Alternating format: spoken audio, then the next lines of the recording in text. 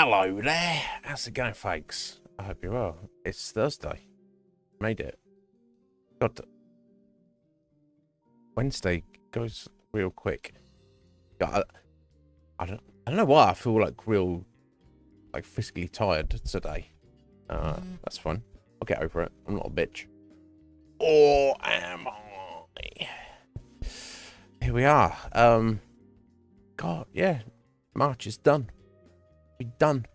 By the time we get over the weekend. Fucking hell, mate. That's fine though. It's all good. Speaking of tired, been doing tired. I've impromptuly decided to take a short stream break for a week. Not next week, but the week after. So week starting 8th of April. I'm just gonna take a week off. I will be around. I'll be on Discord. You can message me if anybody needs anything.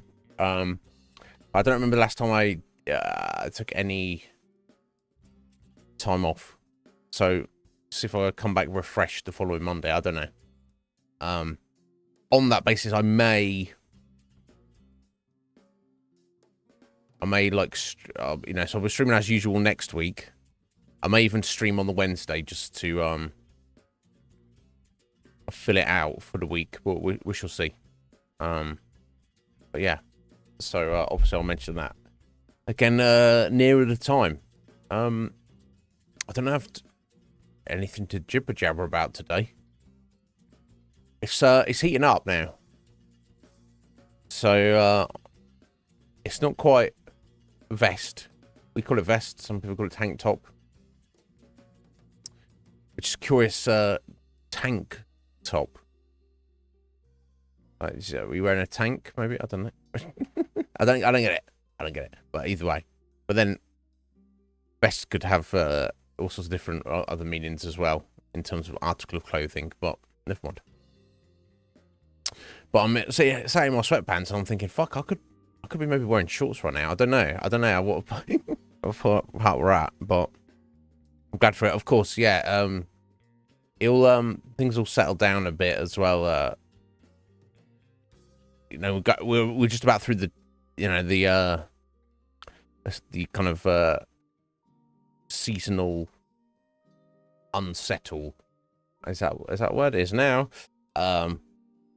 We've got our daylight saving this weekend, so we're back in sync with everybody else from this weekend. So our clocks go forward. So that means I will be turn up to stream 1 hour early. For anyone we're out of sync with, oh my I swear to God. Anyway, folks, I hope you're well.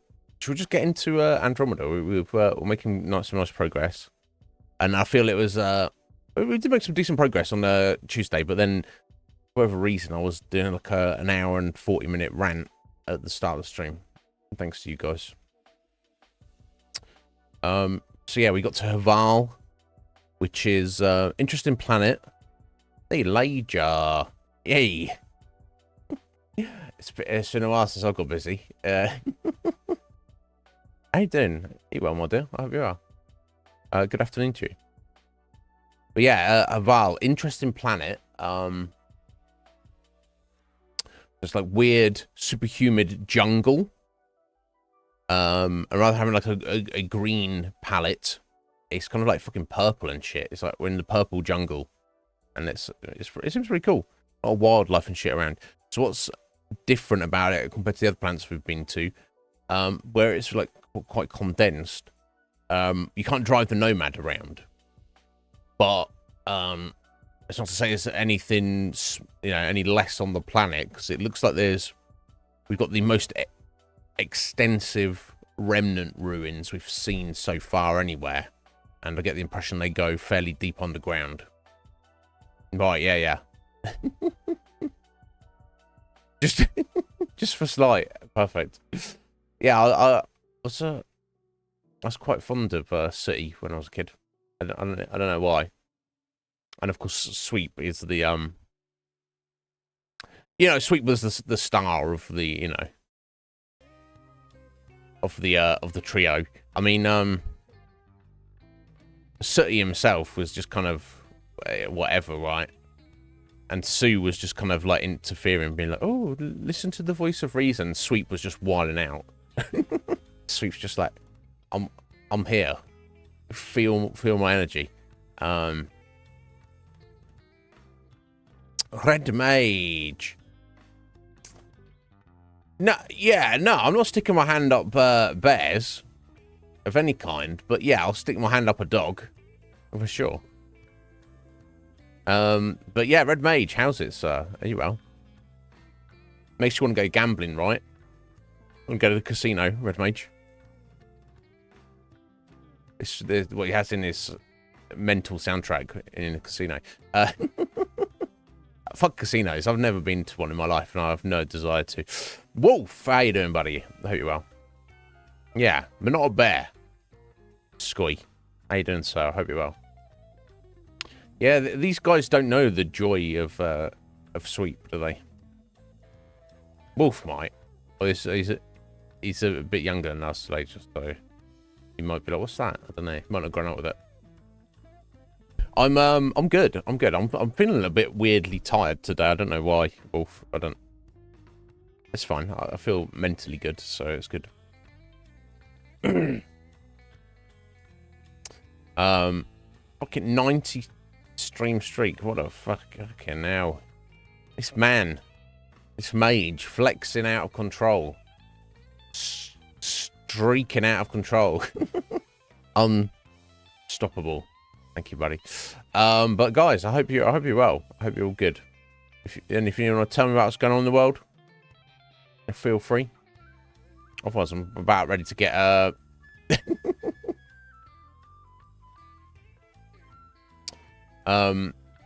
yeah, Wolf is distinctly not girly in my estimation, but I'm not here to judge. Yeah, uncontrollable multicast, great power. You just gotta be able to control it, and I feel if anyone can Red Mage, it should be you. You're the one who'll be able to get it done. But they say great power and all that. But I hope you're well, guys. Yeah, I feel like I'm on a Val today, right? Honestly, right now, that's the temperature in here. I don't know why. That's all right. Take it as a compliment. Yeah. I don't know what I seem to give off lady energy. Like if like someone doesn't hear my voice or see my face or like clocks my like profile picture on Discord or something in like online games and stuff, people are like, are you female? And like, that shouldn't be a factor anyway, right? If you're playing online guns with people, I don't know, but you know why? It's because I'm nice. It's because I'm nice, and there's a lot of toxic little shits out there who don't know how to behave, and then people assume, oh, you're very well behaved, that means you must be female. And it's like, no, I was just raised, motherfucker. You might want to go have a word with your parents about that. Ask for a fucking receipt, right? Because they failed you, right? That was their responsibility, and they had one job. They had one job, and they fucking failed. Not all parents are shit, but some parents shouldn't be parents, right? Anyway, I got very blessed with my mum. Oh, she's worked hard to raise me and my brother. Oh, I say care for us. She did a very good job. Slight, how you doing, buddy? Are you well? Yeah, I need to refresh, Red Mage. I need to refresh. That's what I need. But it's fine. I'll survive.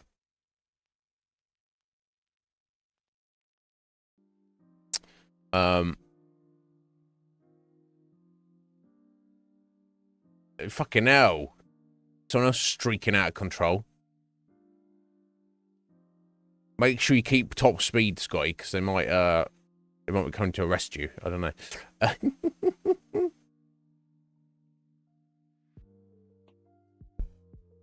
Yeah, it's a problem, isn't it?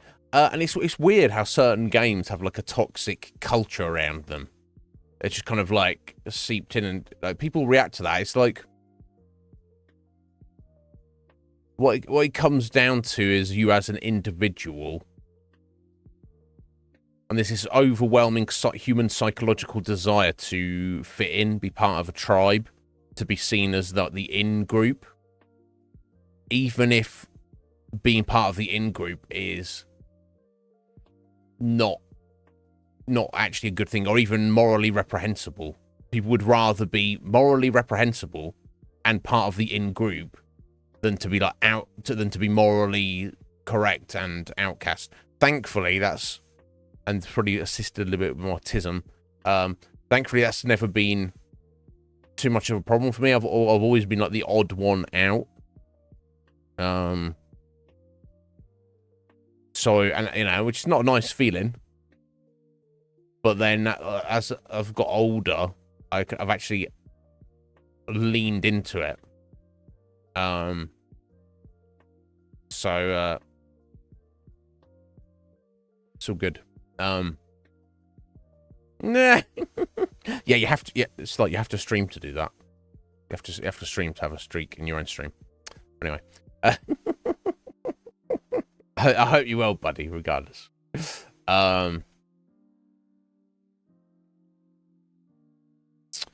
Yeah, I mean, look, it's fine to have a wand in your hand, but just kind of maybe don't, you know, not all the time. Look, I'm holding no wand, okay? Just, you know, I don't want to be accused of anything. But yeah, it's weird. There's certain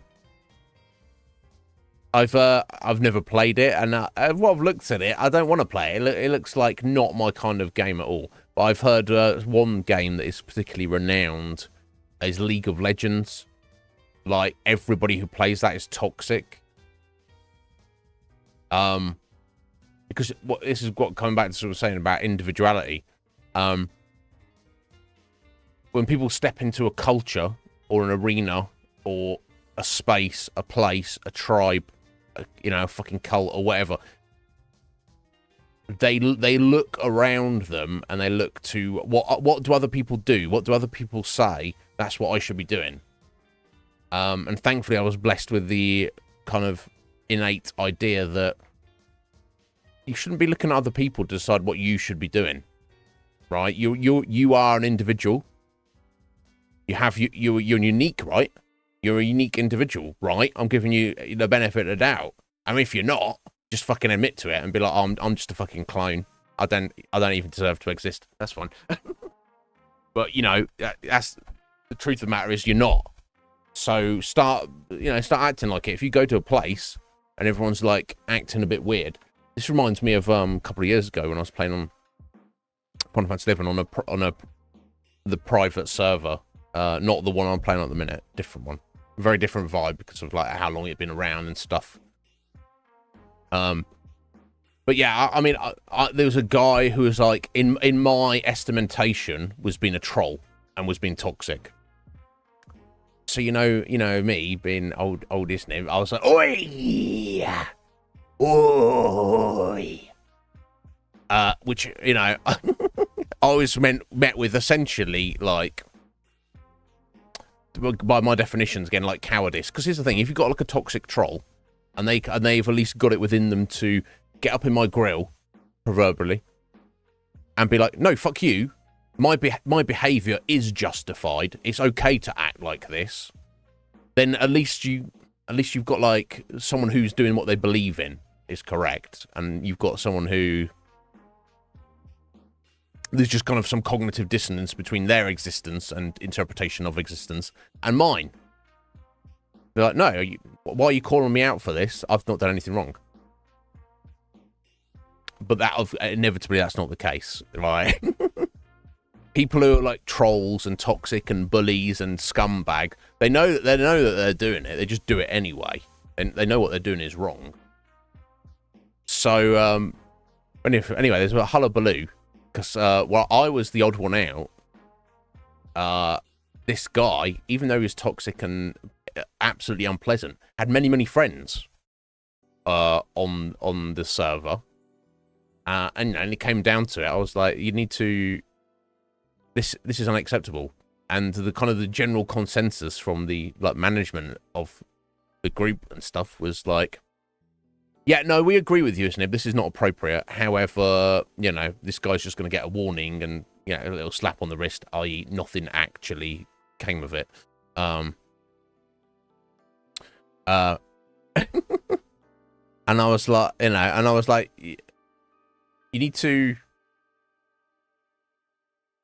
you need to have standards with you, but by yourself, for yourself. You know, I was told like, yeah, well, in this game, that's kind of how people behave. That's their logical reasoning for it, to justify it. Whereas I'm over here like, what? Why are you, as an individual, conforming to a culture? Stand on your own 2 feet. Stand up for what you believe in. Speak out for what you believe in, because you've like thought deeply on it. And don't take any fucking shit, and just be like, that's not appropriate, you know. So therefore, don't do it. Oh, but everybody does it. Not an excuse. Not a reason. Not fucking good enough.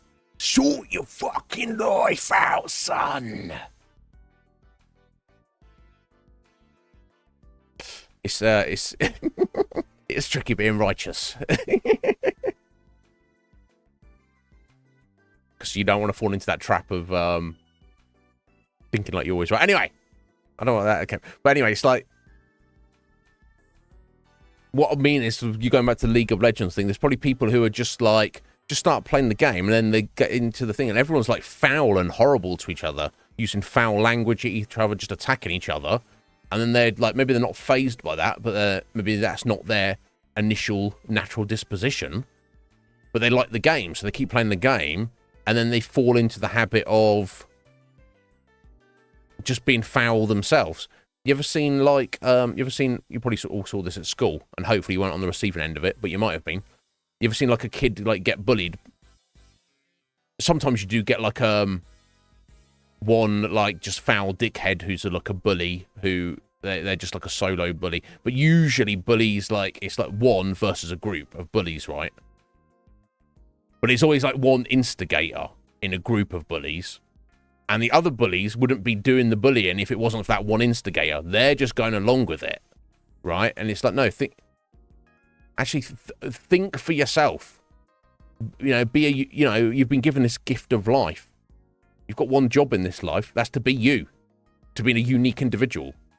You know, when you die, and the higher powers like, oh right, yeah, Bob Smith, you had a generic name. That's not your fault.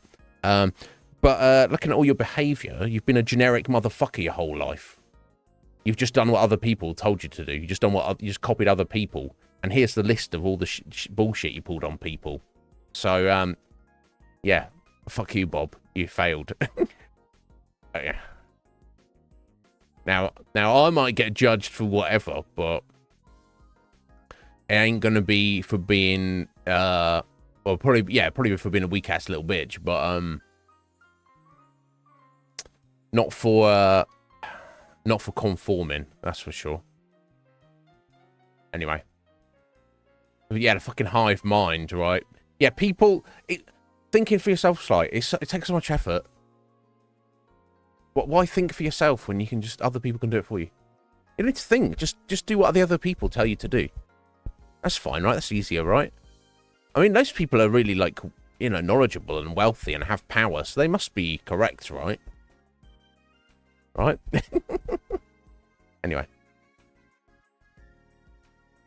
A lot of people are, Lager. It's a problem.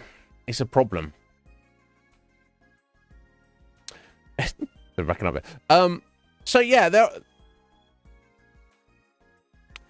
I guess, there are trolls in all games, but the comparison between the old server I played on the new server I currently play on, Red Mage, is night and day. Yes, I have, in the year and a half I've played on the new server, I have bumped into, you know, a few dozen people who,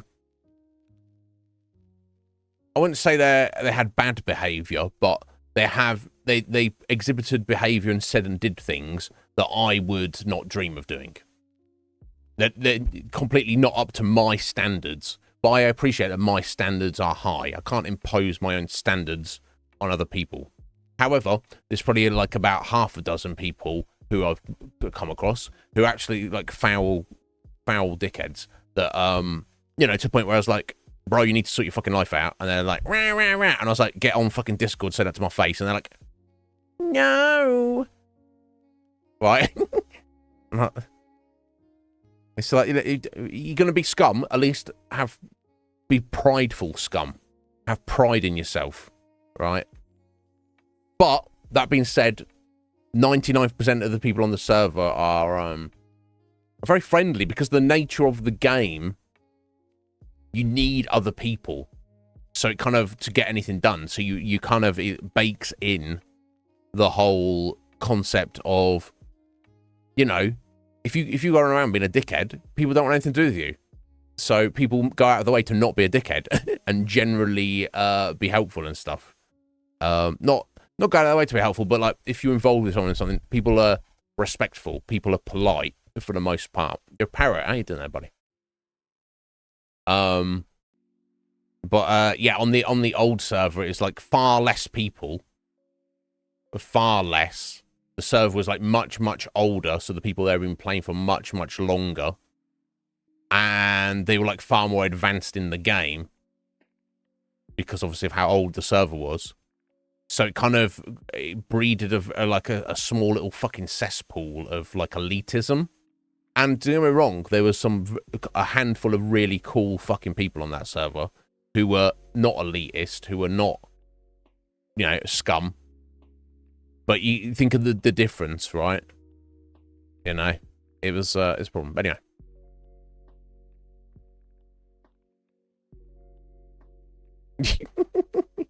Yeah, I love that movie. That's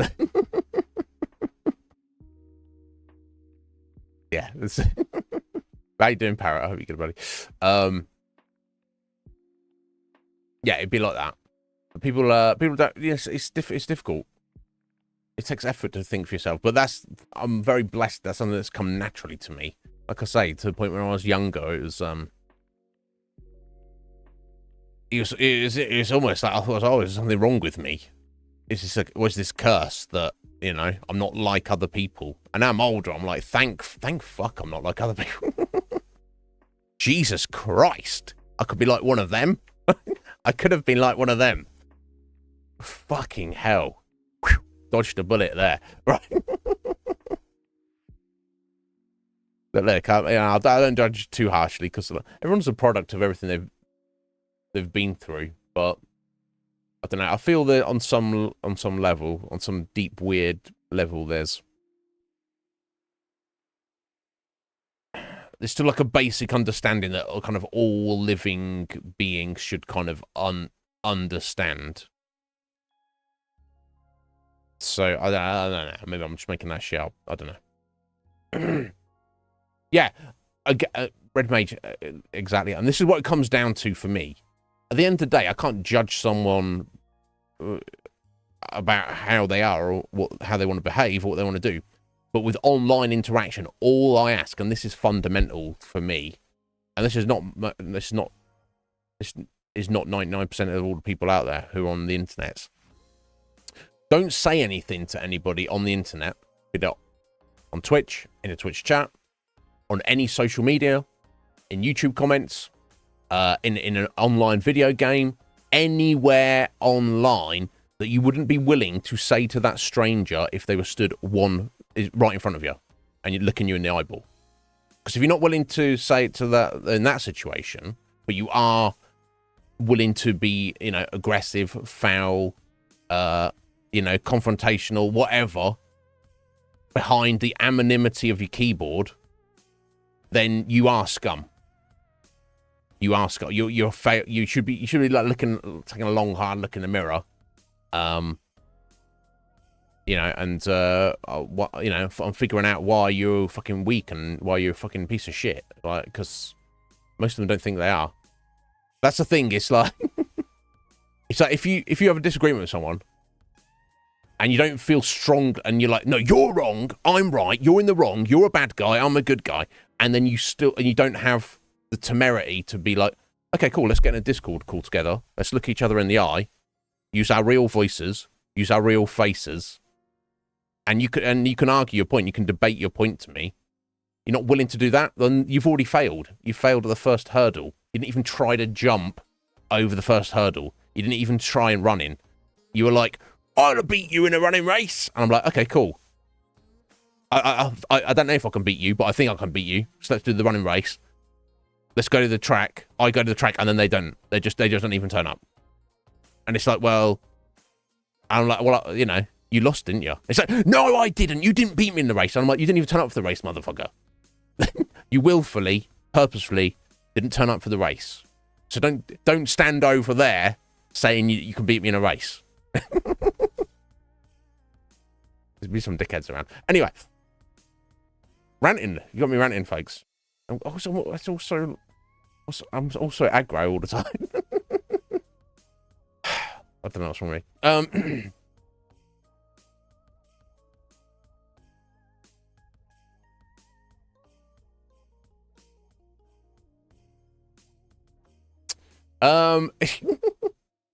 In general, Lager, talking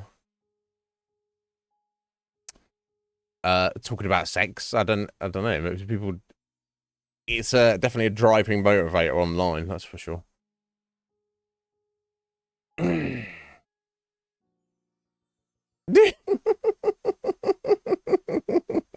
Yeah, that's if they just beat you in Fortnite, it's like I think you're the one need to check yourself.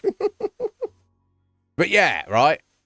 This is, and again, it comes back to, you know, bad parenting.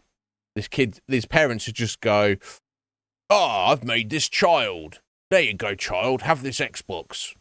That will raise you. Because I don't really want to put any effort in. God, I busted a nut in your mum. Was that not enough? And it's like, no, it's not actually, sir. Friend, sir, no. The very least you can do is be attentive and engaged as a parent, at least for 18 years. If after that you go, son, get out into the world, go fuck off. And here's the thing, I don't think there's anything wrong with that in essence, because the idea is you as a parent, you have 18 years to care and protect and provide for primarily, but then mentally, emotionally, and physically and practically prepare your child that at the age of 18, you could just shove them out the door and be like, off you go. And the child should, the young adult at that point should, rather than go, oh no, I don't know what to do, what the fuck? They should go, oh yeah, fuck it, time to go, motherfucker. Now, I'm not saying you've you failed as a parent if that doesn't happen, because there's all sorts of fucked up circumstances in the way. But like, that should be, as a parent, that should be your mindset. That's what we should be like working towards. So if you're just like, child, take the Xbox, and then when they're like 18 and they're just like some like very physically, mentally, spiritually, and practically weak human being, you can't really blame the kid, can you? Anyway, what am I ranting about now? I can't speak to anybody about parenting. What do you mean as a parent? Fucking hell. Oh, but yeah, don't be beating up no 12-year-olds. So, unless they deserve it. But, you know, not just because they beat you on Fortnite. No joking.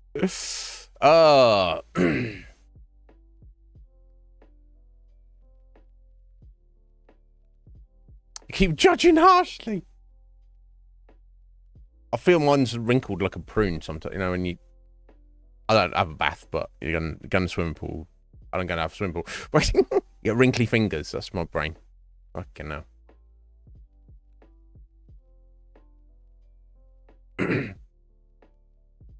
Too close to death. Well, Lager, I know you had that recent little scare, but let's hope that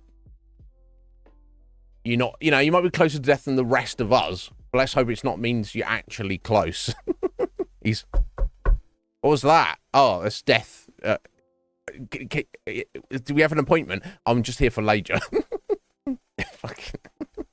Yeah, let's hope that's not the case. The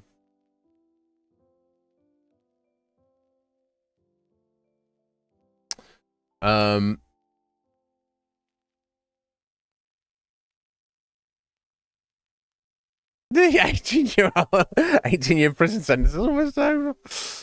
Yeah, look, you know, you're a good dad though, right? That's right. I mean, you'd have to be the judge of that.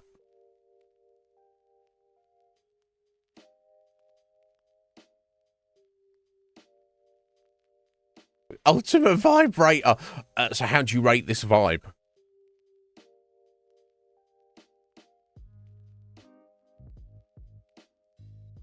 Yeah. Right.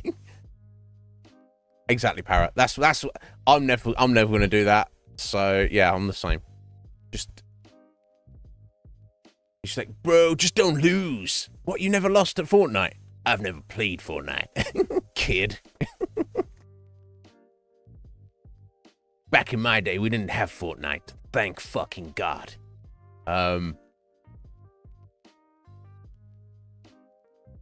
What the fuck, Red Mage?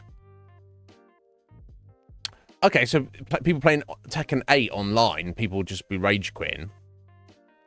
And people are trying to sue them. Yeah, if you're going to rage quit, just don't play the game. You've seen those compilation YouTube videos of like gamers being like, getting angry at games. Those people need to sort their lives out as well. Into I'm not perfectly exempt from it. Actually, you know what? I think over the past few years of streaming, I have got better at it. Like I remember 7, 8 years ago, like playing like hard games, trying to get achievements and being like, argh! Yeah, to myself as I'm failing over and over again. But look, I mean, we had when we streamed Elden Ring, I had like 1,000 deaths, and I don't think there was a single one I was like, argh! I was just like, oh, we died. Oh, I just threw myself off this cliff. Oh, the super tough boss killed me like for the 20th time. Oh, okay. Never mind. I don't remember that I think all the rage is out of me. I don't know.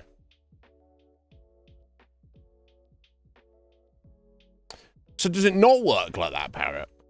So if you get into a match with someone and then they like they're down to like 1% health, and that rather than being beaten, they just whip out their internet cable, and then the other guy doesn't get the win. Is that what the issue is? That's, yeah, why doesn't it work like that? It should be, I guess maybe the argument for that is if someone like is actually legitimately playing and their internet goes out, they might feel strongly enough about the game that they would be like distraught that they have a loss on their record, even though they didn't technically lose. And they're not, maybe that's how it's set up. But of course, that gets abused by weak-ass little bitches who are like, I'll fight you, but if I'm about to lose, it never happened. All right, so you're just setting yourself up to win all the time. It reminds me of a situation, I was playing Magic the Gathering. This was like many, many years ago. I was playing, it was one of the Jewels of the Planeswalkers ones. So it's not like online Magic, the old game that has everything but is like kind of janky UI. Magic the Gathering Arena is the far more modern version, which has superb UI, but is very limited in features. I've never played the old online, but I've played a lot of Arena. Before Arena was a thing, they there was what they called Jewels of the Planeswalkers. It was like a kind of stand-alone game with like certain, a certain amount of cards and decks, and I used to be obsessed with them and play them all the time. But you could play them online, which is cool.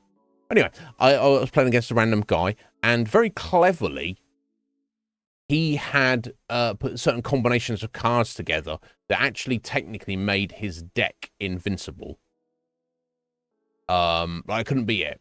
However, it wasn't like it was he just smashed you in one turn and you know, or whatever. Or he wasn't technically invincible. He had like a combination set up so he could he had a sorcery spell to get a, you know, you see these blue spells, anyone knows Magic the Gathering, where, you know, obviously combat collectible card game, you take it in turns. I have my go, you have your go. Once you've had your go, it's my turn again. Back and forth, right? There are a handful of spells in the game where you can get an extra turn. I have my go. My go's over. I have another go before you have your go. But anyway, he had a spell like that, and he had a way to basically reuse it every turn. So I'm trying to play this game, which imagine playing chess, but you don't get to have a go.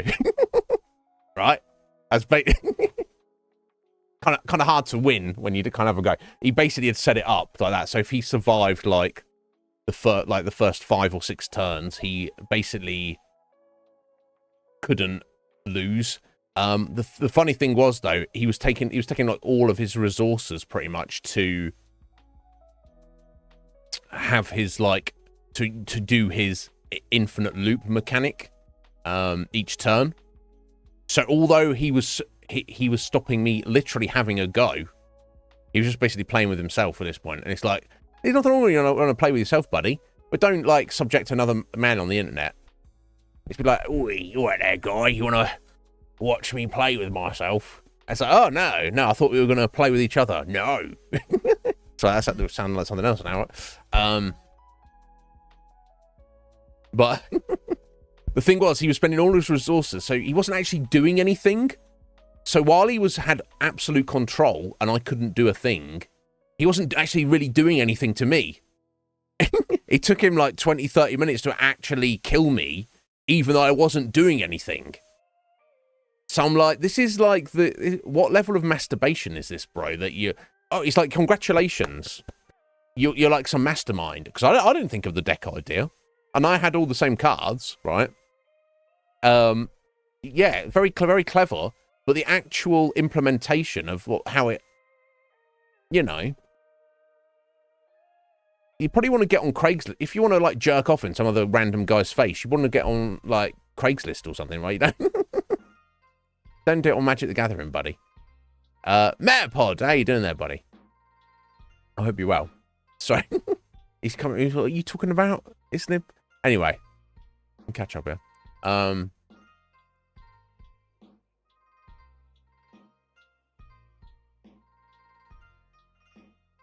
Right, yeah. That makes sense, Red Mage. Yeah, but that's ridiculous, right? Because it's like psychologically, these individuals who do that, behave like that, they're not able to critically think at all, let alone about themselves. Let's say I play Tekken 8. Let's say I'm reasonably good at it. Let's say any given random guy I fight online, I've got a 50% chance of beating. You know, even the good guys.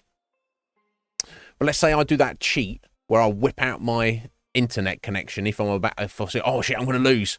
So I maintain my perfect record.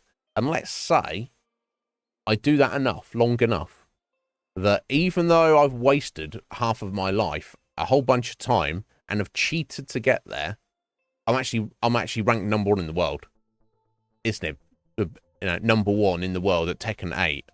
Look at my perfect record. I've never been beaten. You beat yourself, motherfucker. You know, it's like you think you've won. You think you've got a victory. You're the best, but you had to cheat to become the best. So are you actually the best? Right? You're not, right? You know you're not. So why are you doing this pretend? Why are you pantomiming that you're the best? Yo, Jess, young Jess, how you doing there, my dear? I hope you're well. Sorry, I'm all over the place. I'm way behind here. So, yeah, like it's like sort your life out. It's a problem. Right, yeah. I agreed, Parrot. Agreed. If you are legitimately losing internet connection, and you're like, no, I don't want to win. I don't want a loss on my record because of my shit internet. Well, you know, don't play Tekken 8 online then. Right? If it's that important to you, get better internet. Right? You can't have your cake and eat it too, buddy. You know.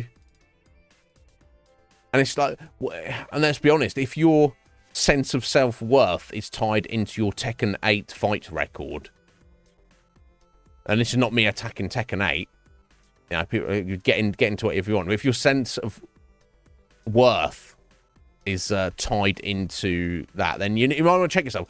And, you know, comparing it to streaming. You know, if your sense of self-worth as a streamer is how many viewers you currently have, then I'd say you've probably, you know, you shouldn't be streaming, right? Like I say, I've seen people who've, like, you know, their viewership has dropped off and they're like, ah, what is wrong with me? Why do I suck? People don't find me interesting. This is bullshit. And I was like,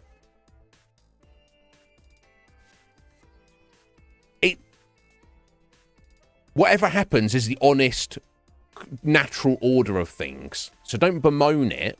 Maybe you're not interesting. Why do you give a fuck? Fuck them. Are you proud of yourself as an individual? Well, it doesn't matter then, does it? Shoot the ass, son. Anyway. It's a problem. Yeah. And here's the thing, Red Mage. We're all weak-ass bitches. But the difference is recognizing that you are and being like, that, and not feeling good about that. Be like, oh, okay. Yeah, I am. We're all weak. But like, yeah, maybe I should put some effort in to maybe be a little less weak. But the weak ass bitch who's like, oh, I'm the best. I'm the best there ever was. And I only had to cheat 500 times to get there. So you know, that's fine, isn't it?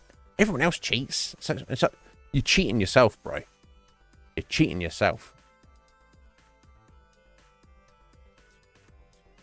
Right? They used to call it a sore loser. Now they call it a safe space. Oh my god. I mean, yeah. There's nothing wrong with being a loser, because we're all fucking losers. But being a sore loser it's just yeah.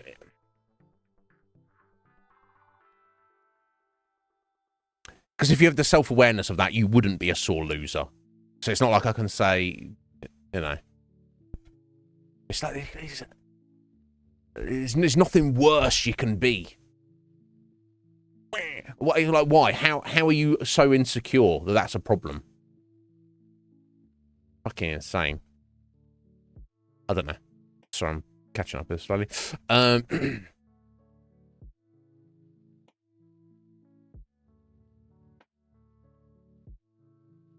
Oh, Meta. Sorry, Meta. Yo, Meta, sorry. He's like, yeah, he's just looking at my face. He's like, this guy's ranting and raving. Yeah, so there you go, guys. Metapod is here with us. Metapod, you know, man. He can't hear. So he's, you know, he's just... I hope you're well, buddy. Yeah, being a bunch of big babies, right? Yeah, it's no... Nobody likes a big baby. It's just fucking ridiculous. Right, yeah. Master level patient. Yeah, it's a problem. Yeah, it's bringing up Magic the Gathering as well. Whether I was playing online or playing actual cards with people as well, Red Mage, they'd be so competitive. They'd be like so desperate to win. Whereas I just like the game of Magic the Gathering. I would rather have an interesting game that I lose than a boring game that I win. But that is the vast, overwhelming minority of players. Most people just want to win at any cost because they're so emotionally insecure that they need that to prop themselves up. But they're not aware that that's what they're doing. They're just, oh, wow, I won all the time. I'm the best at winning. And it's like, but are you the best at life? If you no, You cheated and you won the insignificant thing, and you got you got an F in life, buddy. They don't realise that's coming their way. Okay, I hope your husband is okay, Mel. Hopefully they take him off that oxygen. He can't hear me anyway. I don't care. Doesn't matter. But anyway.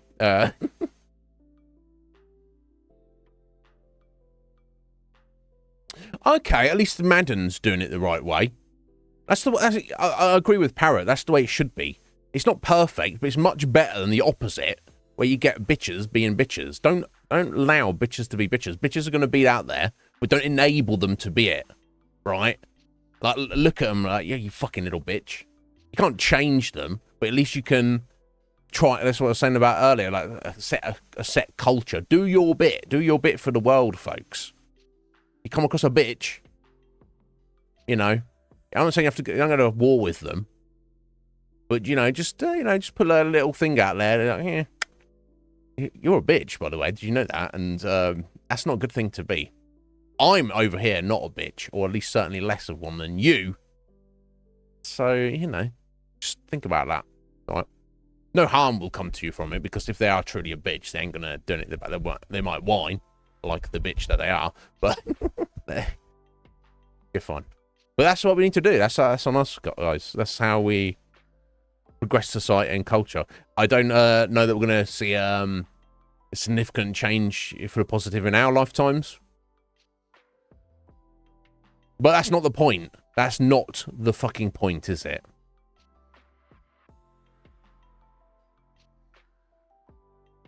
I'm all right. I'm all right, Jess. I'm all right. I'm glad you're all right as well. How's Mike? Is he good?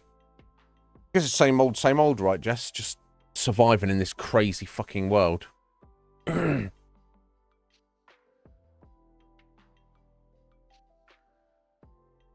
Yeah, there you go. So this is what Red Mage does. He's like, he's like solo gamer. He's just like, no, I'm just playing on my own. There's no issues, right? And you're not wrong, sir.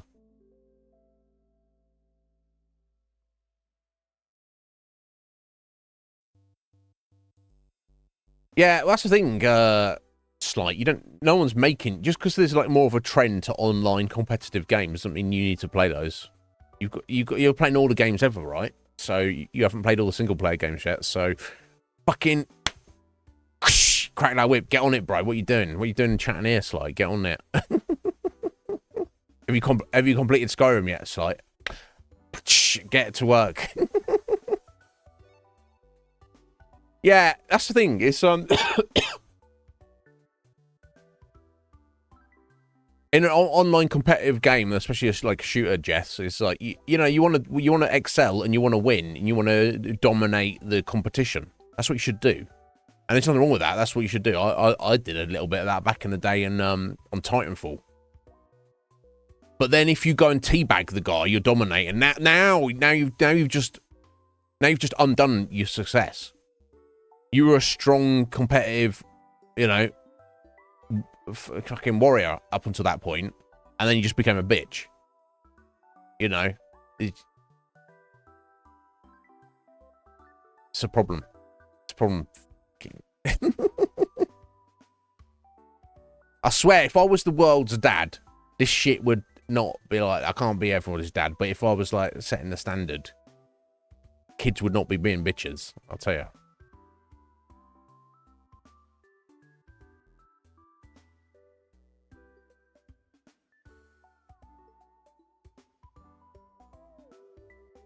Yeah, that's what I fucking hate.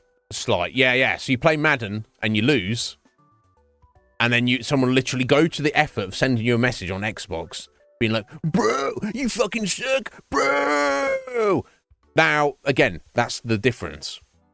That person should have beaten you and dominated you and destroyed you, but they shouldn't be sending a message after the fact, because if they do, what's the message they're sending to you is, "You suck, bro." The message they're sending to the universe is, "I suck, universe," and the universe reflects what you put out into it. And so the universe is like, "Yeah, you fucking little shit, you do." It ain't gonna end well for them. Trust. Yeah. Yeah, yeah, okay, all right, Slight. Rub it in my face when you finish Skyrim. What he doesn't know though, right, Ledger, is Skyrim never ends. So anyway, yeah, you let me know, Sly, how that works out here.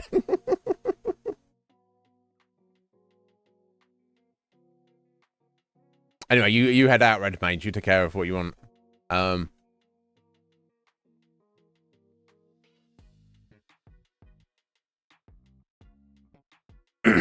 Yeah, look, if you want to take a screenshot of your success, that's great. But if you're like, people are like, you suck. It's like a psychological admission that no, you actually suck. You know? Yeah, you'd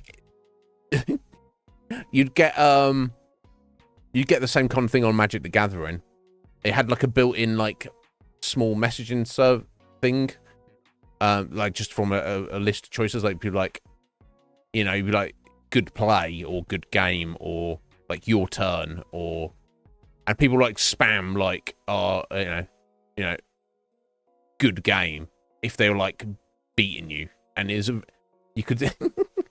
They'd be like, good game, good game, good game, good game, good game. Like as if to say, you fucking suck, bro. And it's like, no, you do. And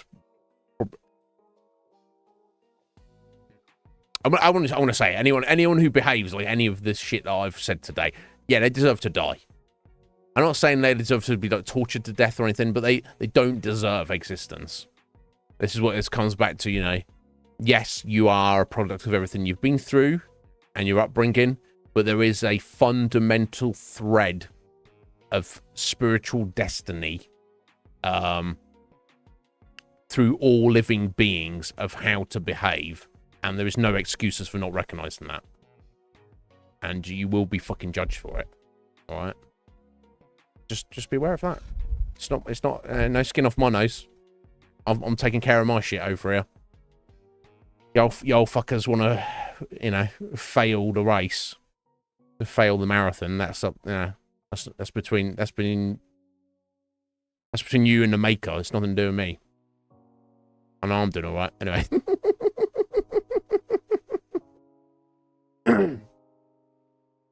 it's indicative of how people behave. In, you know, if you behave, games, online games are it's just like what I was saying later. It's just another online interaction. So if you can't, you know, it's like if you're walking down the street later and someone came up to you, a stranger out of nowhere, and was like, "Fuck you, old lady," for no reason, just literally no reason. I would argue that person deserves to die. Because they don't understand the fundamental. they're just an oxygen waster. Get dusted off, get disintegrated. Let's yeet you into the sun. That's where you belong. Sun's the sun's running out of fuel. All right, it needs a bit more carbon in there. All right, the sun's going to go out in like 7 billion years, so we need to top it up. Some of these fucking waster men on this planet. Anyway, where's this vitriol coming from recently? I don't know.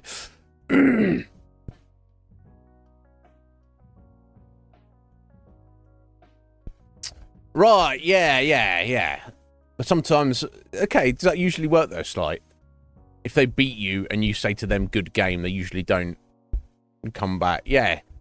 Which suggests if you didn't and then they were going to get shitty with you, suggests that, again, they're in the mindset that like, you're someone worthy of being, shat on.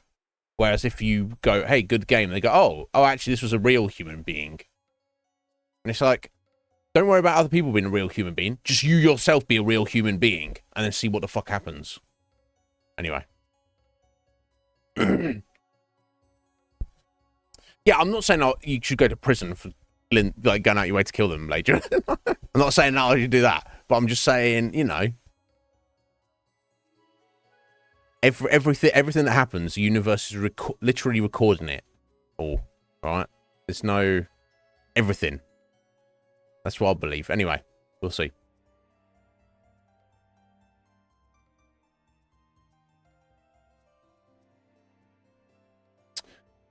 Oh, yeah, I don't know, lady. What's going on with me? I don't know.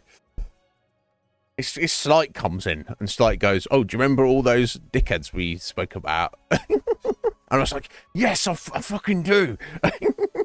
I'd forgotten about them. He reminded me.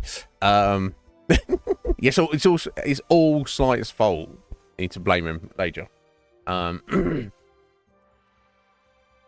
Right, yeah, right, yes. That's the core of it. That's exactly what it is. But, you know, it's a reaction to an insecurity. But you have to have the presence of mind to realize that we're all insecure and it's nobody else's responsibility but your own.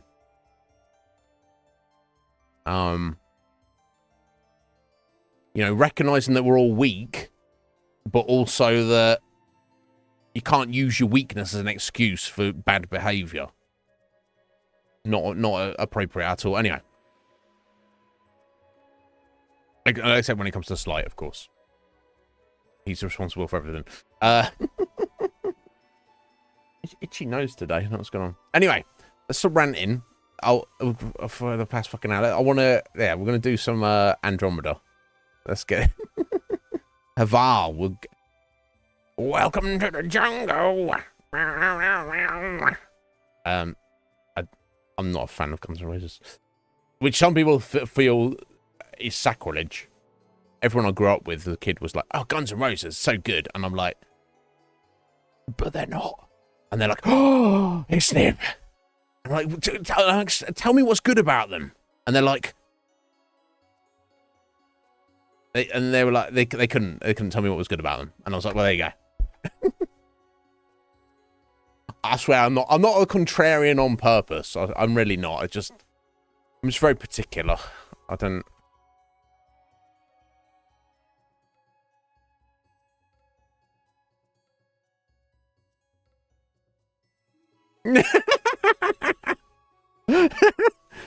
Have you ever heard of Skyrim?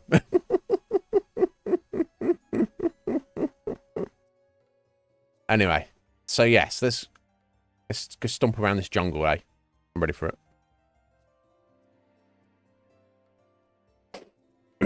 But thank you for being here, guys. It's always a pleasure to speak with you all. Oh, I need to work in camera. That's always handy. There we go. But yeah, interesting planet as well, because we cannot have the Nomad on it, which gives you the impression that it's kind of a smaller area to explore. But Commander Shepard was telling us, the man himself, was telling us on Tuesday that it's actually, there's a lot more to it than you would think. So how am I trying to sit here? This is ridiculous. God, I got that sweaty groin going on because it's it's almost shorts temperature.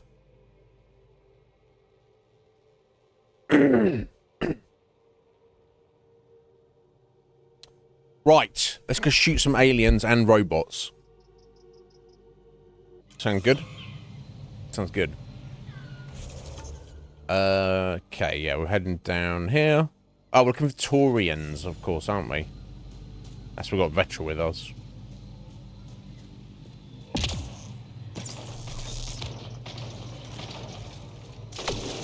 Oh, hello, hello, hello. Oh, jeez.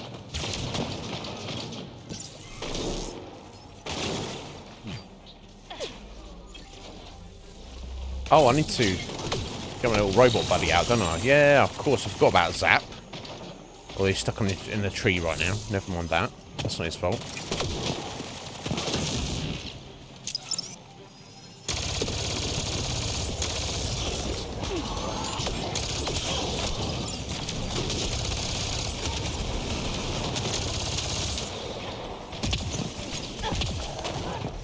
Get the fuck out of here. Jesus Christ. Yeah, I don't know how I feel about the jungle, honestly.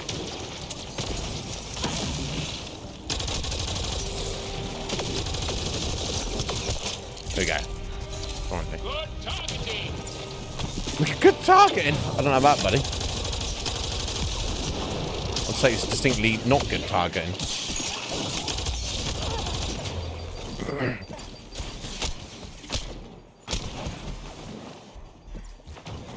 I had to fucking die. You alright?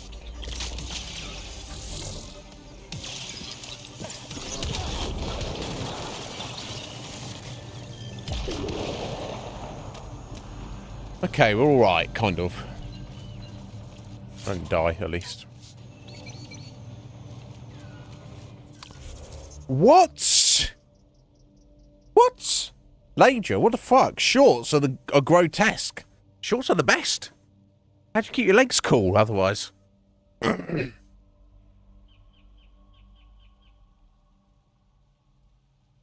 you shouldn't be, either way, you shouldn't be concerned. It's like, I want to wear shorts, be like, fuck it. What people do, look at your scars. Let them look. And if they say something, say, fuck you, buddy.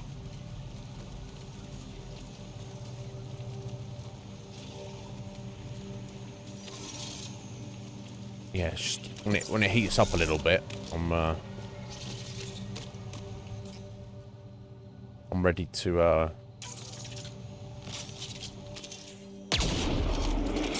I'm ready for it. Like comfort-wise, I would wear shorts all the time. It's just obviously temperature-wise, not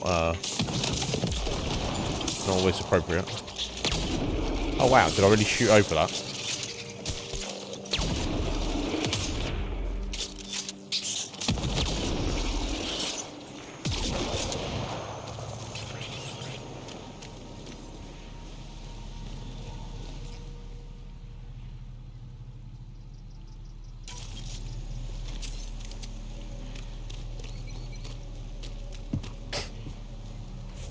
Yeah, I assumed that. Slight, but still, you know, people shouldn't be noticing it, and even if they notice, they shouldn't be judging, should they? Because they, you know, you don't know anybody's specific situation. There. Those are Natana's uniforms, Pathfinder.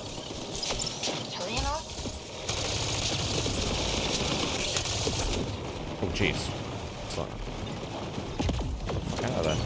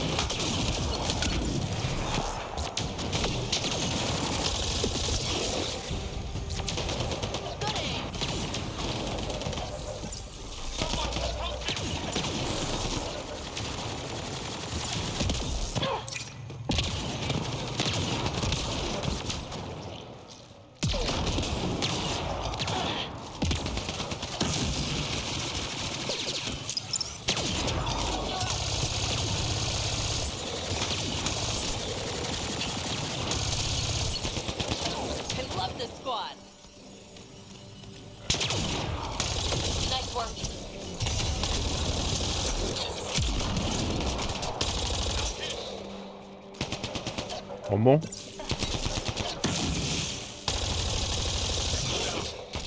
So,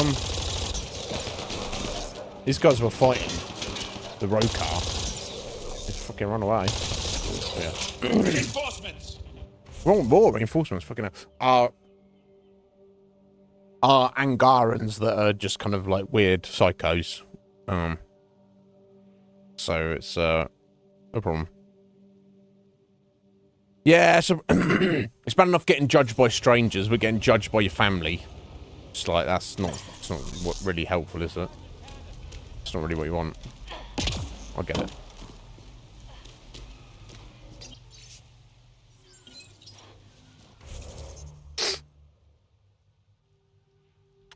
Yeah, and again, it's like, excuse me, Slight's mother, what is wrong with your son's legs? Don't fucking ask her. Ask the man himself. Right? You want to know? You want to know something from someone? Fucking ask him. Don't ask somebody else. Sorry. What's wrong with me recently? Oh, that's pretty cool. That's pretty cool. So, like, excellent.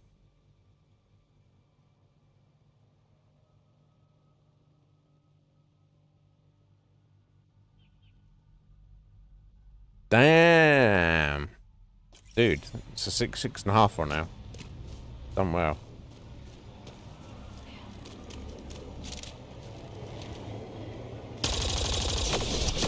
Enemies!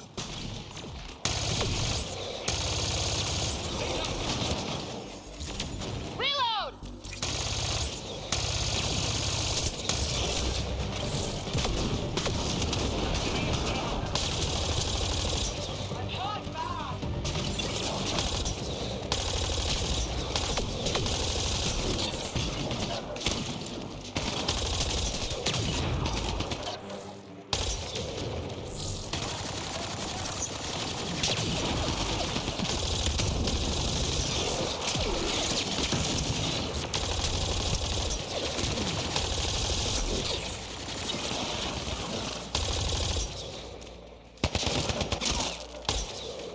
Elfram? Do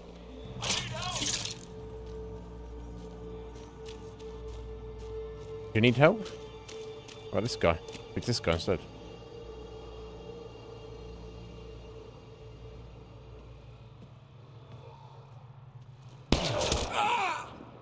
Yep.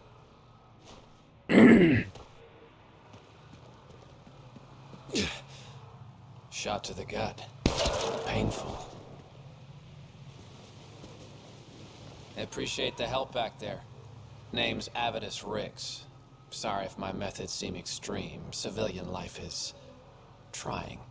Sarah Ryder, human pathfinder. You former military? A Spectre. Special tactics and reconnaissance. Did the Council's dirty work for 15 years. Oh. This was made. So you're used to being above the law. Well, good thing there are no laws in Andromeda, huh? The initiative was my retirement plan. Then Natanus hit the Scourge and bam, woke up here. What happened? Where's the Ark? No idea. Had to break out of my own damn stasis pod. A fall like that should have killed you. Those pods are sturdier than they look. But most of the Turian population is still missing, including Mason, our pathfinder. I'll find him. Sam hasn't transferred to me, so he's alive. Just don't know where. He hasn't made it back to the Nexus. Knowing Mason, he's out there looking for me. Mason dedicated his life to Andromeda. He's too stubborn to die now. We need every pathfinder we can get. Debris and stasis pods from Natanus are scattered across the sector. Between the two of us, we should find something. You go left, I go right? Something like that. Here's my frequency. Call when you find something. Recently, he chuckled just because he's like, he's not actually going to do anything. I want to do everything. No, I don't have points still.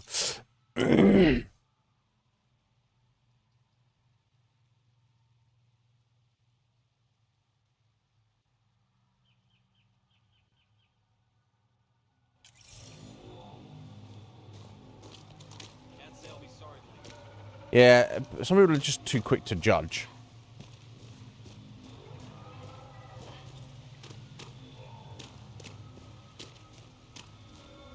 Oh, cool. Memory trigger as well. Why? There would be a memory trigger here? No. Sam, another memory trigger? Let's not worry about that. Yes, though my memory array remains locked. Additional triggers are required.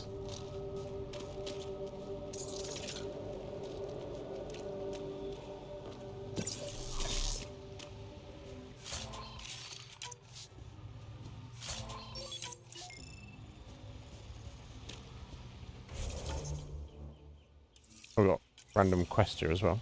Oh, this from this person. Hello. I can't believe this is really happening. Thought we'd be stuck here forever, or until the aliens killed us. We built this camp from what remained of our stasis pod. If we leave, we can't abandon our wreckage. There's debris we couldn't get to out there. We have to take it with us. Anything from the crash belongs to the Initiative. It'll go back to the Nexus with you. Good. No telling what's still intact. Don't want hostile aliens using it against us. Indeed. If you find anything from Ark Natanis, tag it for recovery. Oh, and thank you.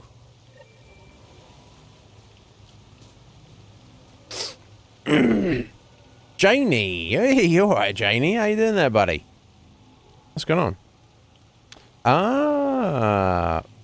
Yeah, no, don't worry about that, dude. I appreciate you.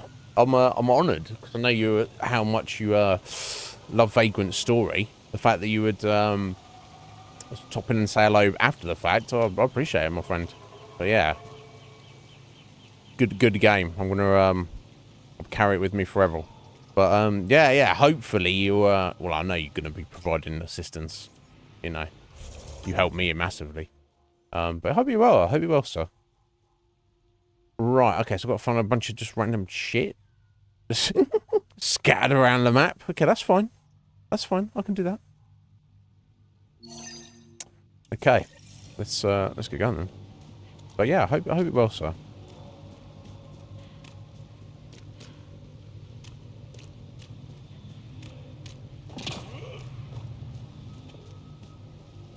What's wrong with my nose? I don't know.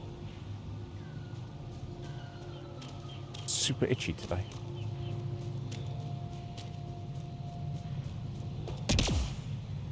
Chasm of the Builders. Bloody remnant bots try to push us off the edge. Jumping down I'll here. be mad. Well, it looks like we could. Stay alert. Oh, Don't know what's yeah, down no, there. yeah. You can climb. Yeah, there's enough platforms to climb back up These this. structures go deep below the ground.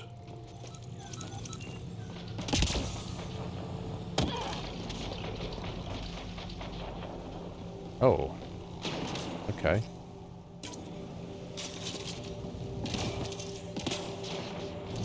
I don't know who exactly is shooting these, but.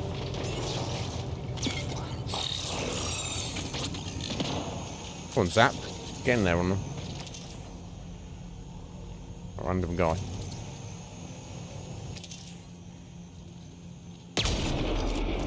We're not alone. No, that's from shooting, Joe. Nice work. That's from shooting, buddy. Come road car.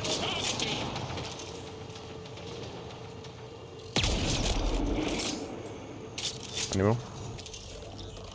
Oh, they're fighting each other, are they? Kind of.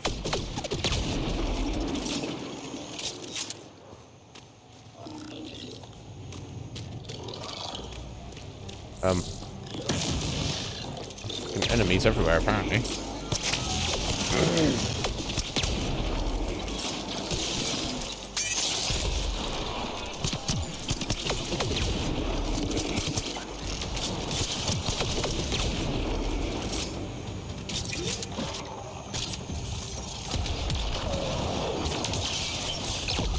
Oh yeah, how appropriate. Enemy's called a creeper, and he creeped right up me.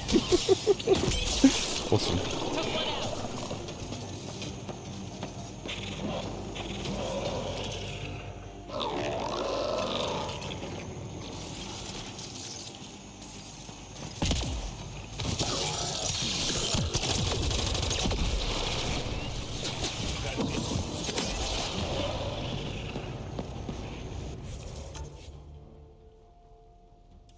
Okay, that's fine. Thank you for your luck, Lady. Appreciate it.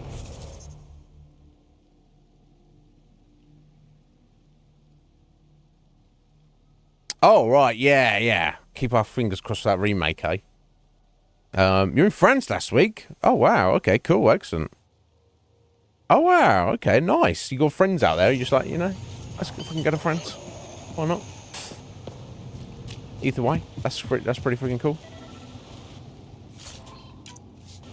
Okay, I just need to scan this stuff for them. Ark Natalis debris. Tag for salvage.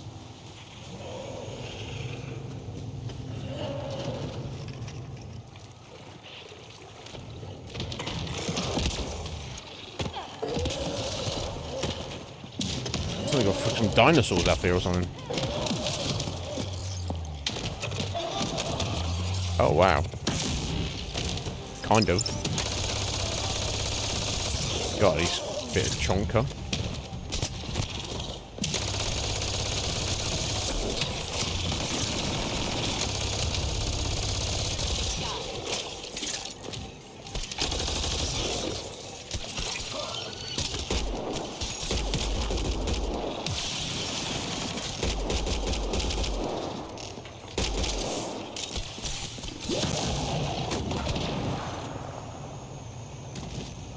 that all of them?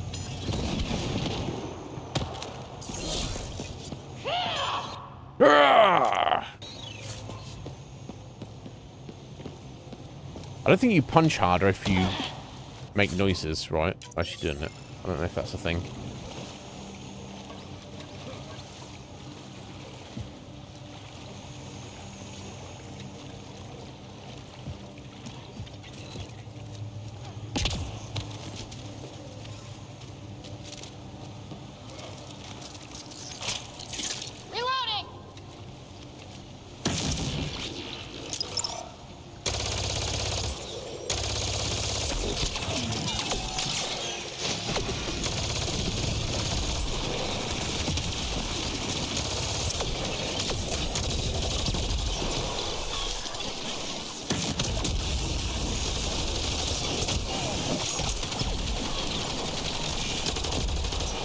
Creeper again. Creepers be creeping.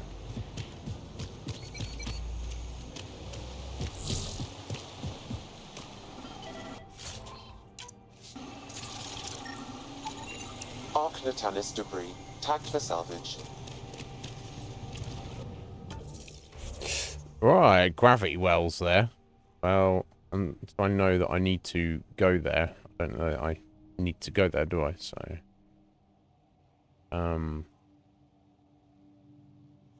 yeah, let's just head directly north here, I guess. And get our forward operating base. Maybe we'll climb up the other side and get the other one.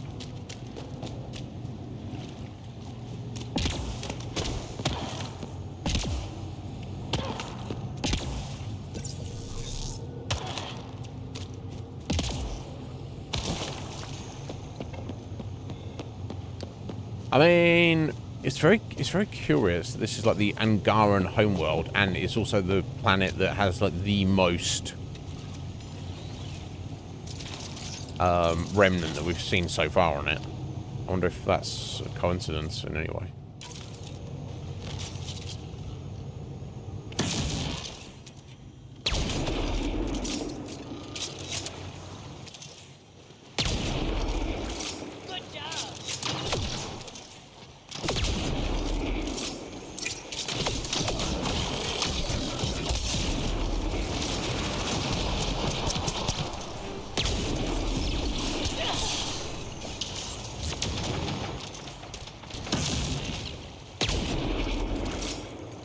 If I hit that there.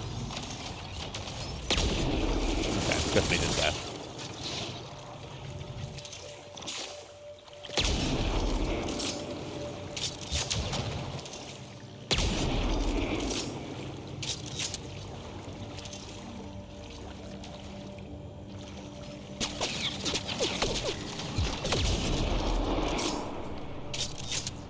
Okay. All's well that ends well.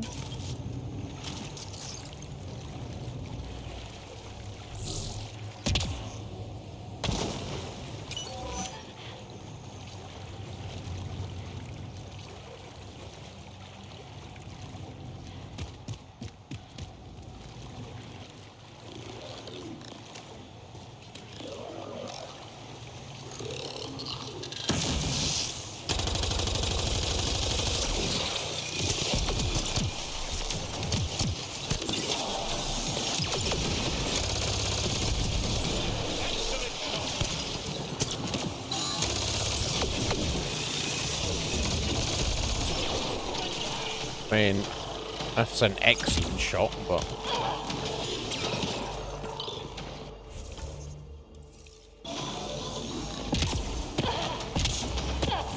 why are you struggling to get out there, Sarah? There we go.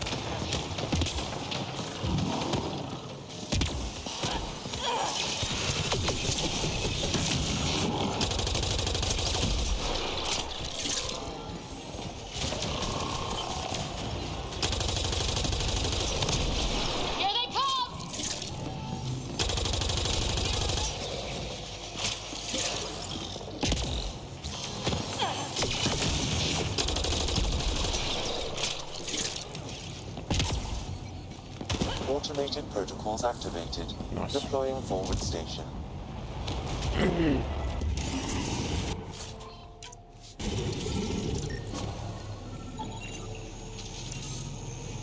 Mark Natalis debris, tagged for salvage.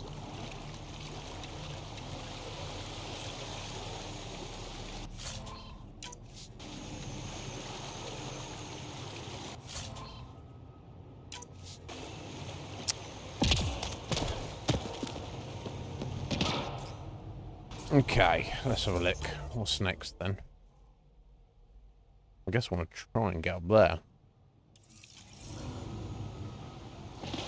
Although, not sure if I'm... Unless I can climb up here. Just from this little gap here. Breaking the wall. Oh. Doesn't look like it, does it? Oh. Look at that sound.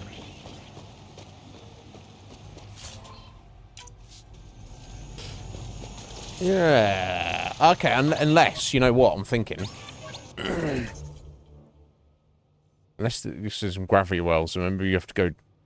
That'll take you up here, or you maybe even have to go down to come back up. That could be a thing also. Okay. So I'm not going to worry about it too much at the minute. What's that back there? Okay, return to...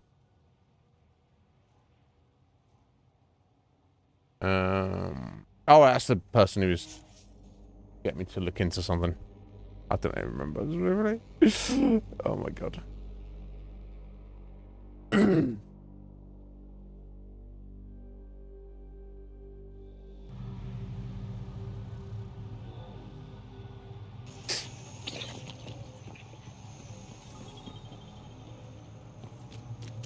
Alright, in here? Yes, here we go. You don't feel any different?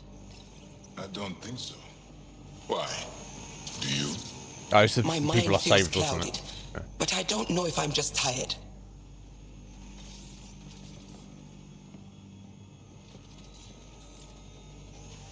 You weren't lying.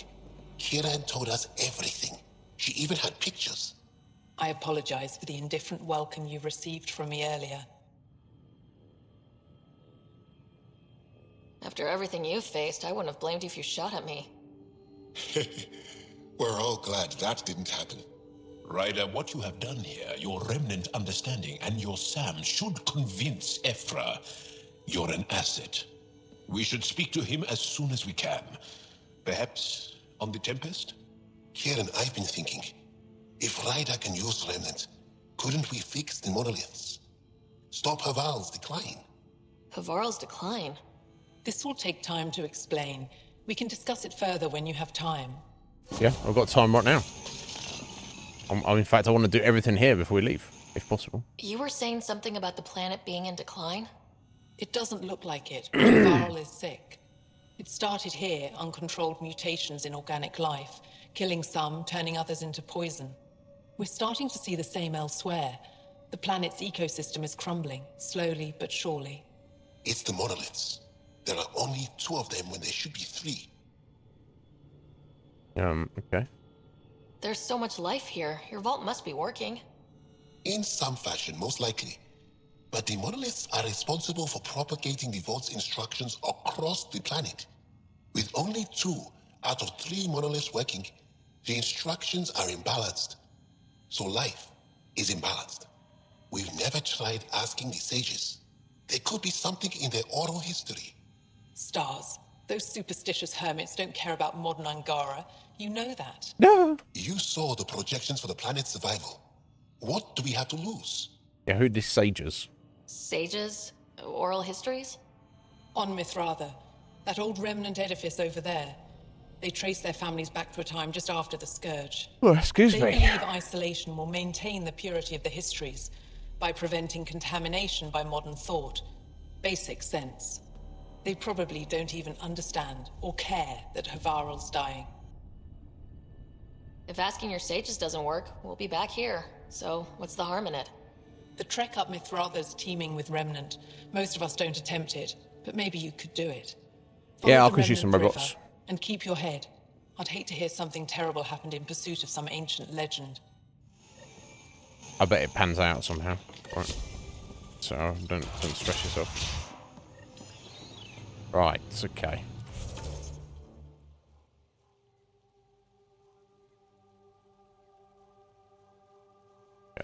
Remnant Abyss. Oh, okay, yeah. Back down there in the gravity well. Okay, that's cool. That one we've already done. Okay, so let me go ahead and just tidy up all these. And then we'll head over that way.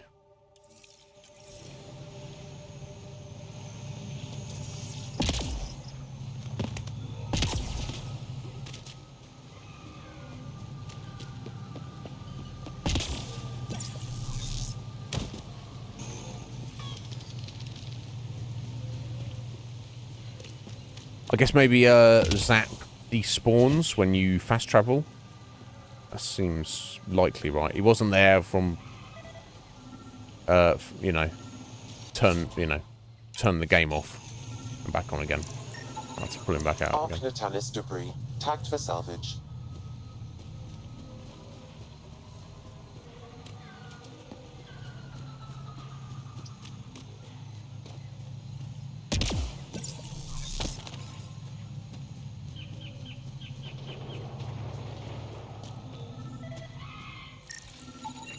Arc Natalis debris. Tagged for salvage.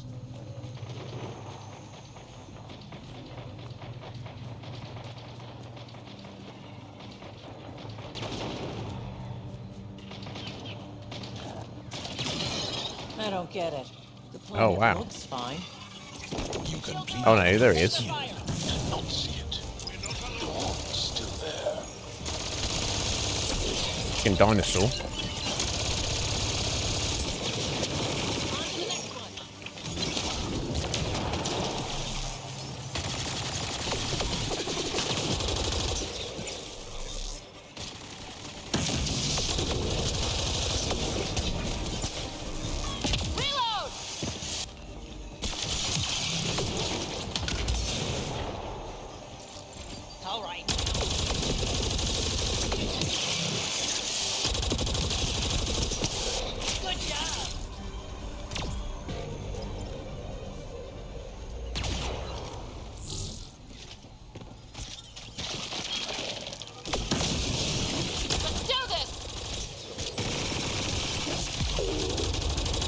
Oh.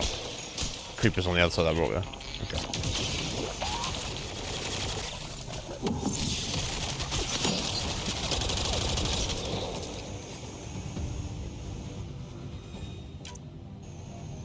Needs to be done this way specifically. Okay, I technically do.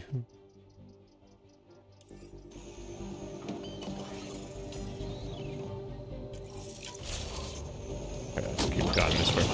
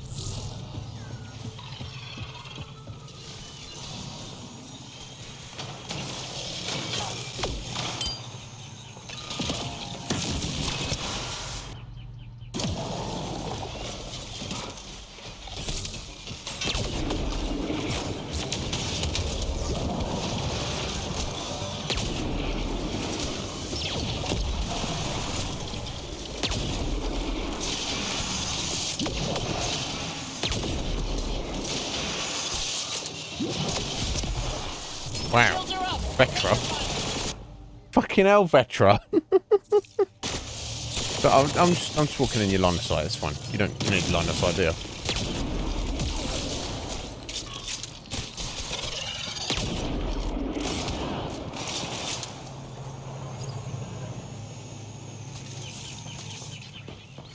Don't think we don't. Pathfinder, my sensors read an Andromeda plant sample nearby.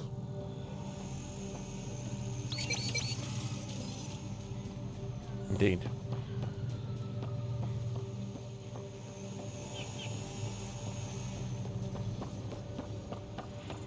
Oh, it's below us. Oh.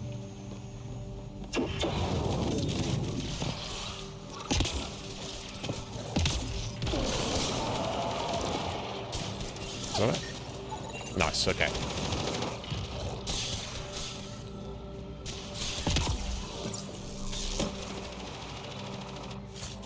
I guess your teammates can't die. They can get KO'd, which is definitely an issue. Oh, there's another plant sample. Oh, okay. I thought it was just one.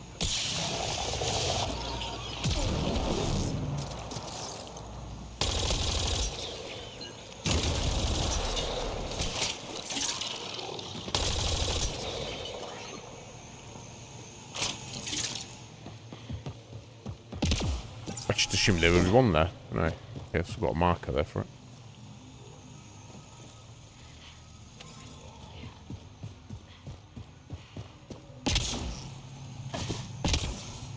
Oh, platinum, baby.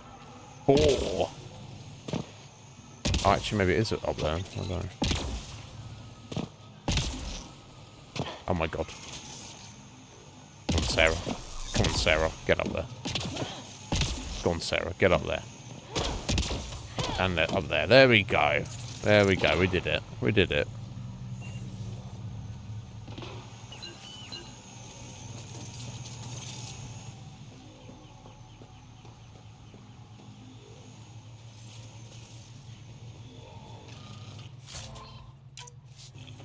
Right, the marker is... Oh, it's back there.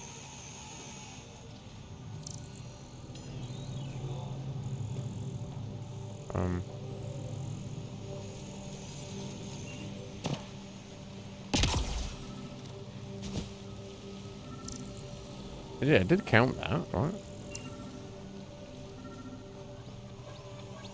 Oh, I have to actually pick it up as well. Idiot. Scan it, then collect it. I'm just like, oh, let's just scan it. That's enough, right? Oh my god. Okay, cool. And then we've got a mineral up here.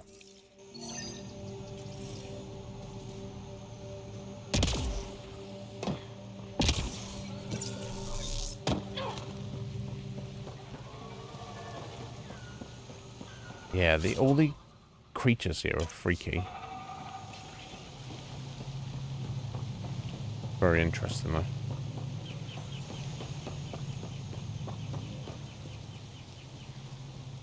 An undocumented mineral has been detected, Pathfinder. Oh no. Where is it though? Is it? ESO. That's not undocumented. We know what ESO is. It's kind of rare, but... Right, okay, and this presumably is a gravity well down to something. The abyss, apparently. I don't know if I can even go in now. If I really need or want to right now.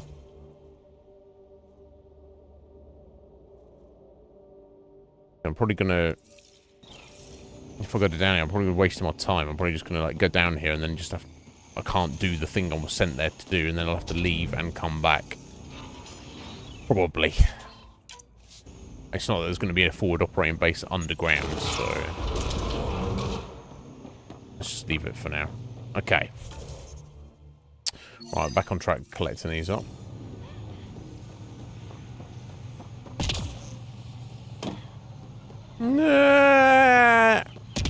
We are indeed Akuma in Australia. How you doing, buddy? Here you are. Oh, good.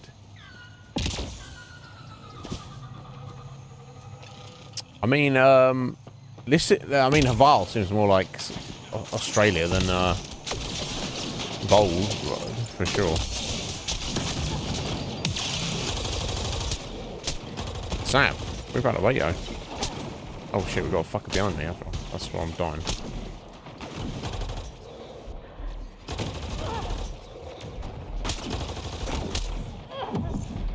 Really? Is that really necessary? Hopefully I saved all that shit I did. Excellent. Pleased to hear it, bud. Surely it did, yeah. I don't know where those fuckers came from. That is one thing that Vold has over Val is the fact that you can actually see. Because it's just a ball of ice. So if there's enemies, you can, you can see them.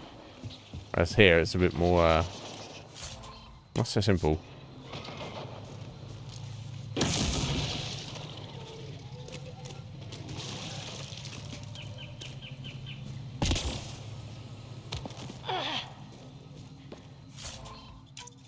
Although the enemies that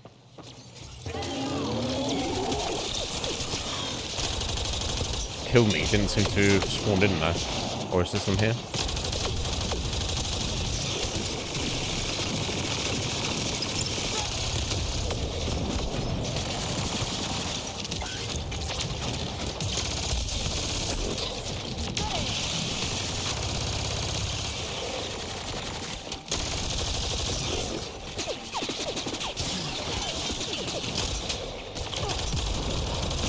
Oh, jeez.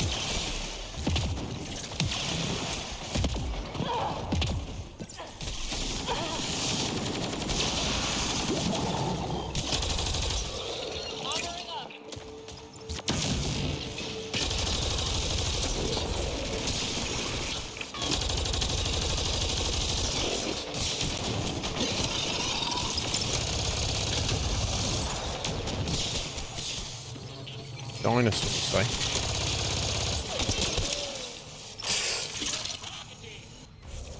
They have tried to the cows are there. Yeah, I mean, makes sense, right? They are. I don't know what their exact beef is. They're just kind of like weird fundamentalists.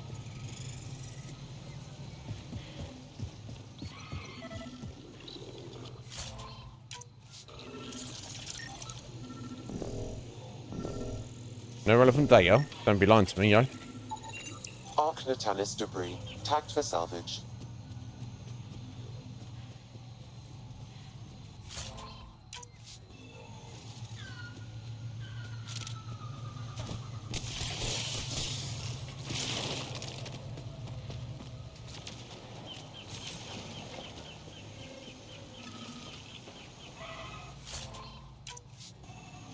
What other planets we've come across? So we've had debris, tagged for salvage. Dry, dusty desert planet. We've had ball of ice planet, and now we've got wet as fuck, dangerous jungle planet. So I'm curious as to what else they might come at us with.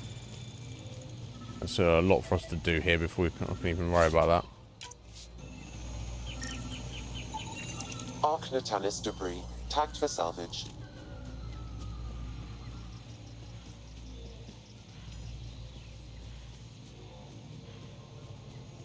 Platinum, baby. Ooh, 4, fancy.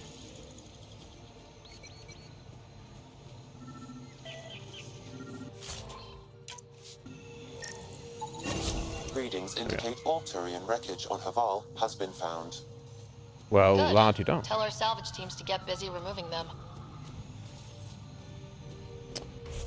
Okay, so it's like I don't need to turn that in, so I guess I'm just going to head over in this direction.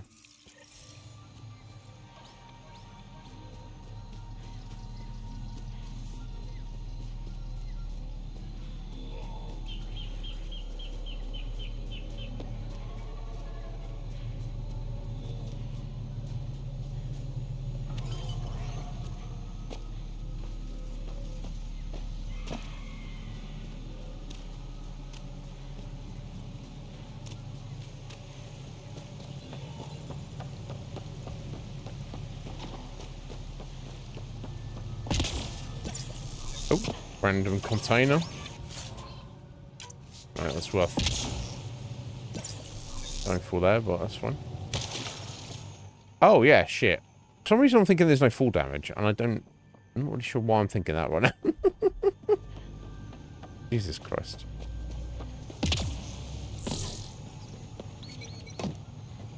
Because of the jetpack throws you off. Oh, that's fine. There's no full damage. There is.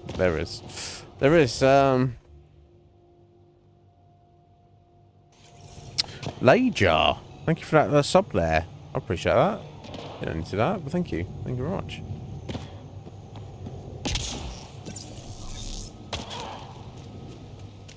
Okay.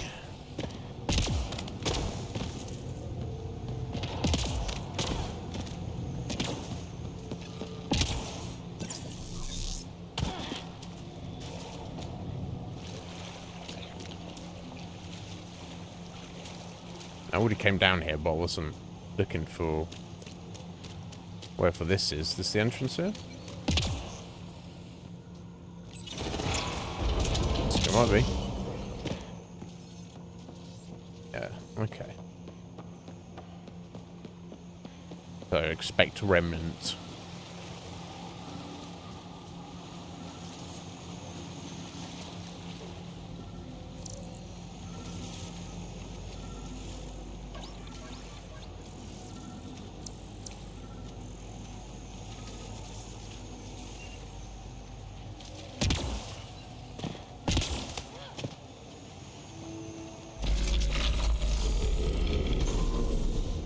Hello. Got it.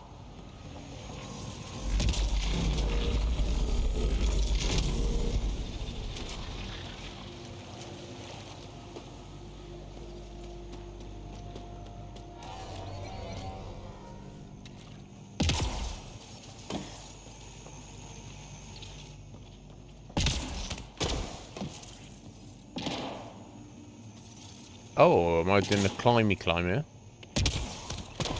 Okay, I see.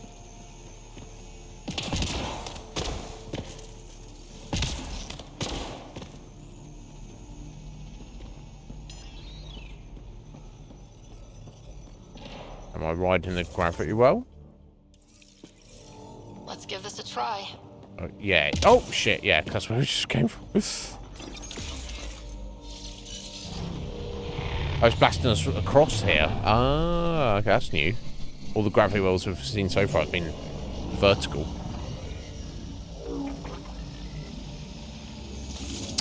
Yeah, Kuma's got some talent. He's cultivated. Good on him. You know. If you've got skills, lean into them. Or if you're like me, just do stuff.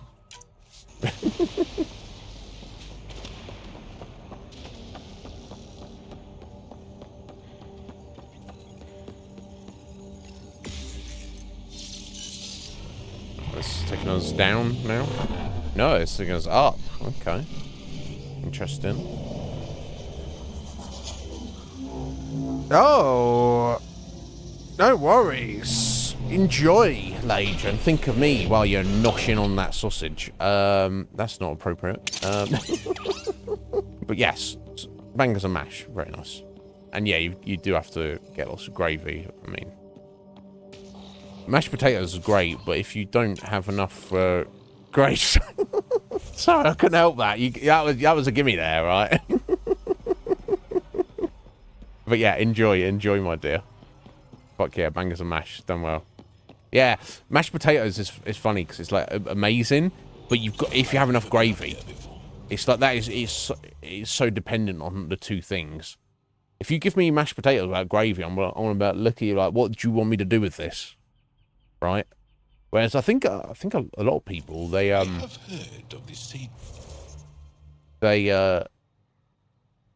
they don't worry about it. They will have mashed potatoes without gravy, and I'm like, I don't even know how you can eat it, honestly. Why not? Isn't a story worthless if it isn't shared? If the accounts of our past are kept hidden, they may as well not exist at all. Right, indeed, Jowl. Jowl says so. It must be true. Oh, hello.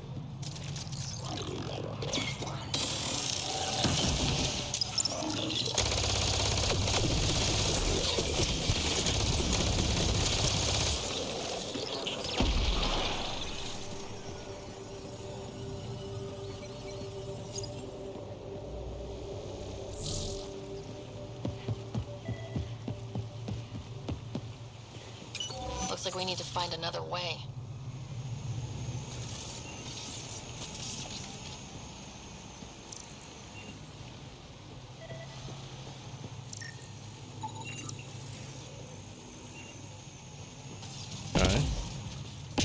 This is a new thing. It's just... No? Right, okay, we're actually... in the place, so to speak. Right, so I'm trying to get up there, so I'm going to jump over that way.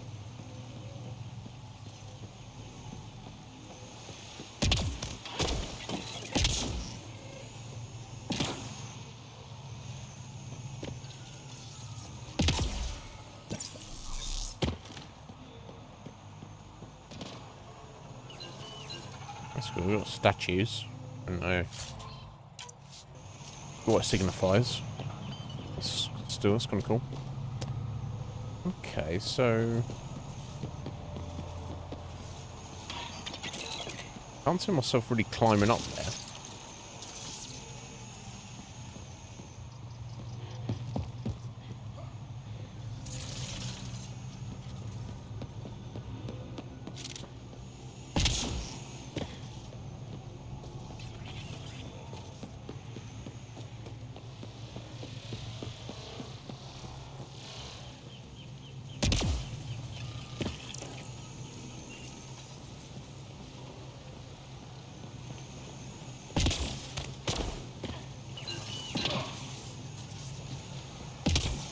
That's far too high to get up to.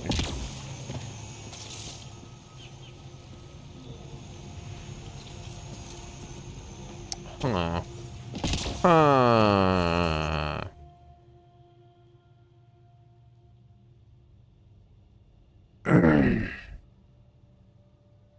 Do you not... okay, well, that's fine. Also, is it not dry? Do you not find it to be dry? Yeah, I'm inclined to agree there. Later.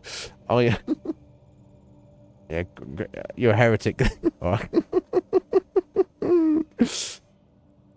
More distinguished heretic.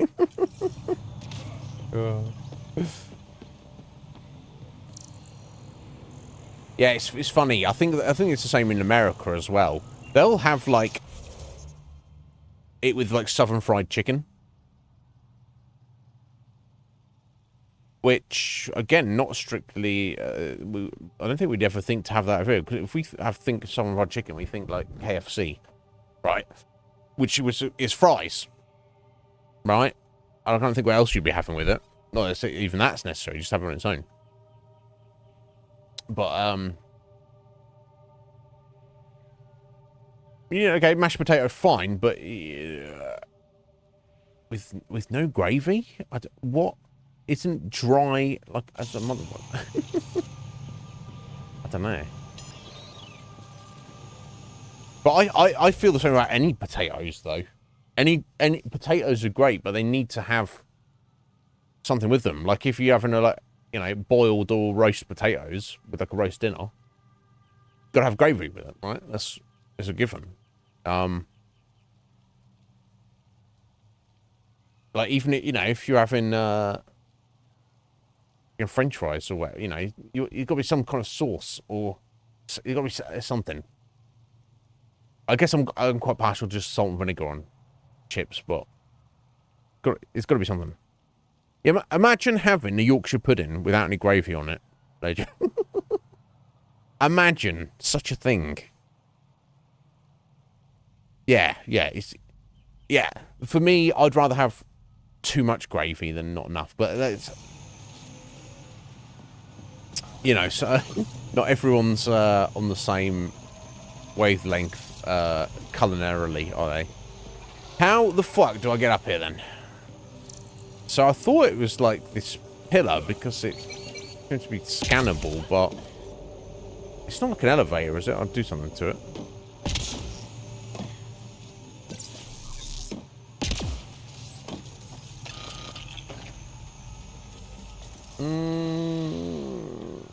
I'm getting the feeling I do need to climb this thing, but I don't know.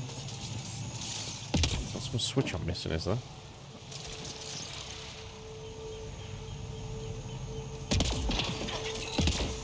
Put your gun away for a second, sir. Oh, hang on. Okay, well, That's certainly not going to get me up there, is it?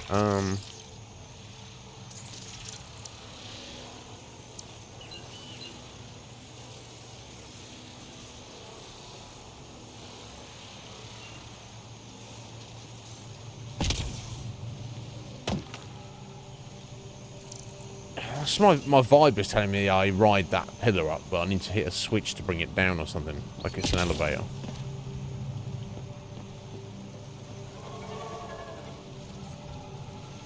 I definitely can't go this way.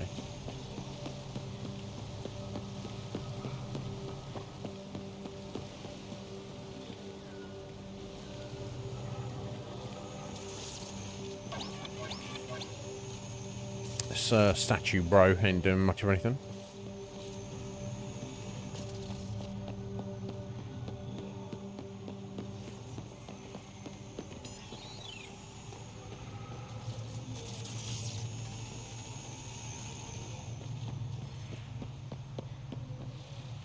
Ah, no wait, this is the way I came down, wasn't it?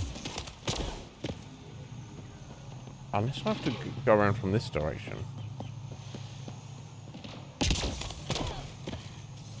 This is where I ended from, what? Yeah.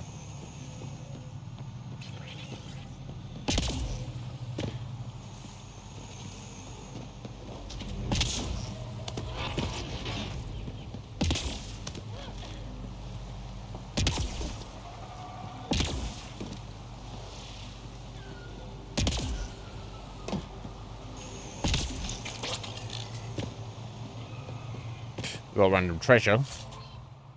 That's something.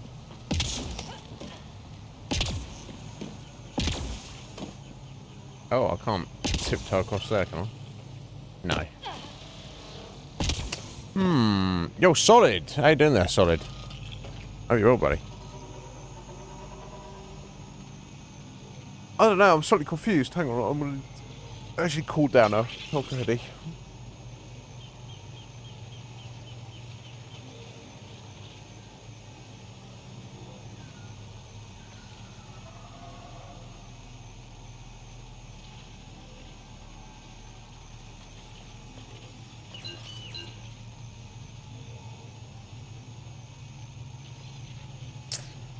Yeah, what's going on, bro? You well? I'm just, I'm confused about what the fuck I'm doing in this game at this precise second. I feel like I've got to ride that up. Oh. Getting a bit ricochet there. It's literally right here. It's literally right here next to it. Fuck my life. Above us! Yeah, I knew. There we go. I've got some enemies to face there.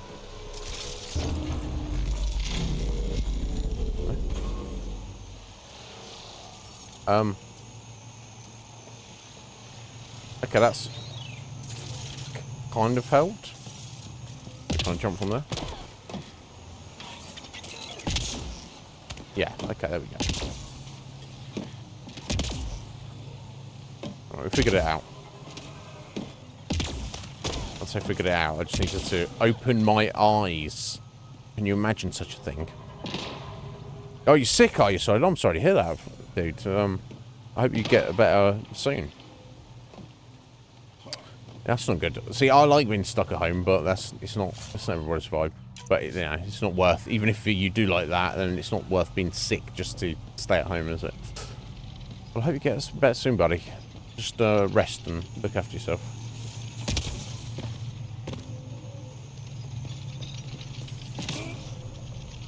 Oh, excuse me. Why am I yawning? It's all that ranting I did at the start of the stream. Okay, we've got a bridge. We'll do it this way.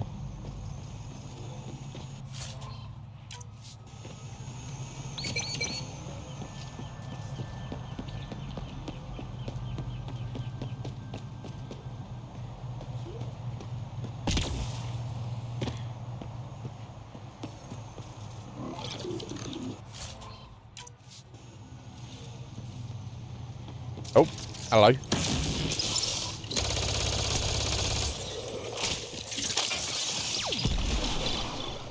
Any more? Oh, hello.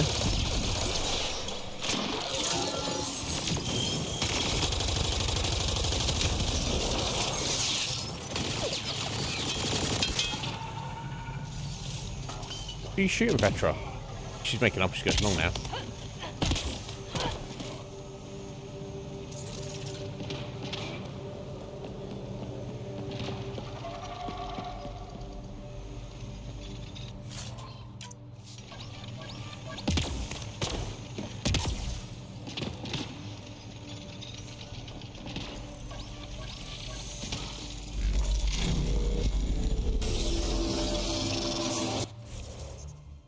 Right, yeah.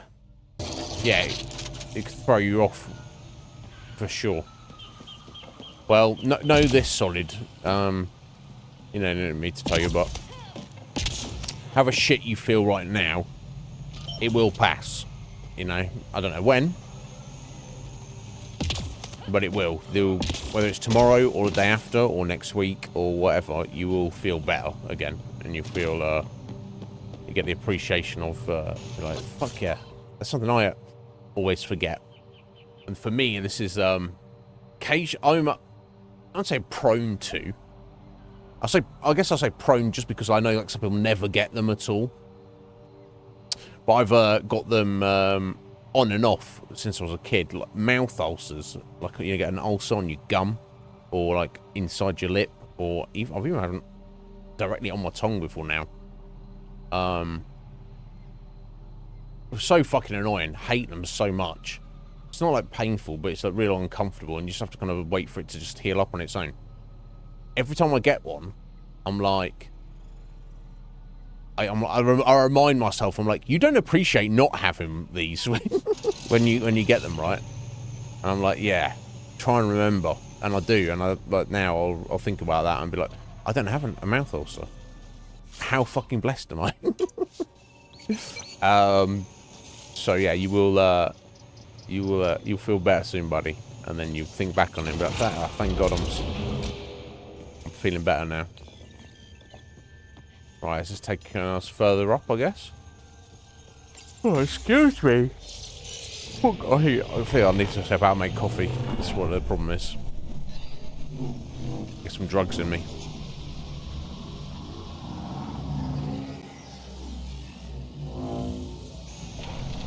These sages better be worthwhile. You bypassed that security. How is that possible? An alien?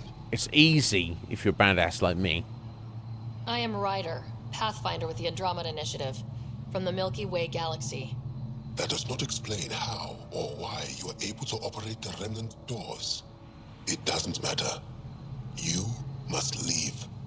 We do not entertain guests here. Look to be entertained, Havarl's buddy. in decline. If you tell me about the lost monolith, I can help fix it. Reset the vault. With Ryder's help, Haval could be healed. Our birthplace restored. Isn't that worth something? It's lost. The memories of its location haven't been reclaimed. On Mithrava, we have accepted Haval's eventual ruin. You're just giving up on your planet? Isn't this your birthplace? Don't you want to save it? A chasm separates want from can. What you ask, no one can give.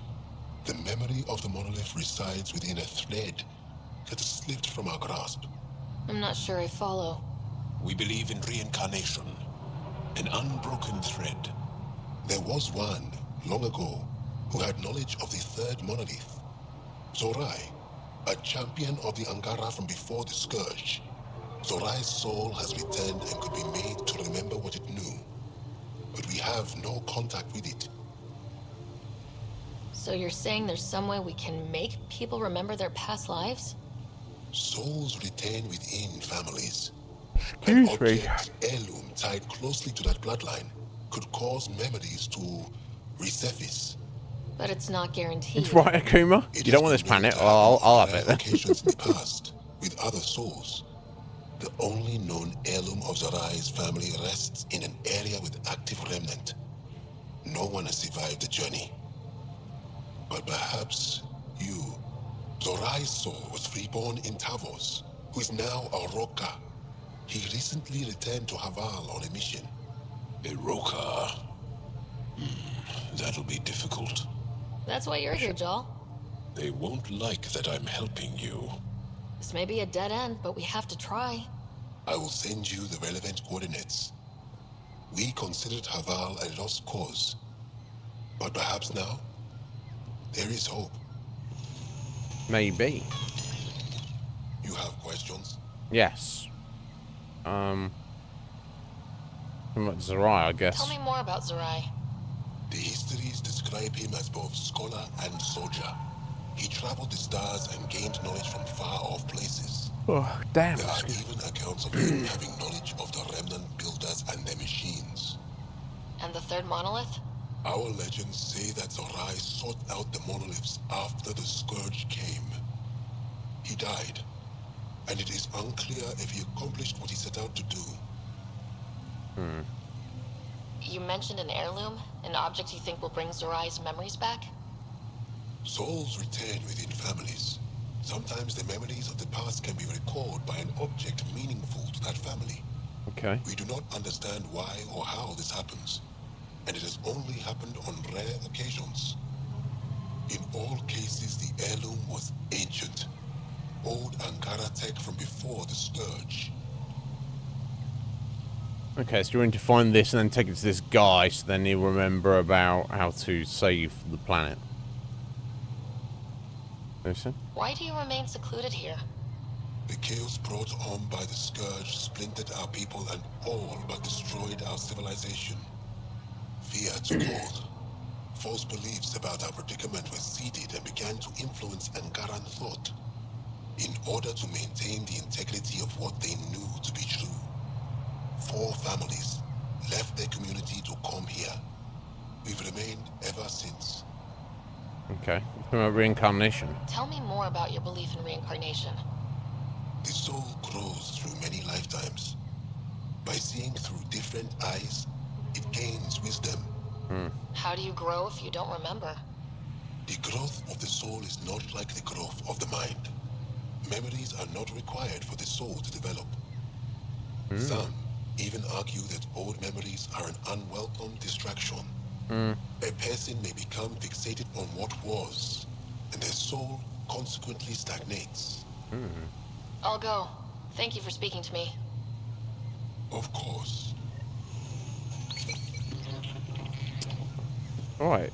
I mean, it's not just that guy up here, no, I was going to say. that'd be weird. As death nears, it's harder to face the possibility that I might never see Amara again. Sorry to interrupt, but what's happened? Ahmad is ill. He hasn't got much time left. Ahmad, perhaps this stranger can help. If they've been Okay, definitely can. That's my job.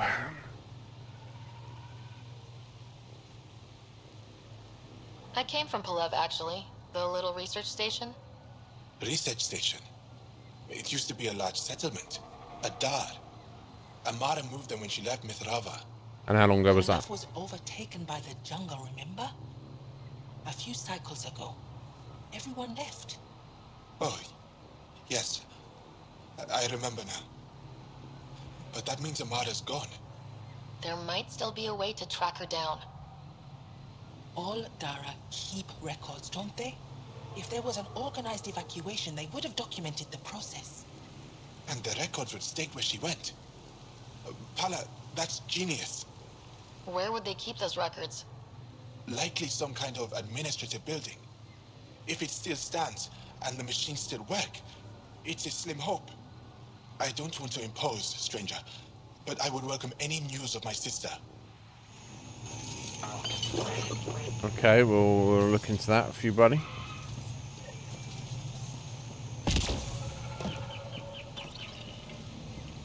So, this is its own area, right? Yeah. Ah, it does have a forward station here. Okay. That's cool. And handy. Okay, a memory trigger. Sam, another memory trigger? Yes, though my memory array remains locked. Additional triggers are required.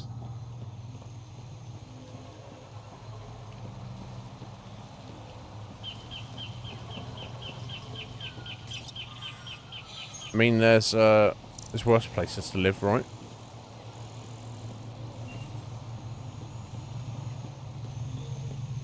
It's not down the jungle floor with all the creatures. Activating They automated steal their stuff. forward station deployment. They're like, excuse me, we were literally going to build something there. But you ain't now, buddy. Ridiculous. I want to ask him if you could put this here. No. That's fine.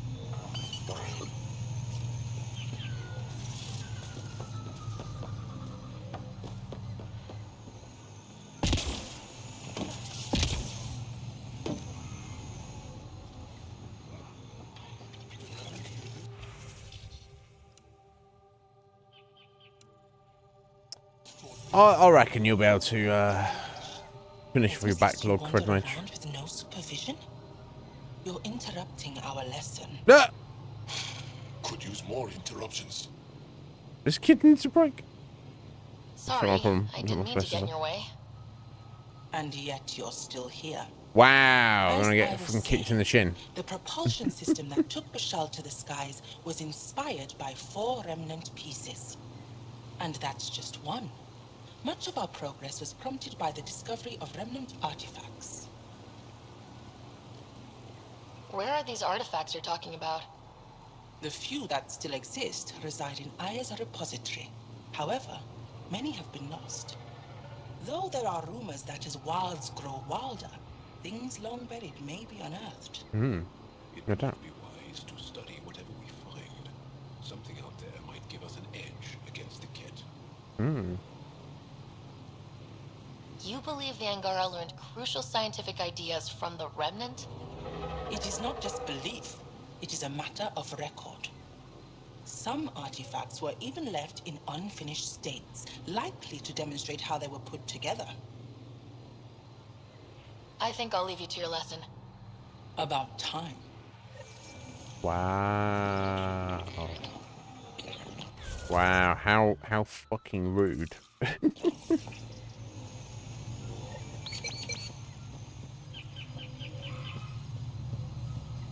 Right, okay. So we're heading back down from here. Well, it looks like presumably I can access that forward operating station from the main map and get back up there as I need to. There's no way to specifically leave other than that.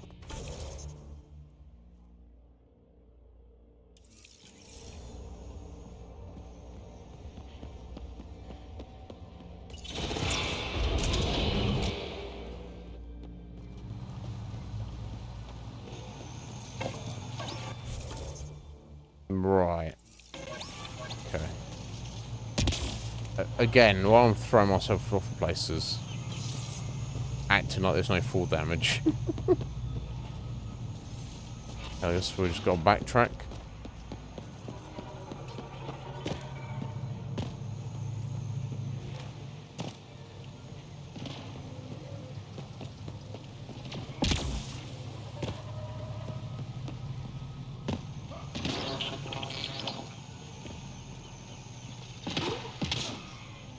Oh. Jeez.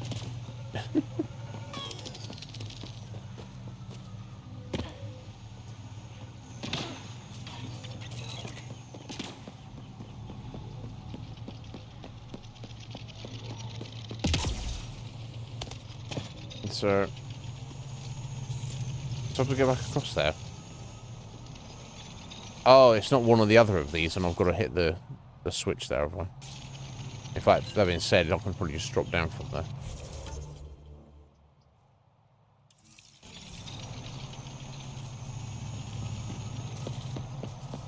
In case that makes any difference.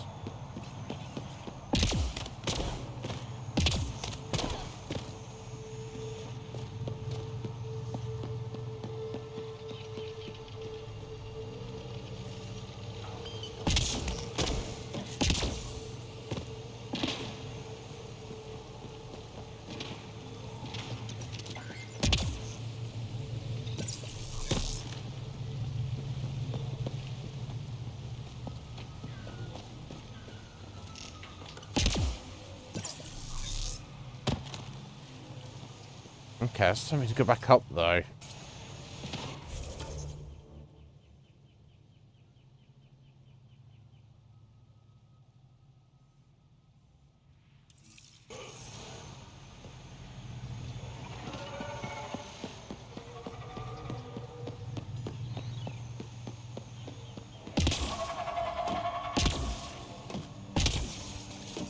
Get out there, Sarah.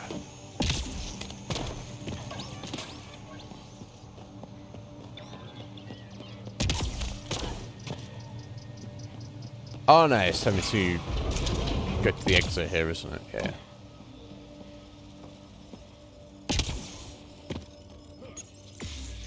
Okay.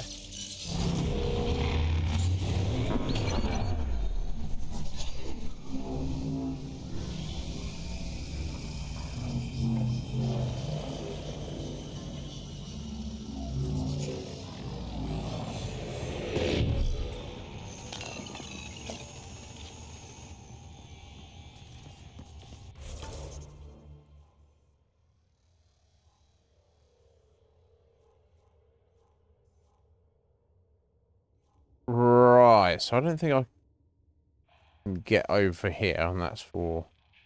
Oh, that's for... It's not even telling me. On this side, because that'll just take me down here and then... But my target is there, isn't it? For the main quest of this planet. So I wonder if we go down through there and then end up coming up through this side over here. Wouldn't surprise me.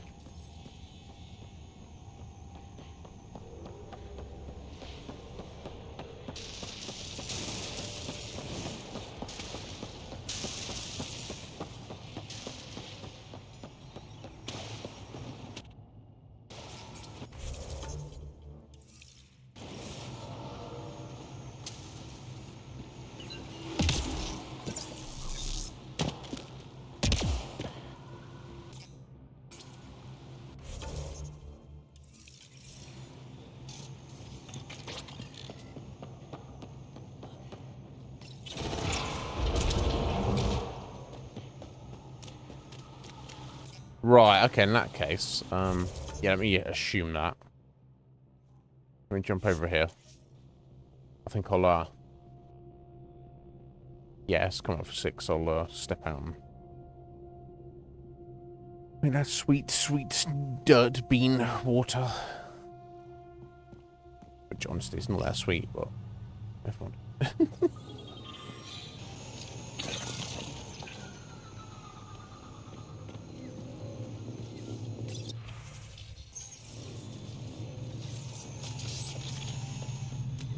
Oh, hello.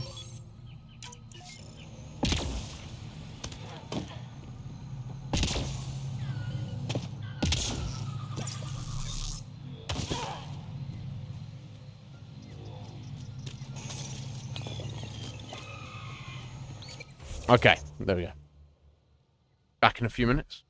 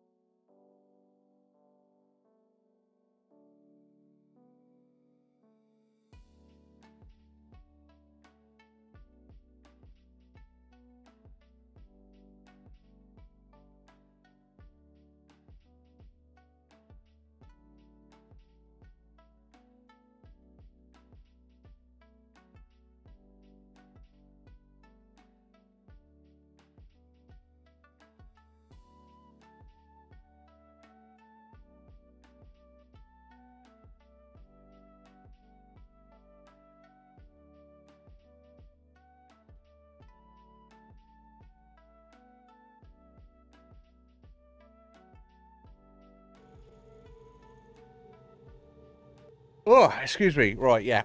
Hat and gloves is it's turned fucking March. Not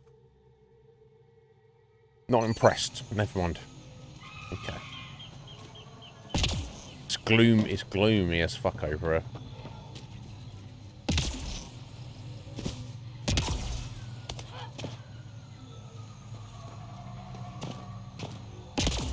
Oh, at least these enemies hadn't respawned around here.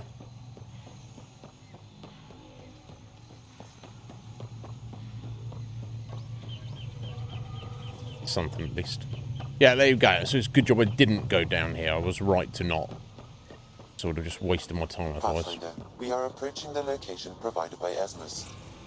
Stay sharp, everybody. There's supposed to be remnant crawling all over this place.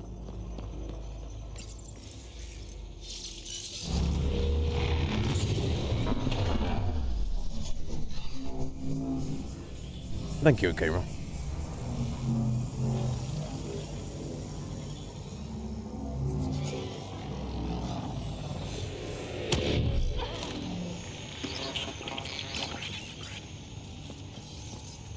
Joel, what's your take on all this reincarnation stuff? You're asking if I believe. Yes, sure. Not the way Esmos does. What's that mean?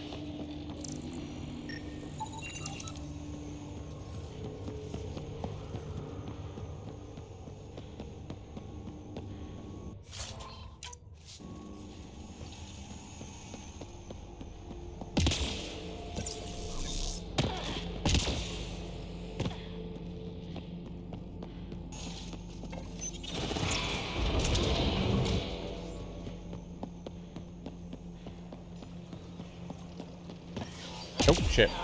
Oh. Mission failure. What was the mission? Stay alive. You failed the mission of being a Pathfinder. Because to be a Pathfinder, you need to be not dead. That's dad. Joel, what's your take on all this reincarnation stuff? You're asking if I believe. Yes, sure. Not the way Esmos does. I suppose jumping in that then. I thought there was like a switch or container in the center there. Yes, okay. Just found the electrical water. That's a problem.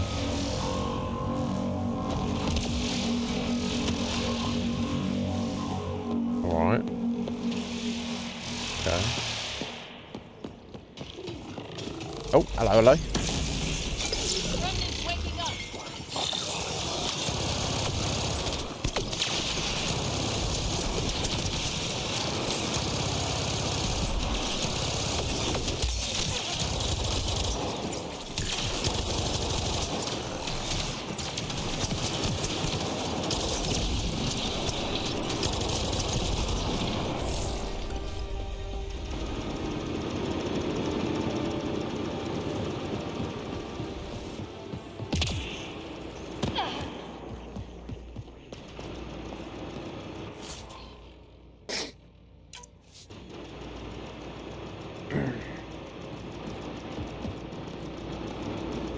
Okay. Not this way then, I guess. Definitely throws you off when you got your markers, like in the rough direction. Okay, we've got this one on this side as well.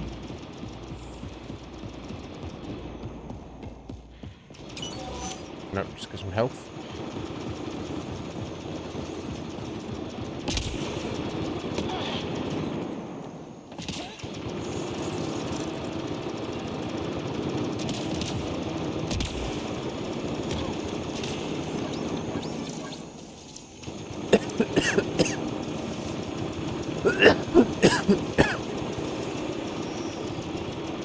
Oh, there's an actual door here. Oh, fuck's sake.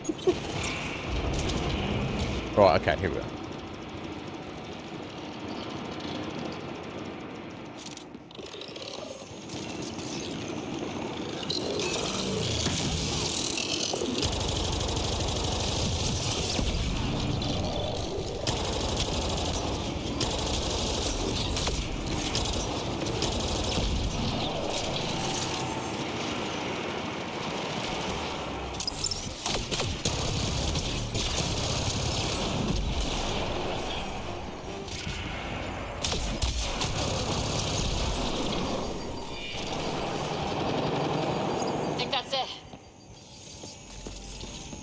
It is.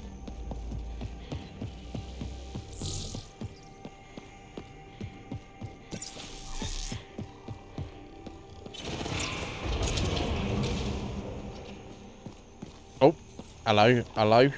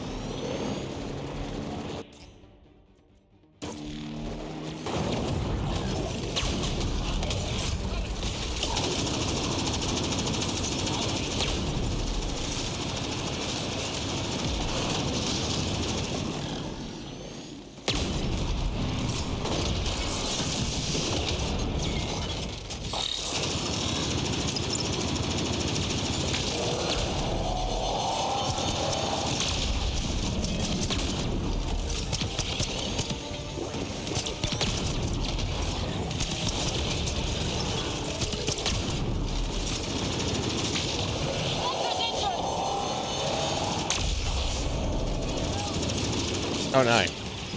Vetra, get up.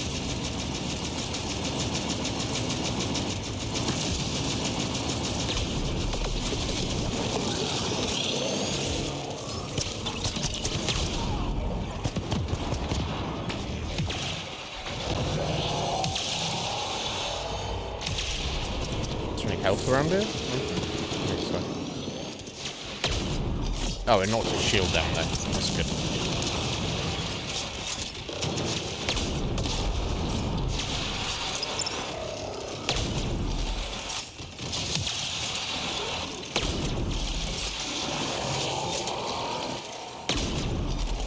Okay, good done.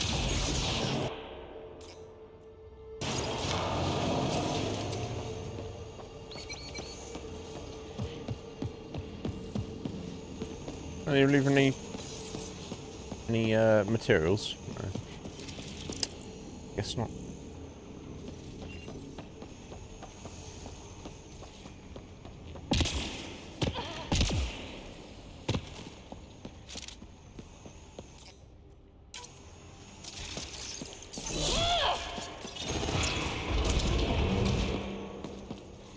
Where's that where it came in from? I don't know. Oh, wait. No, it's not. Oh, wait, we came down this way. Tell him to go that way. Okay, well. Let's give it a go. Sleight of game. Anyone would think you're, over 9,000. The way you're flexing up in now. I guess you must be. Thank you, sir.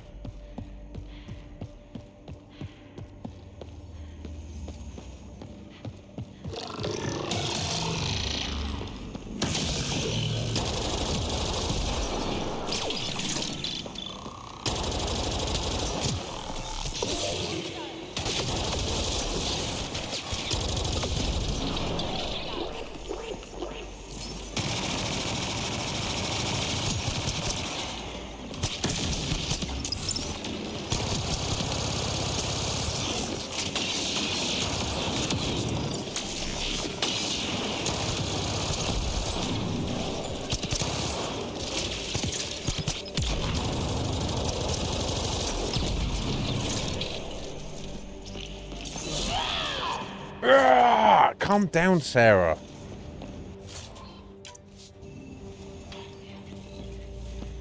I'm asking to tell you pick up some items. That's what I was asking to do.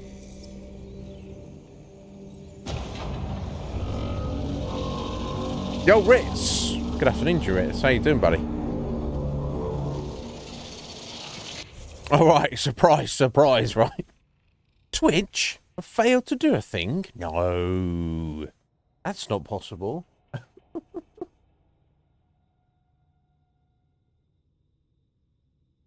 How you doing, buddy? Are you well? Ancient... sorry, from a distance, I thought it said ancient corpse then. Ancient remains. That's the heirloom. Okay. Got it. Some random stuff. Looks like it might have been some kind of glove. Or gauntlet. Smashed, though. Inside studded with contacts. Could have been used for some kind of input. Now to Tavos. I'm curious to see what happens. It's the power glove. Put your hand in it, Joel.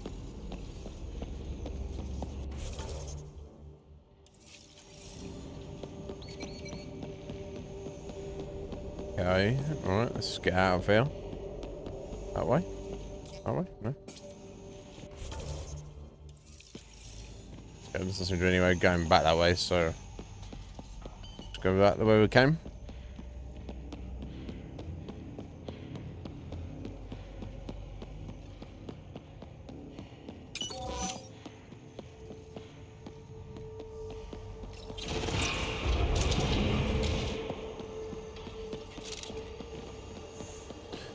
So, I guess this is in this Mass Effect specifically, but also I guess it applies to all the Mass Effects. So, we're focusing on this one specifically.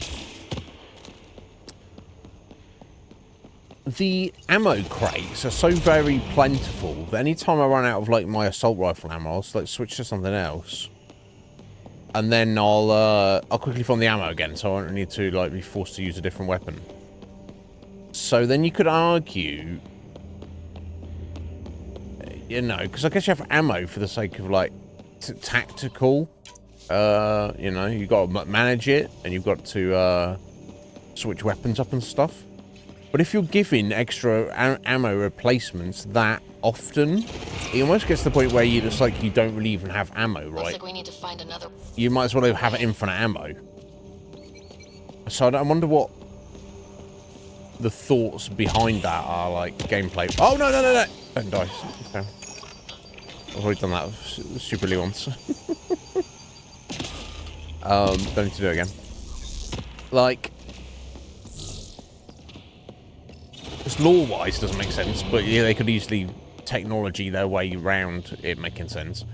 But like, what's the...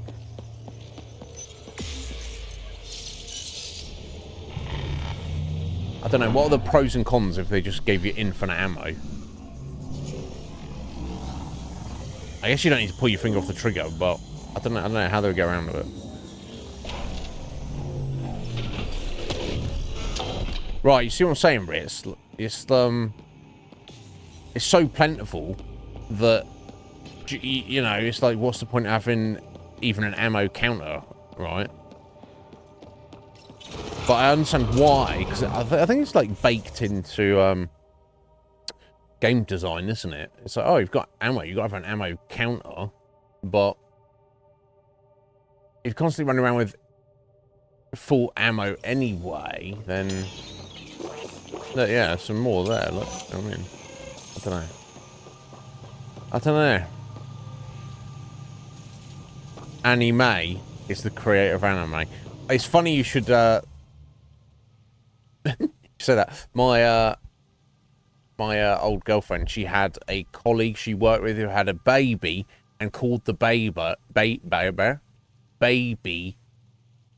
Anna May, like double-barreled name, A-double-N-A, second name, which is still part of the child's first name, not as in like its middle name, like most of us have a middle name. M-A-E, Anna May, and I was so, and I said to my girlfriend, I never met this woman, but I was like, so she called her child anime. And I'm like, I'm obviously cracking stupid jokes, nerd jokes out. I was like, does she even like anime? Imagine you meet someone, oh, hi, nice to meet you. What's your name? Anime. You'd be like, what? I swear to God.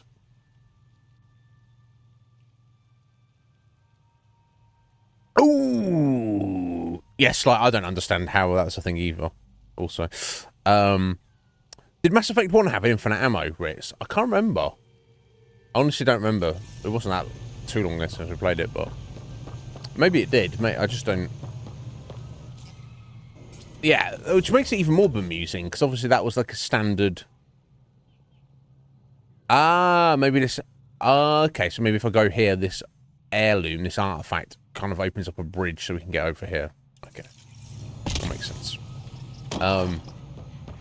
Yeah, so they originally had that, and they decided no, we need to have ammo. So I understand why it's there. It's because it's a couple of small factors that all kind of compound on each other. One, so you don't just hold down your finger on the trigger, right? You have to be like, okay, well, I don't have infinite ammo, so I do have to regulate my ammo to some degree, even if I want to get a refill very soon.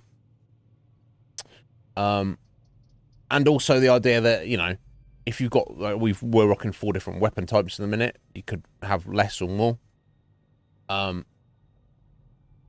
You know, you're going to have to make tactical decisions on what weapon to use against what enemies in what situation, depending on your ammo count and such.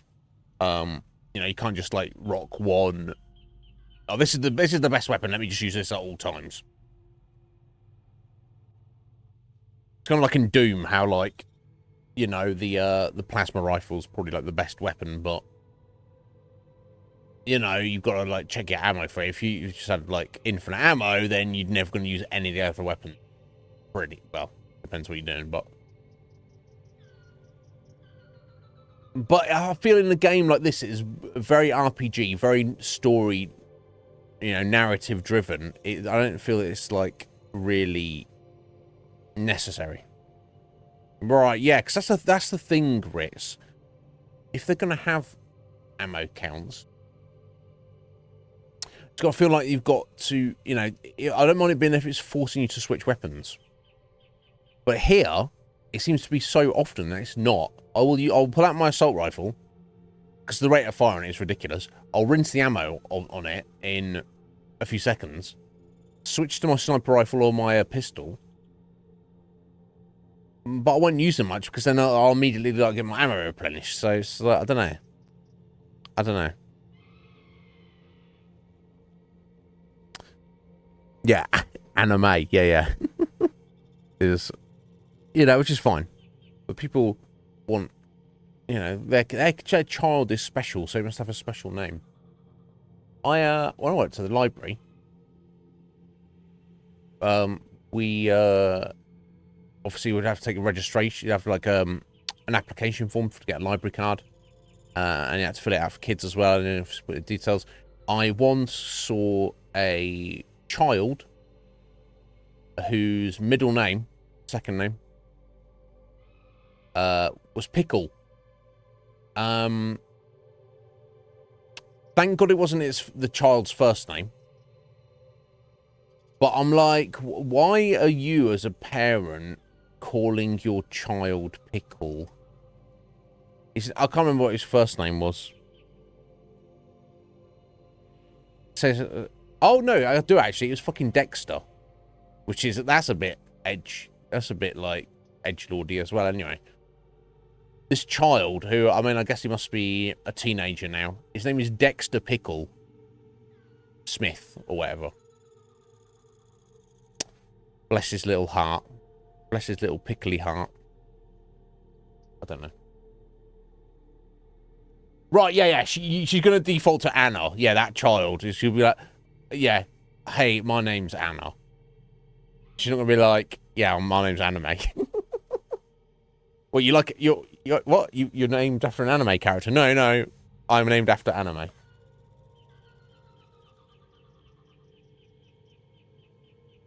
Right, yeah. That's the thing, Ritz, isn't it? So I'm getting so used to that ammo crate that if it's suddenly not there.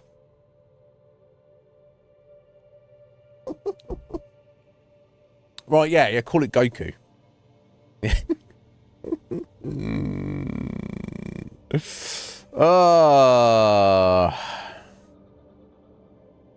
Man, I don't know. Calling your child Pickle, though. I like pickles. We call them gherkins over here. Like, pickle is what you do to it, but I know the typical reference in the States is pickle. Do you like pickles? Yeah, they're referring to a gherkin. It's just because you can pickle other things, can't you? But I don't know that you need that as your name, right? maybe it leans into it. Maybe it's like, yeah, and everybody call me pickle. And they're like, why couldn't you some weird made up fucking name, buddy? And he's like, no, that's literally my name. My mother literally named me that. Poor lad. We just want to talk. Are you having a bubble, Sarah? She sounds like fucking every modern military. We just want to talk. What the fuck? Hiroka don't talk to aliens.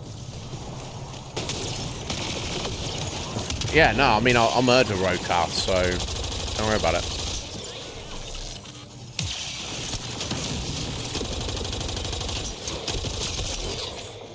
Get wrecked. Oh! Damn, right, it's working on Vincent. Excellent. Oh, right, the actual spelling, sorry. yeah, because when I heard it, I was like... And here's the thing, not everyone likes or even knows what anime is, as in Japanese cartoons. So when you say that word, they don't immediately know what it is. But I just found it hilarious. And this was like 20 years ago. I was like, did she say it out loud? And obviously she did, but then she doesn't know what anime is, so she didn't think about that.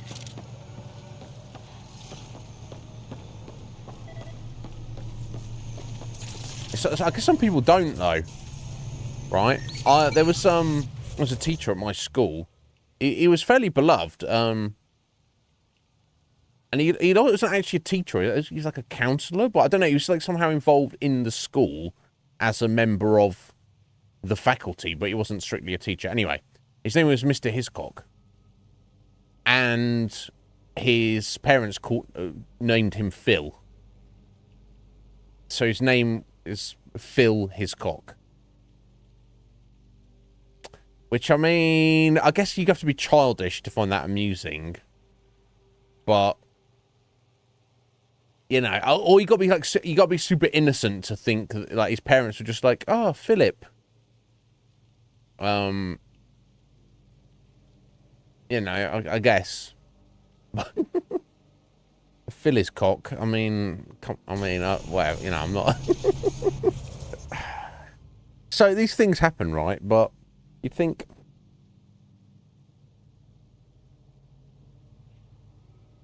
I think people think about it. Obviously, if you know the IT Crowd TV show, Jen ends up with a boyfriend in it whose name is Peter File.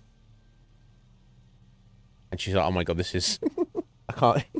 Dear Solid, yeah, it's funny, isn't it?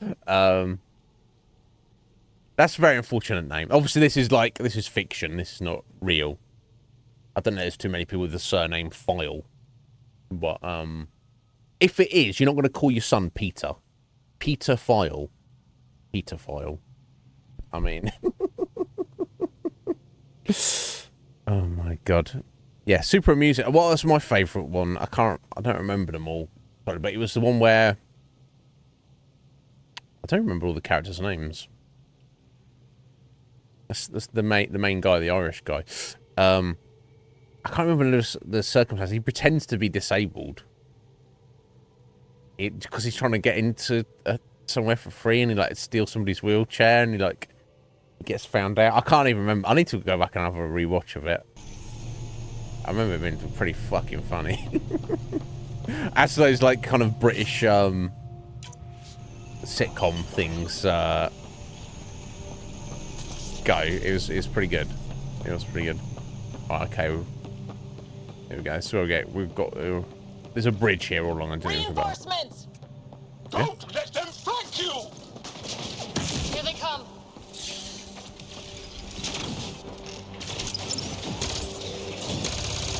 Alright, you got out with them, bro.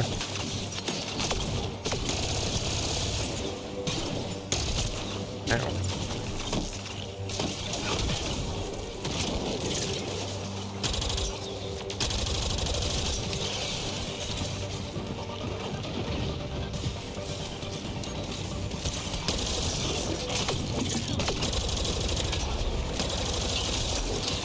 Oh dear.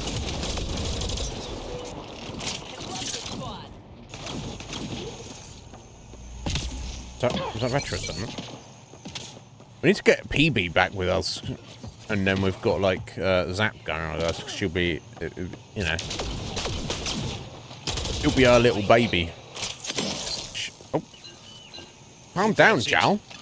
Jal's like fucking die. He's dead already. Don't worry about it, bro.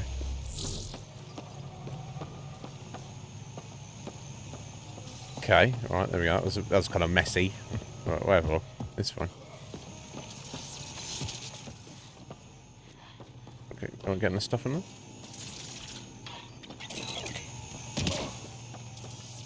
This one. Excellent.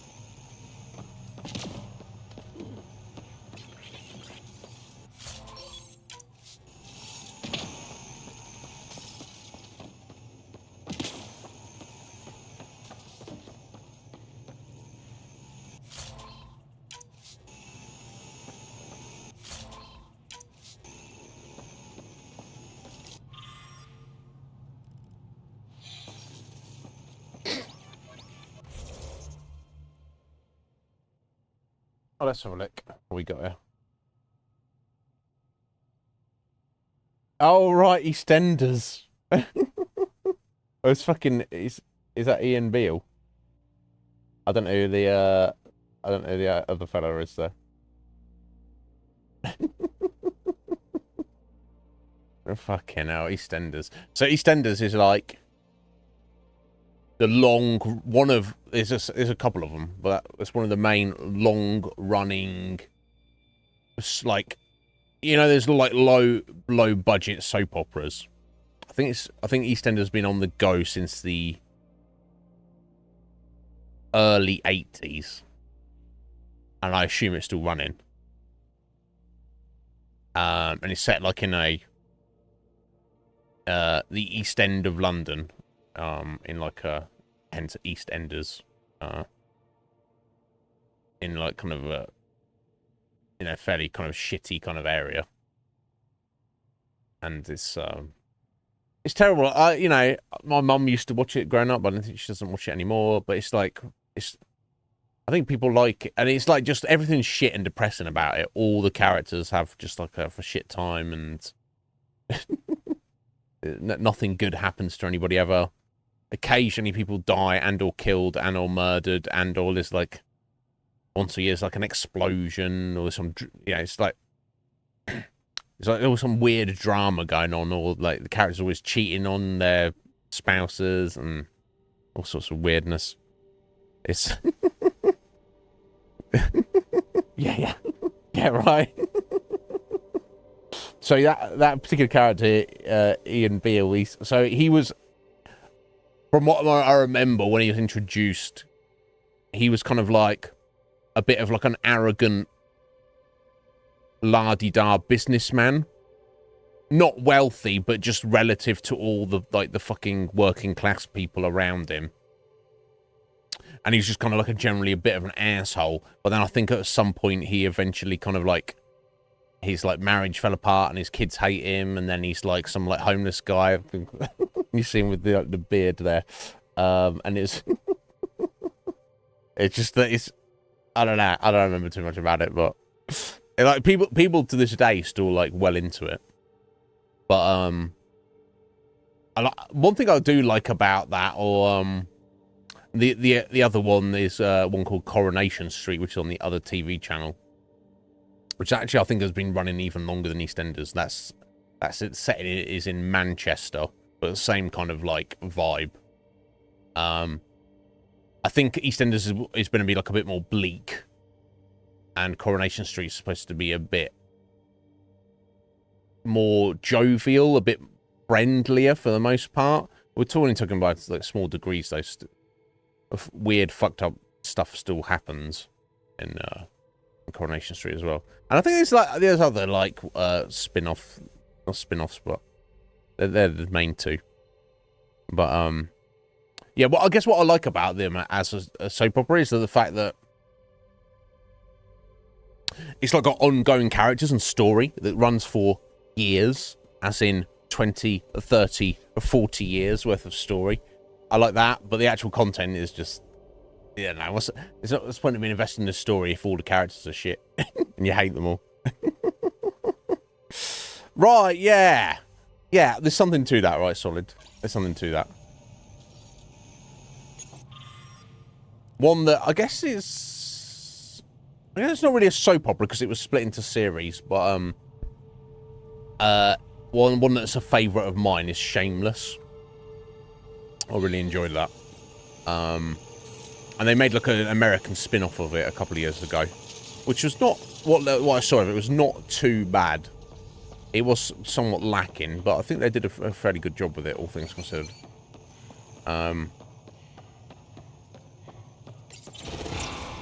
But that wasn't a soap opera because it was actually like a show that was split into seasons. Activating automated forward station deployment. But that was kind of pretty dark and gritty. But then it kind of like it got more on the humorous side as it progressed.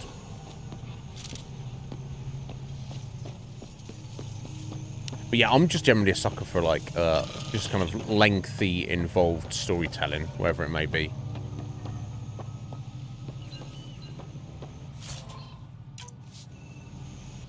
Right, okay. Got the forward station there. Okay, so we've got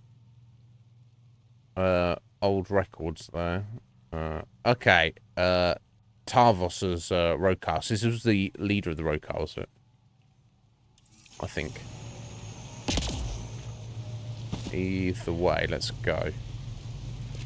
Oh wow, yeah, look at that planet there. That's pretty cool.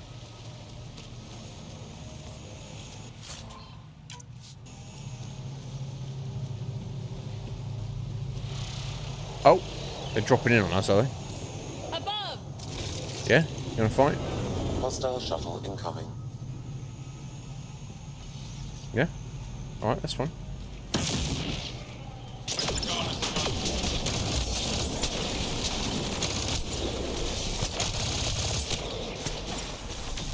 I get a fucking beat on them. Me and this guy are just gonna run to the edge of the map, apparently.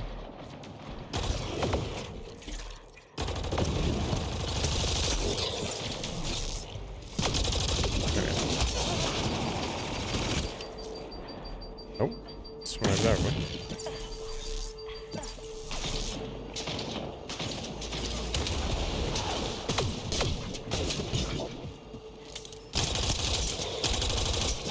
We'll not be able to be running around like this on any reasonable difficulty level.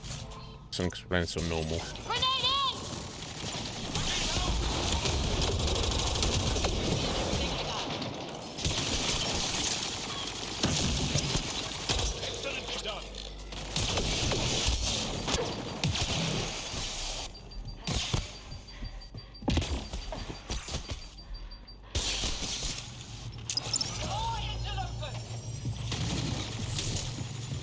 Out.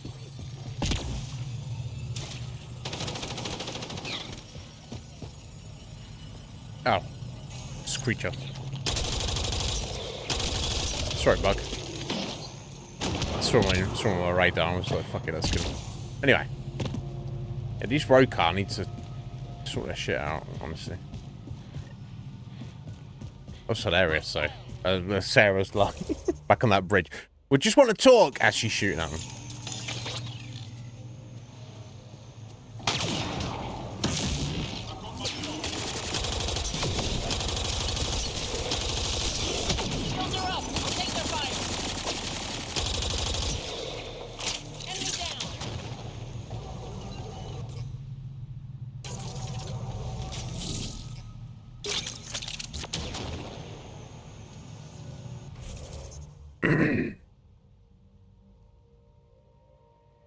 Hmm.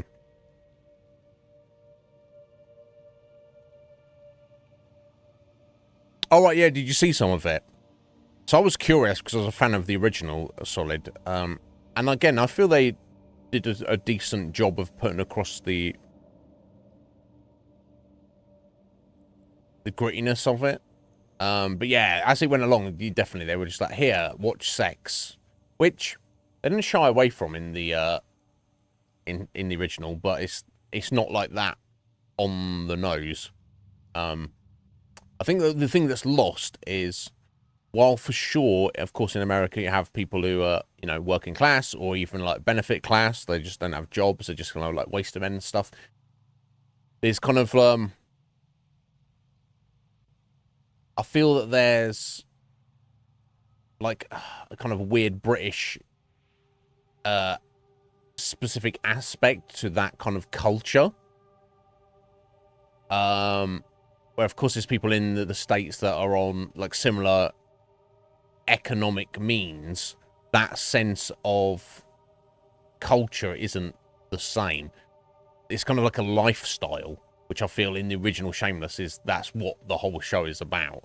Like certain subsection of British society of people who, you know, don't have any money, and with that kind of lack of resources and extra time on their hands, what kind of like fucking weird mischief they get up to. Whereas, and here's the thing, the first season of the American Shameless, it basically almost completely follows the first season of the British Shameless. But then after that, it feels like they just found their feet, and then the American writers just did their own thing, which was almost like completely different. So it's like they've taken that original premise and like made it their own. And of course, with the differences in British and American culture, it obviously deviates to such a degree that it ends up to be like a completely different thing at some point. But yeah. So like I say, I don't think I've seen it all. I think it kind of dropped off after a point, but I definitely watched like 2, 3, or maybe even 4 seasons. I think if I hadn't watched the original, I don't know whether I would have got anything out of it, right? Right, yeah, it's a problem. Most of them do. They get some degree of success, don't they? And then they'll this guy's all like hiding up here, are they? And then they'll just keep it going for the sake of it, even if they don't really have necessarily anything to say or do with it. They just kind of, it's successful, so therefore keep going, because people have, you know, jobs and stuff.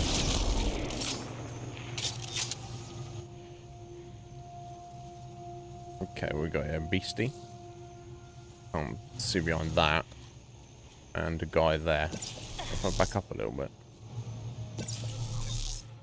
Okay, I can't get him from here.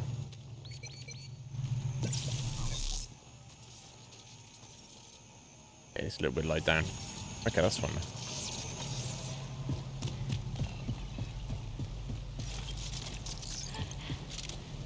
There we go. Ammo.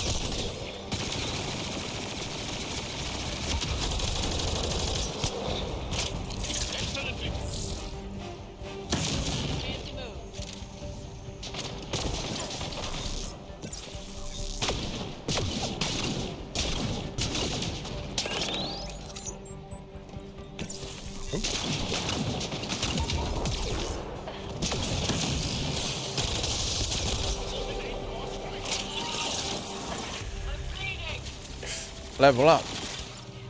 Well, stay in cover then, Vetro. If you're bleeding, love, stay in cover. No, yeah, it'd be weird to... I don't think... most Americans would be able to get anything out of it. Because it's like too weird. I feel... maybe, actually, it's weird, like, the similarities between the UK and America, because we're so close in a lot of regards. But then I think it just makes our differences have more stark contrast. And I'd say overwhelmingly in British culture, we look to American culture for entertainment and, you know, of any kind. It's mostly respect, whether for better or worse. It's, American culture is respected and, you know, indulged in. It's like, yeah, cool, America's great. They're what a great country, and everything's great, and they have all the stuff, and they've got this and they got that. There's a very small minority subset of maybe like older British people who are like, huh, America, they think they're fucking amazing, and they're not as good as us.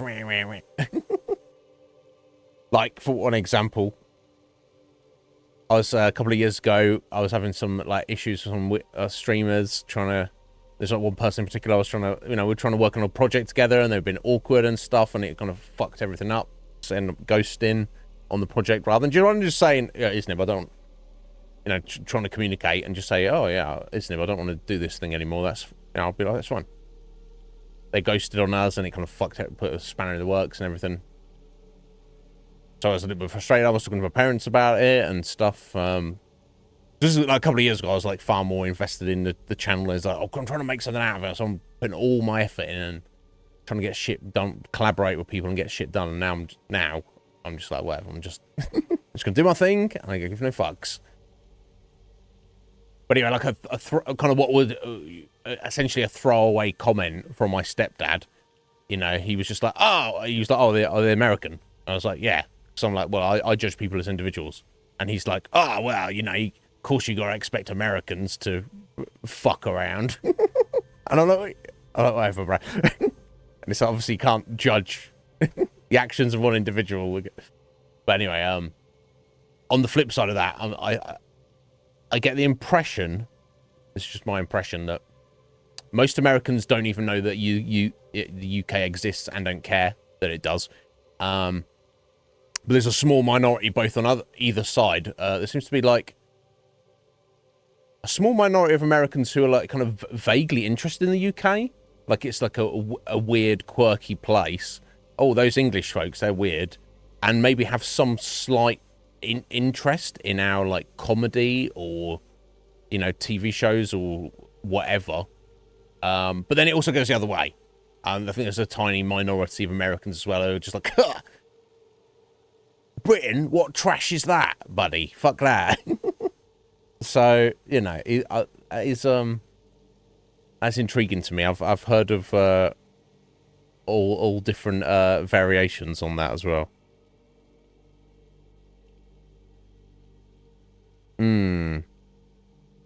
Right, yeah, Solid. Yeah. For example, you like say you watch the IT Crowd, and if you find that amusing, I think there's a lot of Americans, like the vast majority, don't really get like British humor. And even if those who do get it, they're like, that's not funny to me. There's nothing funny about that. So yeah, it's definitely a thing. But you know, there's a bunch of influences and stuff. I've not seen it, but like The Office, I've heard that's very good. Obviously, that wouldn't even exist if it wasn't for the British Office. But I think you've got like a handful of like British comedians and stuff that like do all right in the States, but it's like so niche and so like,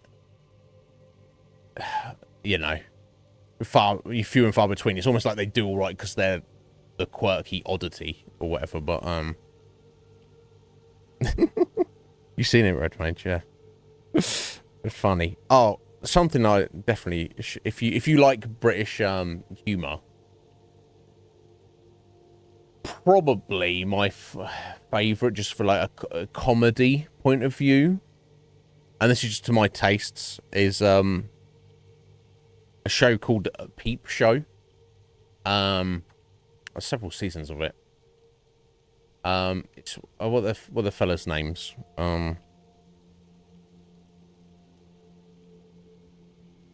You know, I can't remember their names off the top of my head. The hook of the show, I mean, it's like just some weird, mundane, real life show, and the comedy of the ridiculousness of it, and how like kind of neurotic and fucked up human beings are in modern society. But the trick of it is it's the camera, the hook of it, why it's called Peep Shows. The audience's point of view is always, like the camera, what you're seeing on screen, is always filmed from the direct point of view of one of the characters. So if there's two characters having a conversation, the camera will always be like it's almost like you're in the conversation with each of the characters, as opposed to seeing it from a different, just like they are both on screen talking to each other. But yeah, in terms of ridiculous, over the top comedy, I think Peep Show is the fucking one.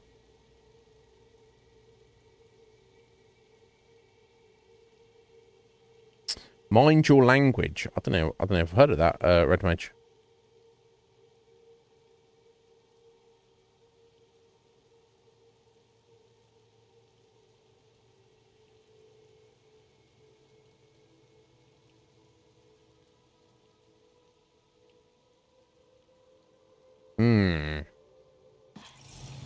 Yes, it is fascinating. I wonder where it's all gonna end up or go. Okay, let's scan dead bodies. Let's scan that. Let's just scan. Scan that. Heading here.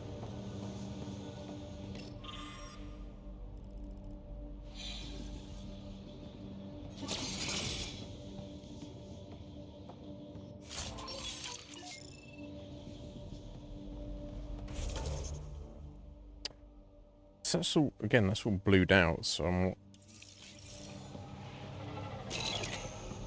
sure you need to go there.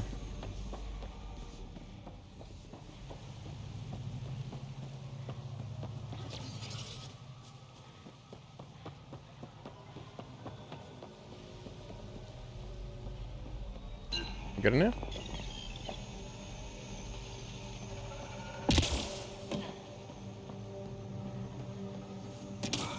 Yay? No? There's some more enemies around, maybe?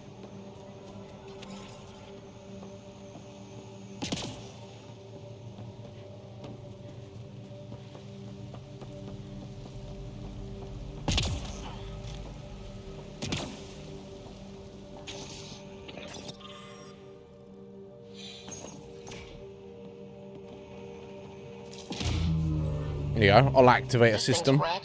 Vines and computers don't mix. The vines and computers don't mix. Able to reconnect power. Platinum, baby. 5. Ooh, la-di-da. Old generator. Might still work.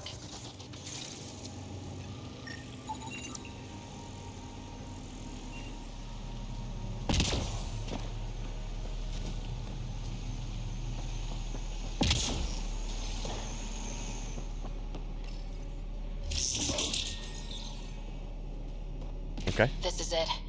Amara Dosen. This must be her. They moved her across the planet. Downloading information. Let's get this to Amurd. I did speculate that that in fact we'd be going to a different place on the planet, not this planet, but I was like, every planet you'd go to, there's like one landing zone, and then you do everything on the planet within a few miles of that. Maybe actually.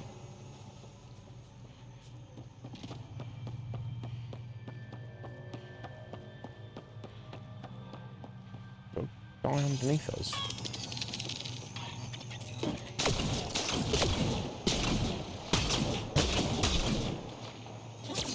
Where the fuck's he at? Well, he's just shooting us there a second ago. He's not fucking stuck in the wall or some shit, is he? Pulling out the fancy moves. What about fancy moves? We just need to find this guy. Right, yes, he's at this level. Oh, he's not... Down here, is he? Yeah, if you look at the compass marker there. The fuck? I think he might have bugged out.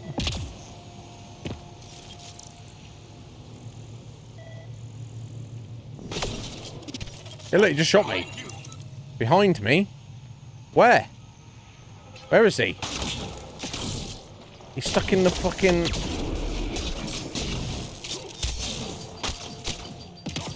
Seriously, he's stuck in the scenery. He just threw a grenade out the wall.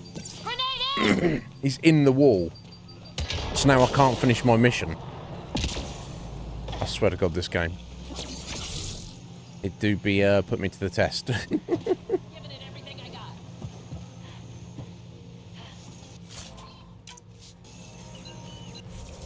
Oh my God. Yeah, I know it's some, Red Mage mentioned a bunch. I know it's, some, Metal Gear thing, isn't it? Lally Lule, though. What the what it actually is, I don't got a fucking clue. Oh, really? Yeah, yeah. Wild, right? I think that's just testament to how good of an actor Christian Bale is.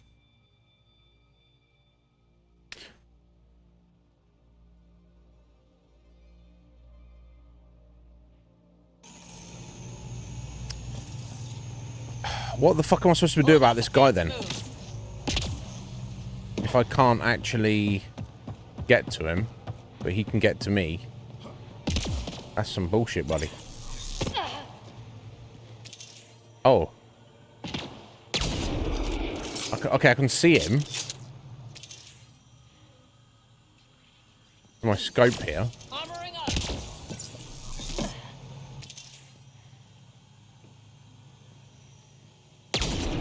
I obviously can't shoot through this wall.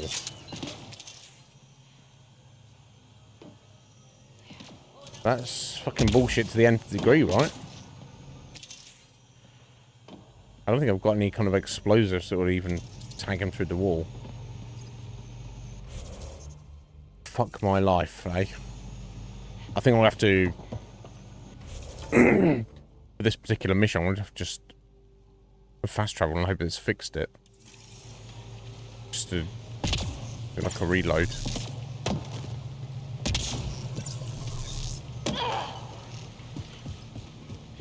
Unbelievable. What a fucking nonsense.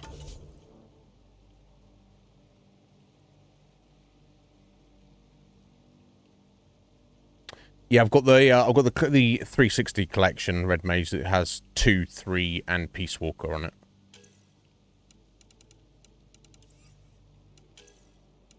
Alright, okay, let's buff up Zap. Health regen or recharge speed, as in... But recharge speed is how often you can pull him out. Which seems to be fairly reasonable, so I'm going to just go for the health regen on it.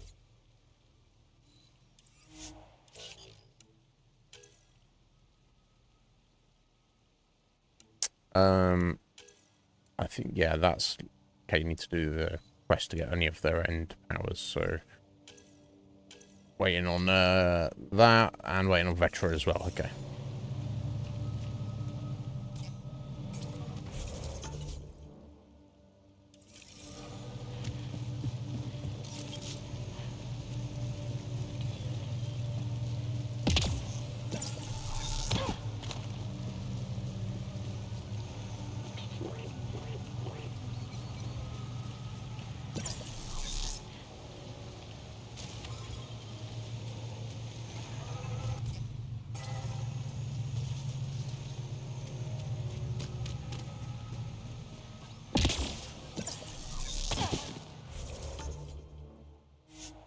Okay, there we go. I'm going to try fast traveling. And if that will kind of reset that guy. No. You don't need to do that, Red Major. Actually, I own a PS3. But I've, like, basically never used it. I think I plugged it in once and started playing something. I do not own Metal Gear Solid 4, though. I do like Metal Gear. I don't understand or know anything about the story. And I've got to fight all these guys again. Of course I do. Of course I fucking do.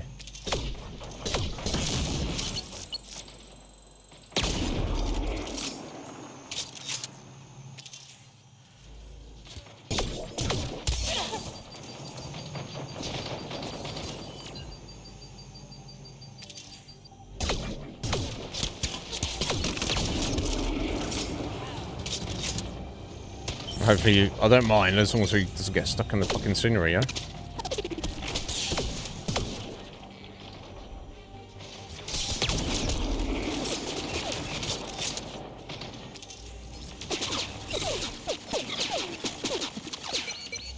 Pew pew pew.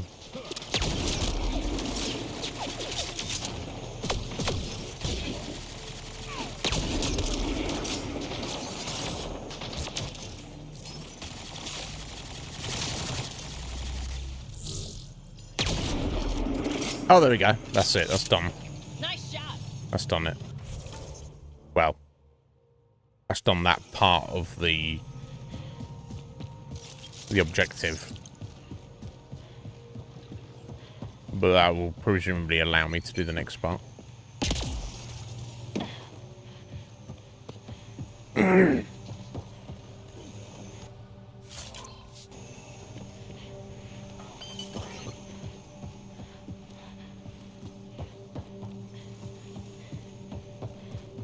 Yeah, okay, cool.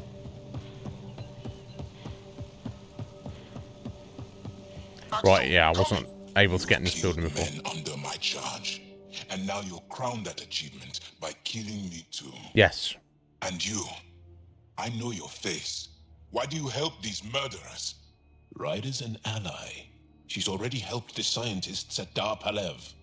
I know, and they should be ashamed. After all we've been through with the Ket. You're a Tell me why space you come racist. here, so I know why I've died. The sages on Mithrava think you could remember the location of the third monolith. Because you used to know where it is, in a past life. The sages sent you. Those secretive fiend brains with their scutting. They don't even care that their people are being enslaved and killed by Ket. My friends died for this? Yes. I'm very sorry. I'm just trying my best to find the third monolith and save Havarl. I have an artifact or heirloom or something. I'm going to set it down, and I need you to take hold of it. What?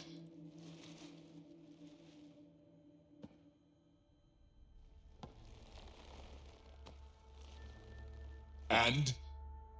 I knew it. This was all bunk. Yeah. Wait. There are things like this in the museum on Aya. Ancient Angaran tech. This fits over a hand. Contacts on the inside for my electric control of... What did you do to me? I don't really care if he's The okay. third monolith. Do you know where it is? Yes. Yes. But I don't understand how. I need you to take me there. Please.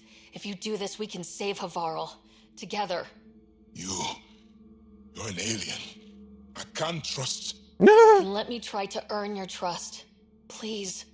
Deep beneath the surface, but not far. Meet me here. These coordinates will guide you the rest of the way. Just let me compose myself first. Okay.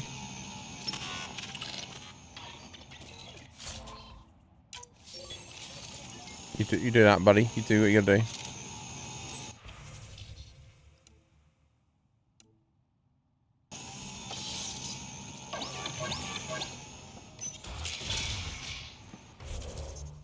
Nope. We're trying to look at the map, please. There we go. Oh, right. Which is over here, apparently. Which I assume I have to head around the back here, so... Okay. Let's go do this one.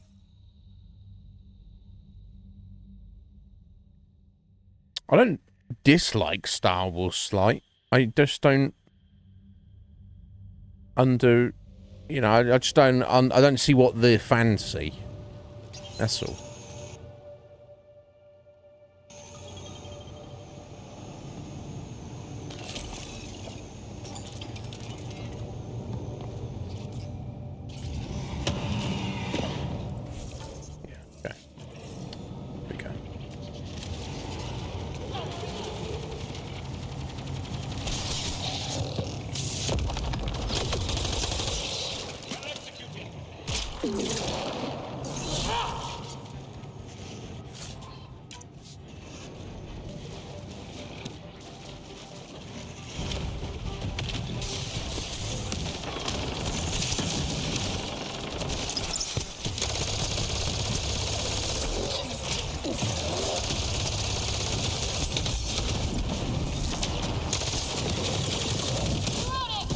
Oh, jeez. Careful there, sir. Oh my god.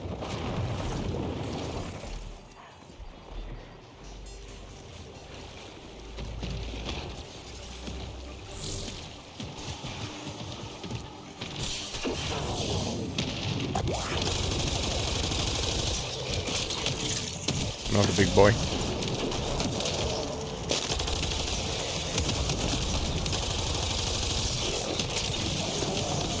Vetra tanking it.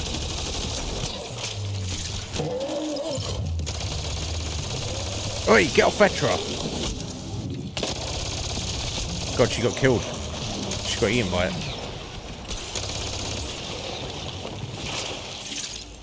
Sorry, Vetra. Oh no, she's alright now. I guess you get auto revive when you're out of combat. Damn, I feel bad. Oh dear, it's 7 o'clock. Okay, cool. We've still got 2 more hours. I don't know if that was enough to wrap up everything on Val, but we're getting there.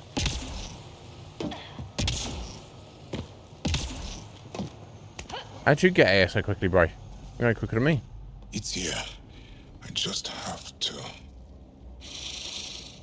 It helps if I steal my mind. I've been here before. Familiar. 1, 2, 3 indentations. Oh, excuse me. Palm here.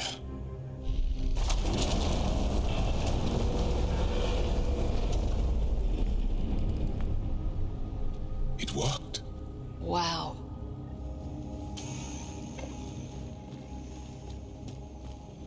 Well. Yeah. Good job, buddy. It was so close. All this time. And no one knew. The rest of the remnant in the area may have prevented scans from detecting it. There were remnant machines here. Zorai There was were. able to make them stop. How did he learn to use remnant tech? It's not like there's a manual. Zorai watched the Watchers. That's all I'm getting. I'm not sure what it means. The others slept, but I stayed awake. Moving, seeing, learning. Sounds like the stasis field around the first monolith. Maybe Zorai was able to shake off the effects. Maybe that changed him. Here. There's something here. I remember. Yeah? What'd you remember, buddy?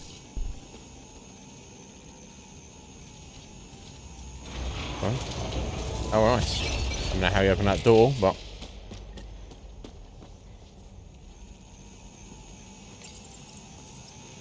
Builder machines exhaust me. Mind and body must be engaged wholly or the attempt fails. I can't stop. Without the monoliths, the vault fails. Without the vault, the planet dies. I'm close. Just one more. This Organic matter, ancient, reads as Angara. It's Zorai. She died here. Before she could get to the third monolith. This was me. I would like to spend some time here. But not now. The third monolith can't be far. Come on. It's way? This way? Yes. Yeah. There we go. It's all feeling Canal, familiar. sir. At least I think it is. That's something you don't see every day.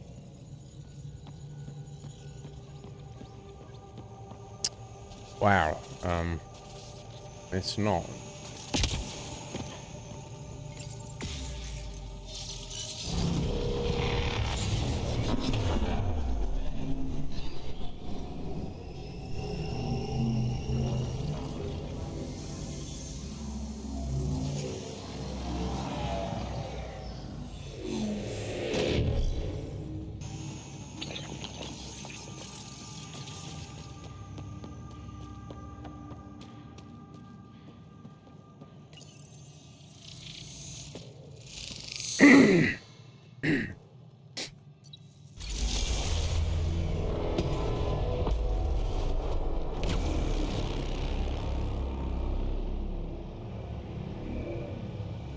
It's done. You finished what Zorai could not so long ago. I'm sorry, Tavos. No, there's nothing to be sorry about. She didn't complete what she set out to do, but she didn't fail. The two moments she reactivated kept Habal going. Without them, the planet would have died. Go on to the vault, Pathfinder. I think I'll stay here a moment. I have a lot to think about. Right, yeah, and you know something I've got to think about? So the fact that that worked, that means, doesn't that prove that the religious Angaran idea of reincarnation is in fact a fact, even if it's not fully understood? And if so, what the fuck? What's the mechanism of that? How is it these biological life forms kind of just I mean, I don't know. There may or may not be an answer to such a thing.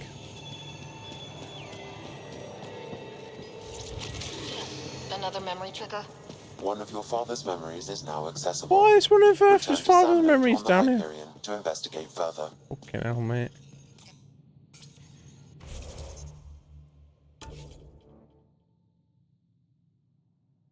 Oh, fair, sorry. Yeah. Star Wars seems to be one of those things that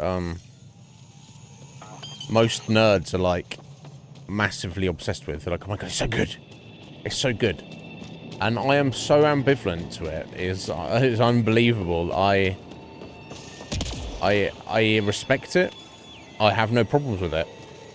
I think it's perfectly serviceable as like a fantasy sci-fi story saga thing. But I don't think it does anything particularly special or even that interesting, for that matter. Which, for like hardcore Star Wars fans, oh, that's fucking sacrilege I'm speaking there. Like, how dare you? It is the greatest story ever told. And I'm like, I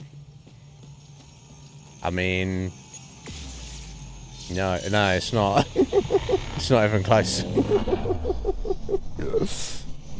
Oh, did you, Solid? Yeah. I mean, look, don't get me wrong, as a kid, when I was a kid, all kids had seen Star Wars. Everyone had seen Star Wars, episode 4, 5, 6. Everyone. Should be open, Pathfinder. And everyone liked it. They were like, oh yeah, they're good movies. But that's kind of where it ended.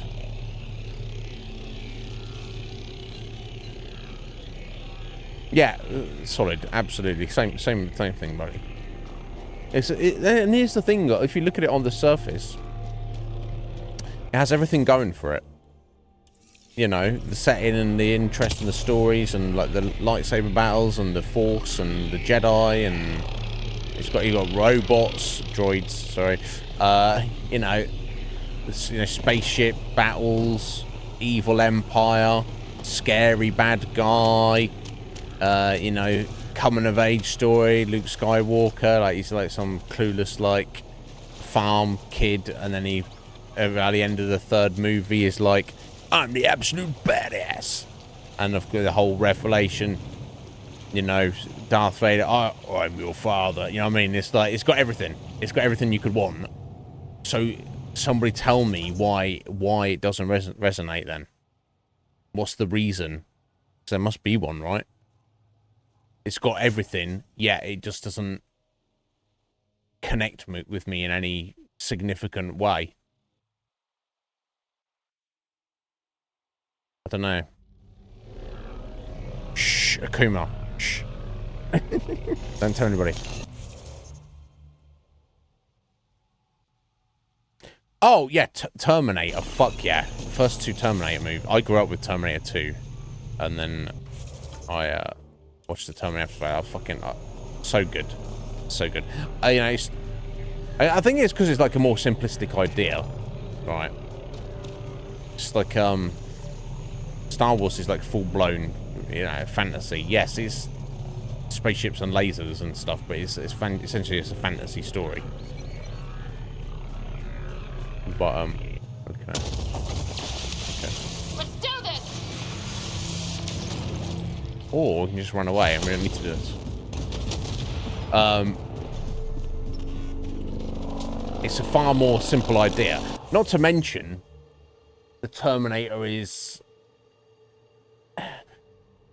yeah, it has a time travel aspect to the whole... You know, there is no story, there's no Terminator without time travel. And I'm not a massive fan of time travel as a thing in general. That being said, the idea of the Terminator is very fucking cool to me, and they're just the first 2 movies both super stylish and they don't pull any punches. So why you know, I don't know. I guess you don't decide the things that resonate with you, do you? You just expose yourself, and then it either does or it doesn't. What am I trying to do here? Oh. How did Petra get over here with me?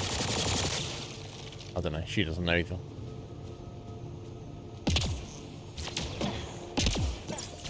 Okay, we're heading down here.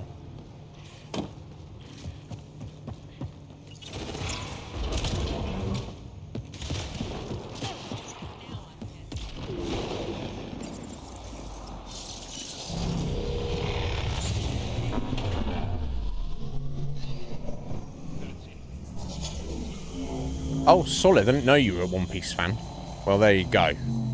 There you go. He's got a good taste. I already knew that, obviously, but... yeah, freaking... it's Okay. my... Remnant Vault.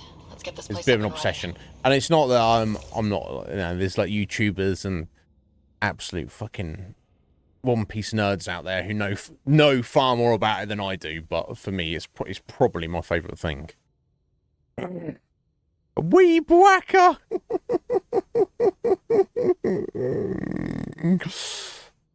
Yeah, Sly, what anime have you seen? I know you watched a couple randomly recently to see if you could like get into it or whatever, but not all anime's made equal. Let me say that. Some of it's awful. You'll need to locate the console to activate the purification field, Pathfinder.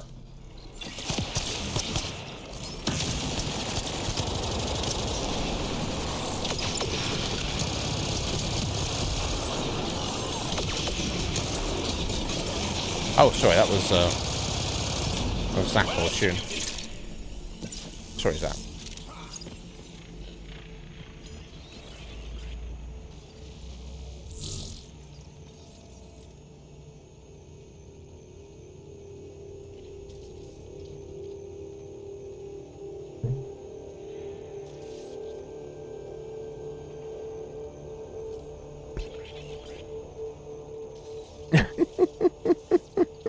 Have you? Well, I hope it was recently, Slight. She's significantly younger than us.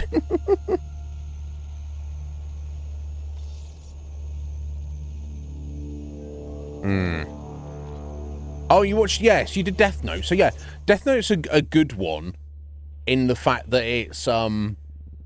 it's generally universally regarded as great. And you know, I don't know if there's any anime fans that don't like Death Note. Not that I've met anyway. Always some haters around there. That being said, it's fucking weird. The story is there's elements of the story, not the premise. The premise is great. But there's elements of the story you're like, hey, what the fuck? You could also argue that for a singular story, it's in like 39 episodes. It's kind of like a bit overly long.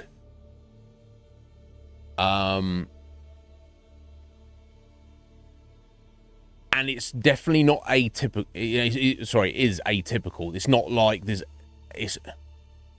not like any other anime that it's like. So, like we were talking about the other day about like Mario games. What Mario games would you give to the aliens? Would we give them Mario World to explain what it is? If the aliens had explain anime to us, we wouldn't give them Death Note because it doesn't. While it is good, it doesn't do a good job of.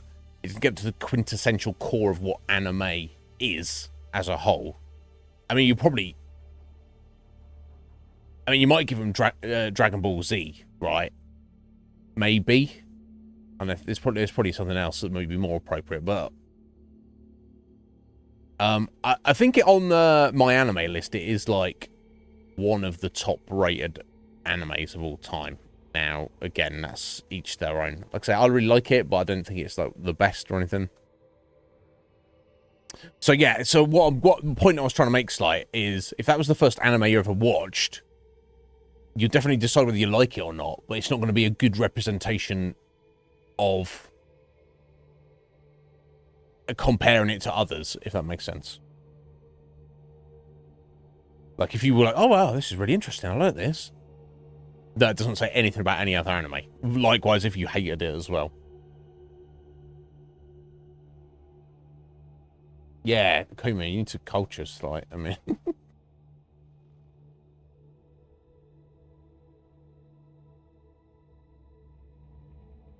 You don't like it, Ritz? Yeah. You didn't like Bleach either. Yeah, don't let Red Mage here say that. No. Red Mages are obsessed with Bleach. I don't think he's obsessed with it. He's very excited when the new Bleach came out, which I will probably be watching relatively soon. Yeah, so Bleach, I greatly enjoyed Bleach, but also it kind of it wasn't like doing anything that I hadn't seen before elsewhere, and it's considered up there with like with Naruto and Dragon Ball and One Piece and it's just and it is definitely up there with them, but it's like kind of I don't know, it does great up until a point.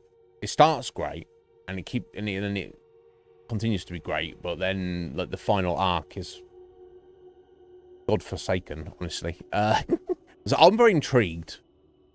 So my my overall feeling on Bleach is I really like it. It's really good, but it might be slightly overrated in the fandom to what I really feel it is.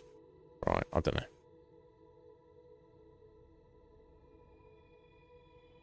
It's cringe. I don't know. I don't know. Slight. I don't know. Some anime is cringe for sure, but I don't know. It's like a thing you either like or you don't. But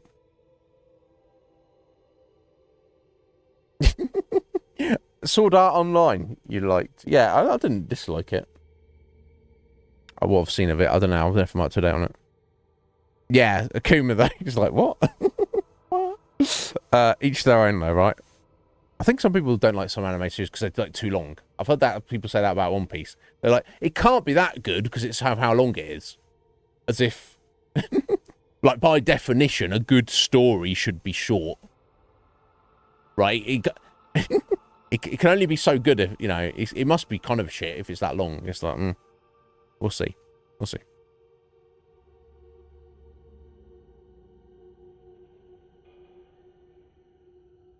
Right, yeah, right. Do you think so? Is that very off-putting to you, Red Mage? I love the cringiness of like that weird Japanese culture. Yeah, it's either for people or it's not. That's Red Mage. I'm gonna be watching it soon, buddy. I've got a few things racked up, and that is one of them. Yeah, I remember I said a while ago I was gonna put it off until it's all finished, but then I saw it was actually they've actually split up into like, you know, it's one big story, but they've split up into like 12 episode chunks. Like, here's the season 1, here's the season 2 of it, and there's season 1 and 2 out of the minute. So I will watch it like that.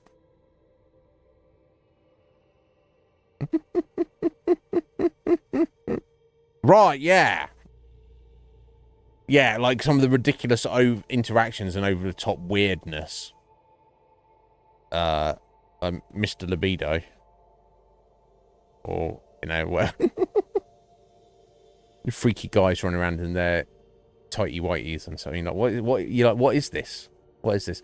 Yeah, I feel it's like, I don't know, it's either something you get or you don't get. Much like Star Wars. It's like, so there we go. I don't know though, because I grew up with Rambo and UFC slight as well, and I still, you know, it's what it is, right? Yeah, it's always difficult though if someone that says to me like, what can you recommend as like a starter anime to like kind of like something that you might enjoy even if you're not into, yeah, there's definitely like non-weeby anime. It's like Cowboy Bebop's a good one. Samurai Champloo is pretty, you know, it's like got a more historical setting. It's a bit more gritty. I guess Attack on Titan, although it's not to my particular taste. It's very, it's weird, but it's not the cringy anime thing that you're refer. I know exactly what you're referring to.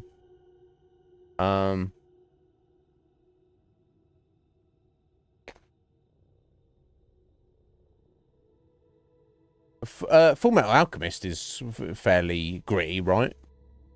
That's not too much weebiness to it.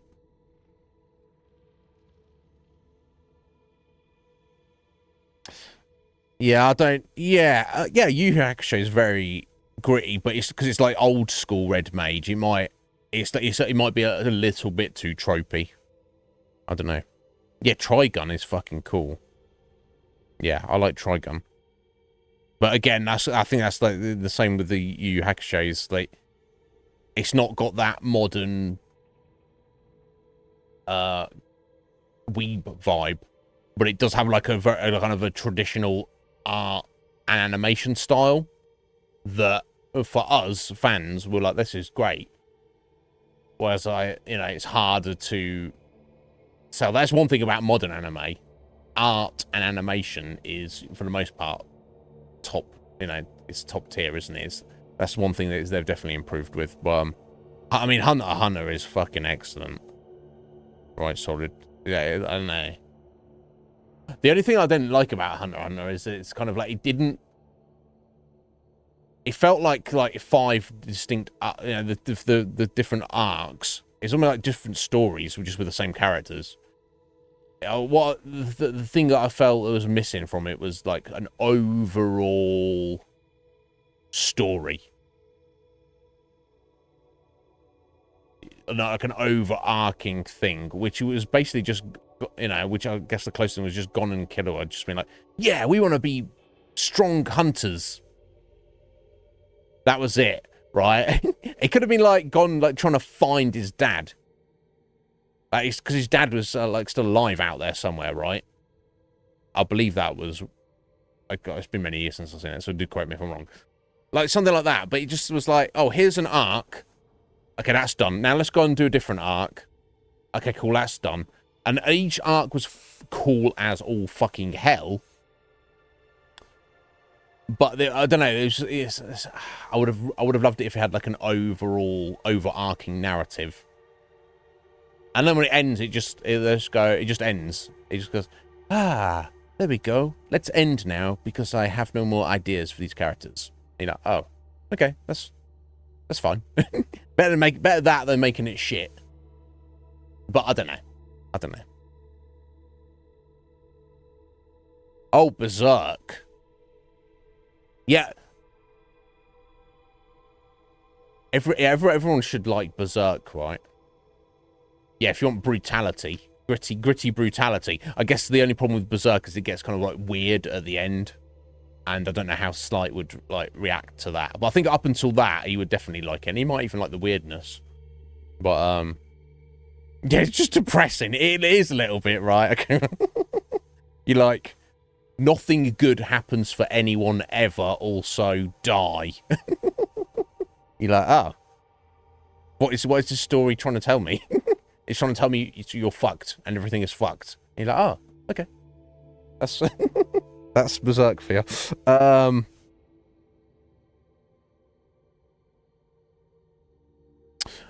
Mob Psycho is pretty cool. Yeah, Red Mage. I wonder if something like that would pique Slight's interest.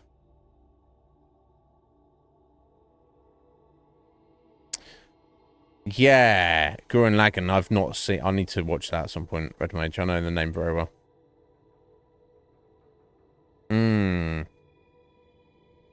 Yeah, no doubt. Sorry, there's a reason why Hunter x Hunter is on the top of most anime fans' lists. Like, it's up there. It's always included in the conversation. Nobody dislikes Hunter x Hunter, and for very good reason. Like, episode to episode, it is so incredibly engaging, and you're constantly rooting for Gon. And you're like, he's such a good guy. For sure. Like I say, yeah, that's like just a minor criticism. I just wish there was like an overall story. But you know, I'm just asking for too much.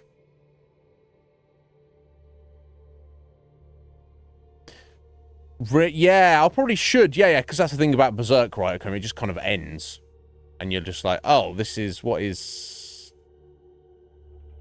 Yeah. Whereas if I understand, there is more to the story, isn't there? Yeah. What's the Yeah, Slight Studio Ghibli movie. What's the one?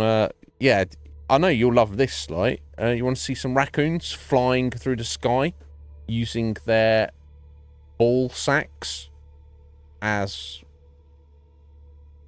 to fly around? I know you wanted to do that. You've always wanted to jump off a building and use your own, you know, testicle sack to fly around. Slight, yes, that's what you want to do, isn't it? I don't know. Everyone tells me, like, Studio Ghibli, it's amazing. And the few I've seen, I'm like, yeah, of course the art and animation is, like, top tier. But I'm never, like, fully, like, really caring about the story and the engagement of it. But then again, I've not seen too many of them. So I don't, you know. Maybe I need to make a point. And also because they're movies as well. I'm terrible at watching movies. Anyway, let's stop talking about weeb shit. Gungrave is fucking excellent, in my opinion. Yeah. If yeah, that's a good call actually. If Slight watched Gungrave and was like, no, I don't like anime, fuck this shit. He's like, I don't like this. Then I might just give up and be like, because it's like got that cool, gritty. It's like about the mafia, calling out loud. Well, you know, a version of the mafia with like superpowers involved. And it's like, you know, it's dark and it's edgy. Yeah, Gungrave's fucking cool. Those you if you haven't seen it, if you're an anime fan here and you haven't seen Gungrave, you gotta check it out. It's not like, you know, it's not breaking new ground or anything. And I believe it was originally a PS2 game or something. And they were like, oh, this is cool. Let's make an anime of this. But yeah, you're right. Okay, I fucking love Gungrave. How do you not like it? A Silent Voice. I don't know that. Red Mage. Would he like that? I don't know. Anyway, he's already left. He's like, can you guys stop fucking talking weeb shit at me?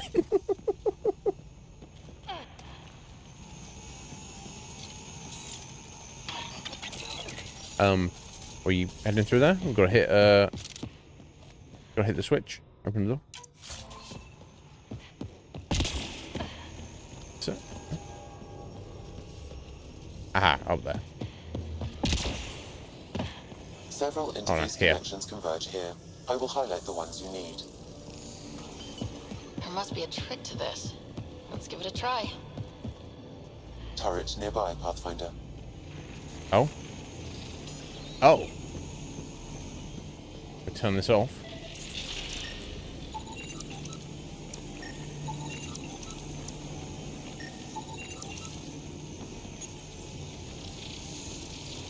Or use it? Nice when they're not trying to kill us. I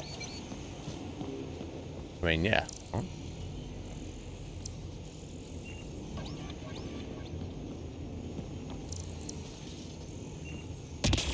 I want that.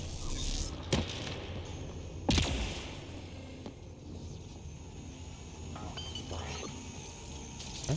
We doing this one? This one?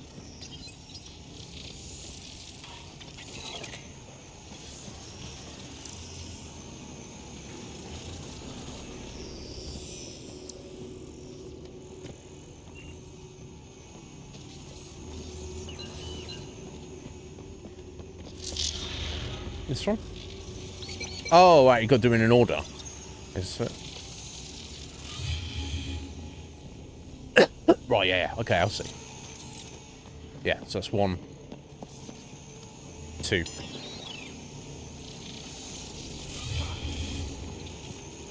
Looking at these little things going around, and then this one should be 3.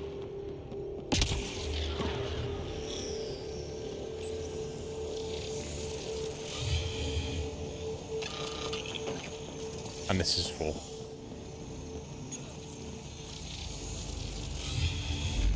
Well, that gets us a step closer.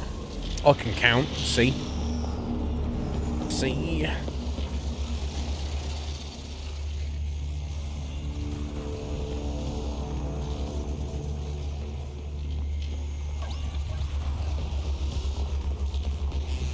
Yeah, you know what? That's one thing I often think about Solid.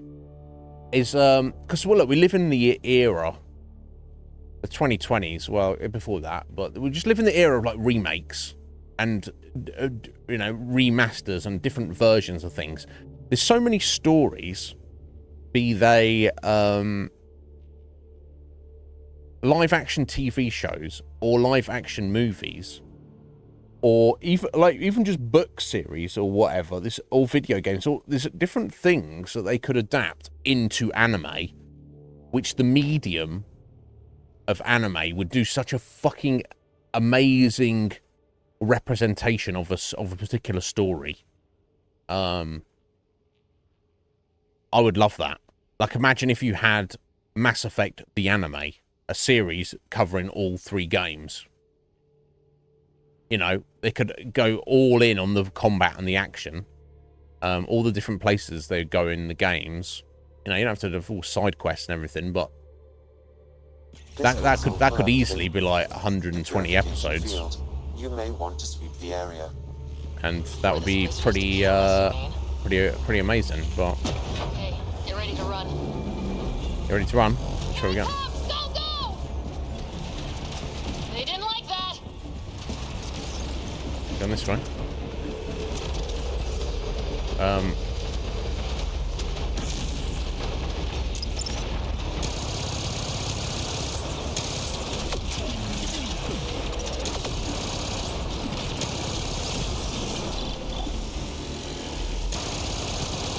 trying to run here because I want to die otherwise, right? Unless I have to kill them all. Closing in on us, move! Oh, right, okay. I had to wait for the door to open. Okay. These For remnants reasons. don't quit.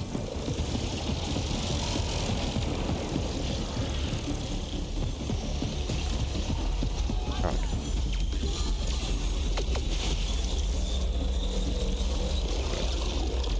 Man, never gets less terrifying. Let's get out of here. Pathfinder Rider, are you there? All our instruments just recorded a surge. Yeah. What happened? Save the planet. Bounce back up. We did it. That's a jest. It can't be. That's not a jest. The vault going through a reset would explain all the readings. I can't wait to hear all about this. Come back to Pilar. We've a lot to discuss. Alright. I told you I'd do it. You doubted me.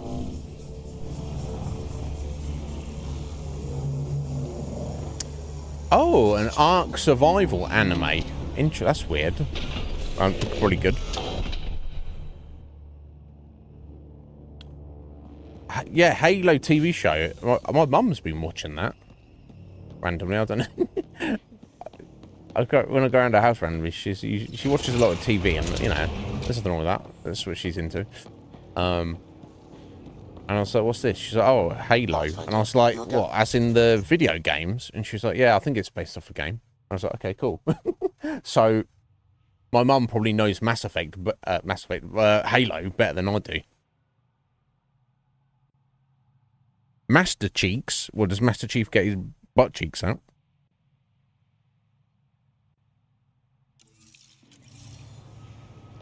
Can you imagine? I bet when Master Chief gets in the shower or goes to bed or gets laid, he takes all his clothes off but keeps his helmet on, right?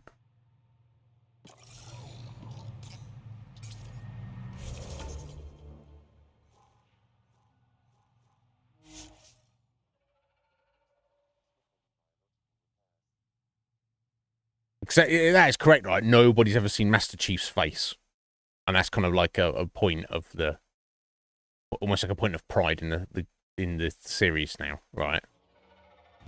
So wouldn't it be hilarious? Because everyone just assumes he's like this badass hero. Everyone assumes he must be like some handsome dude. What if he's like ridiculously ugly, and he just takes his helmet off one day, and everyone's like, "Oh, Master Chief, what the fuck?" They're like, who are you? And he's like, "I'm Master Chief." And they're like, "No, you must... But you're like a hero, so you must be good looking." And he's like, "No, fuck you. I'm ugly as shit, and I'm the hero. Go fuck yourselves." I'd be very impressed if they did that. If one day Master Chief, if they actually did a face reveal, and he was ugly as fuck. I'd be very impressed with them. They wouldn't. If they ever got a reveal, he'd be like super handsome, wouldn't he? Of course he would. An alien, let down. able to use Remnant. Never thought I'd see such a thing. Oh, you know. My aunt had a Remnant artifact she learned to open and close. No, Pathfinder Ryder, you have done something remarkable here today. Yeah, he's with his helmet on. I failed. What are you doing down here? Renewing old bonds. Talking to you was enlightening. I saw an alien working for us when we had given up.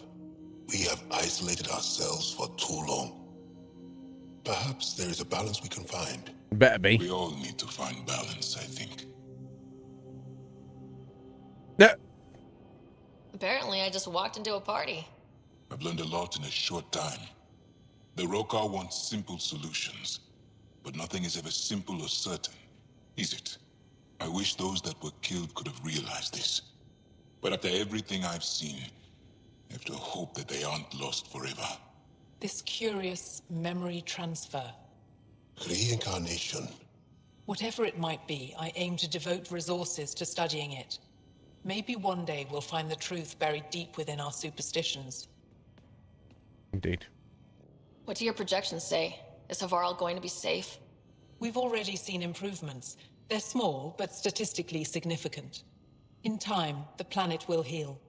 There is some space here at Dar Pelev, and we'll need extra hands to monitor Havarl's situation.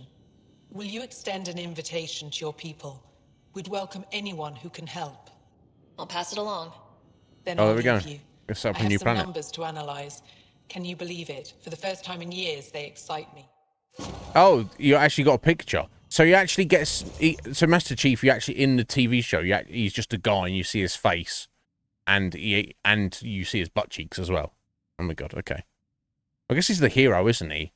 And that's the thing, when they're making a live-action TV show of, you know, popular nerd culture IP, they don't care about the nerd culture so much. They want to try and make it appealing to a mass audience.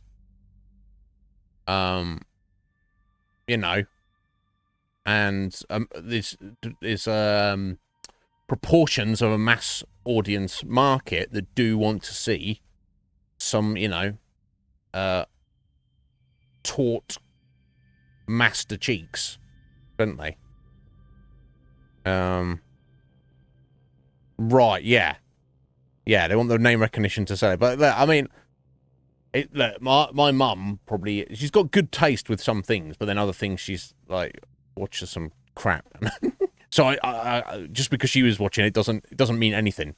Could have been amazing, or it could have been absolute trash. I don't know. Either way, so that means we're set up on the planet here. We've got 80% viability, and I don't have any other markers to do anything here. So there was a lot to do here for sure, but unless we're oh okay, got a random quest there. Return to Sage Ahmad. Okay, before we leave. So unless we go into orbit and go to a different section on the planet, we've done everything here on the file. And colonized the Angarans.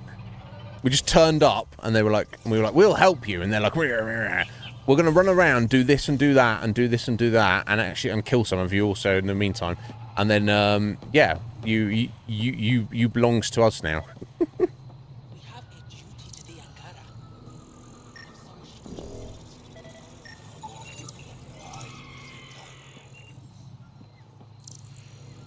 What else is going?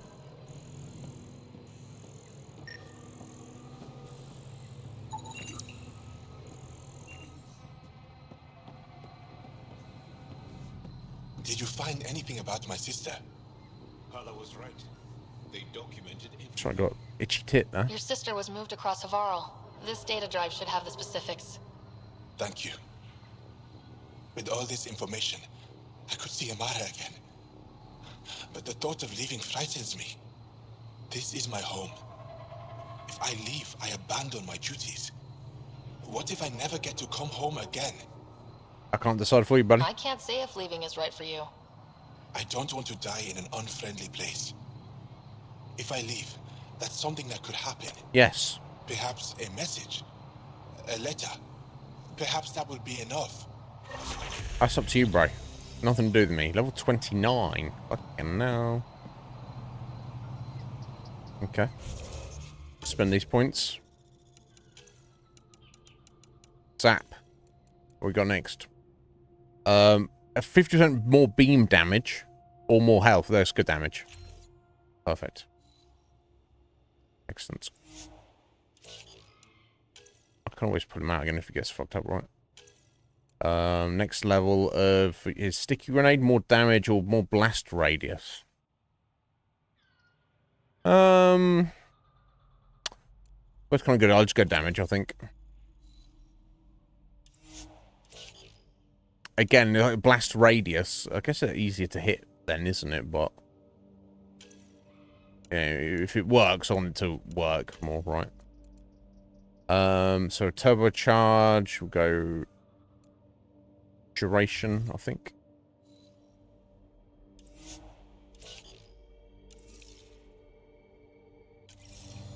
Right. So I mean, I guess we have done everything.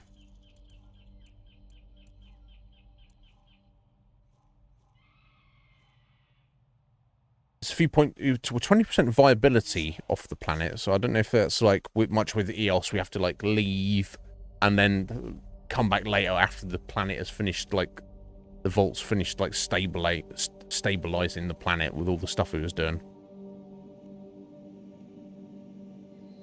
Oh, you seen it, Ritz?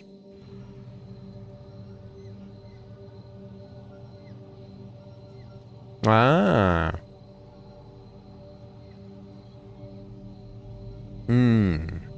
Okay, that's cool.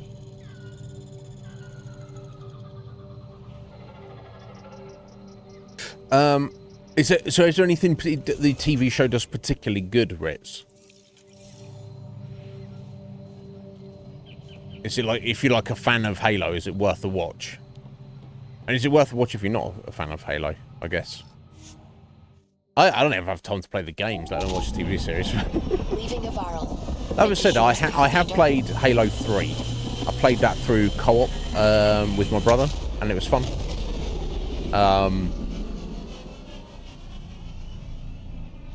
Maybe I'll play the others in the future. I don't know.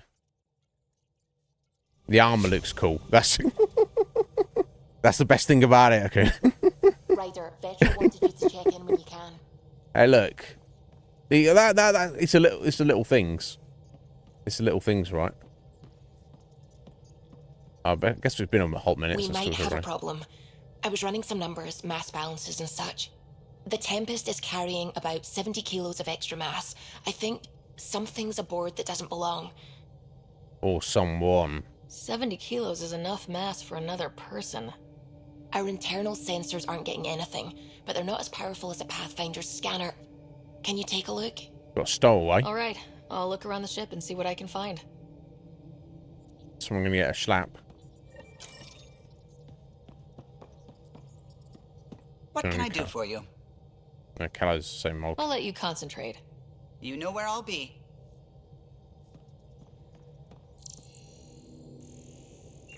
I don't know if I need to scan everywhere, but let's check any emails. Here we go. A Val science team deployment.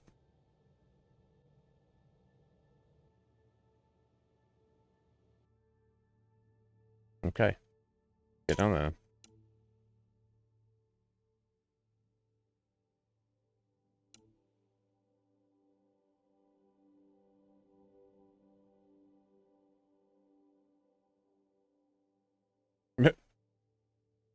From Liam.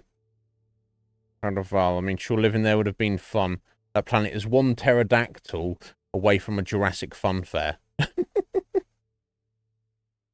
What we did for the Angaran, though, will go a long way to making us good neighbours and colonists.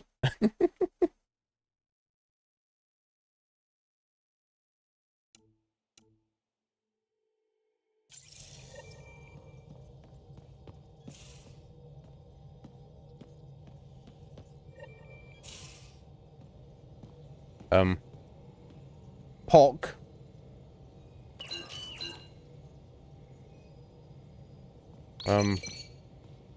It's just something PB was working on. That's not Zap, is it? Okay. And I think they would have noticed if a fucking random remnant was just chilling in that room there. Right? They would have noticed that.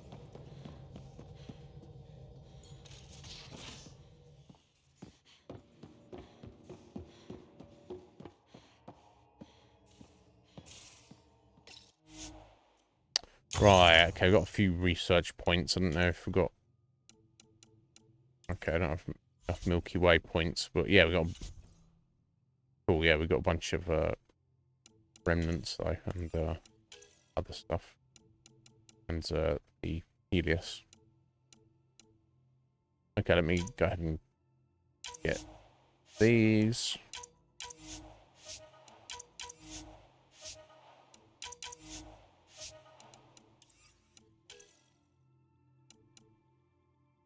Remnant arm. I wonder if that's any good. That's not what I'm going for specifically. Ooh, sweeper assault rifle. Through a 3-round burst.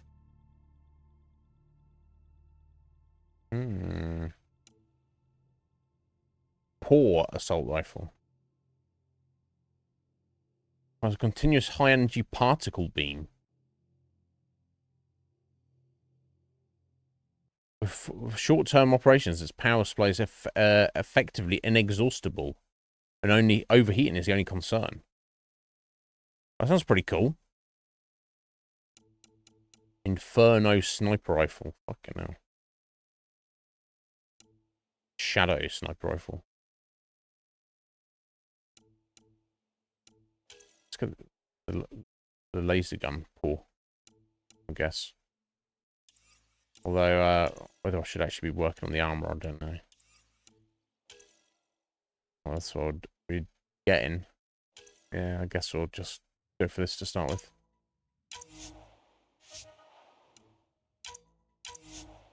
I assume by the end of the game, I'll have all the research data to do everything, in theory. Let's see, right. I think I've got all the augmentations here. Yeah.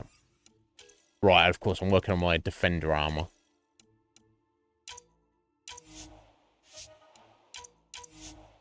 Okay. Required level 30. Well, it's not really long before we're level 30, so... and I assume we have the materials for that. Nice. So I need about, what, another 135 research, Helios research data. And then I can research that, and then I will have the materials to make that. And then would be like, presumably the next level by then as well, so I could actually use it. Which is pretty cool. Obviously still need to make the helmet, but...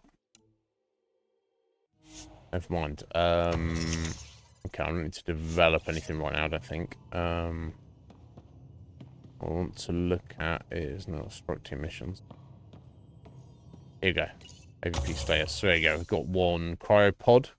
I've got stuff to collect as well, haven't I? Nice.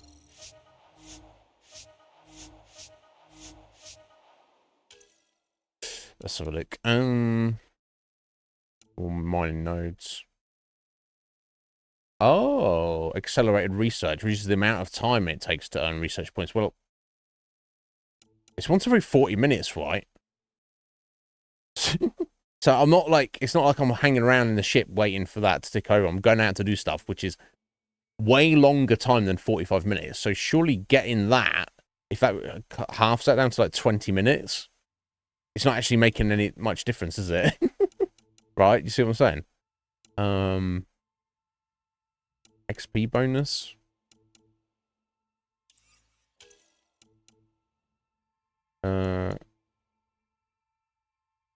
Okay, let's get that one. No, actually, I don't even know if I need money desperately.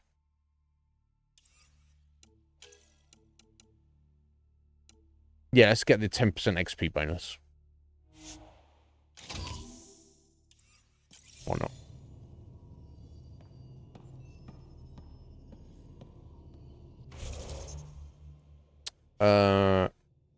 Okay, let's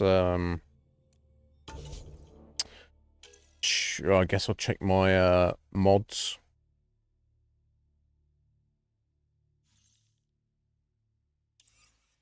I'll look at the right thing. No, you can only do that at the loadout, can't you?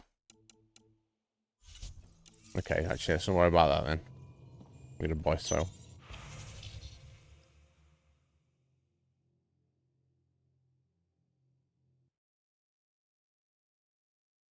Right, yeah.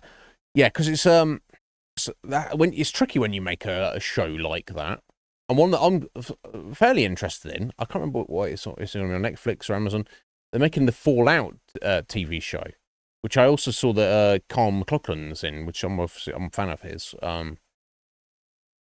So they've got to walk a weird tightrope, haven't they, between keeping it accurate enough to the source material to keep the fans happy and engaged, but it also has to appeal to a mass audience as well. Sometimes straddling that line can be tricky. Right, yeah. Rich, yeah. So the things that are wrong with it are only wrong with it if you're very familiar with the source material. Yeah. Oh, damn. Sorry. I want to...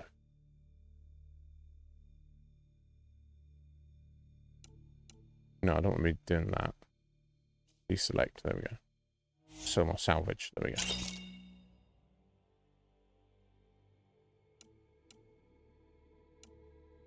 Buying that. No. Right, here we go. I want to get rid of mods here. I don't want a scope. A pistol. Pip cells might be good. Magazine cells, rather. Oh no, I think I've got damage bone or something instead of them.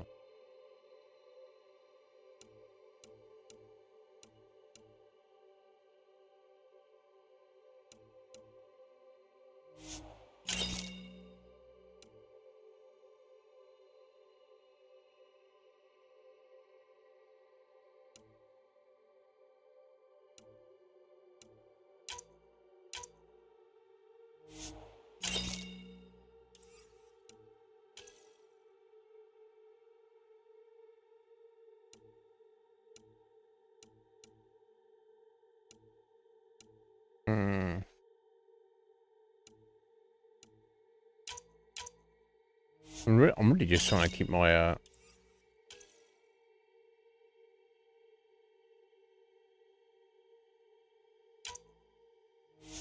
inventory relatively tidy, which is not really seems to be a problem in this game, right?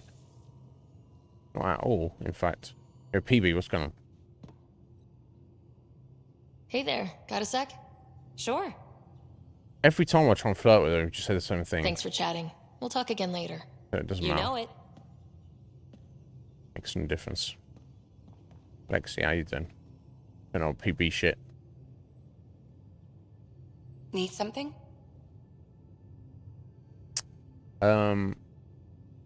New memory fragments. What am I asking about these? I ran across another memory fragment. Dad made Sam for Mom to cure her. We're talking to Lexi I knew about that this. was part of it, but You didn't know it was the driving force. he gave up everything trying to save her. You didn't realize how important his family was to him? I guess not. Maybe that's what he wanted you to see. Maybe. I saw another of Dad's memories. I was in this one. Scott, too. We were home visiting. Dad told us about going through the Charon relay. So you got your sense of exploration from your father?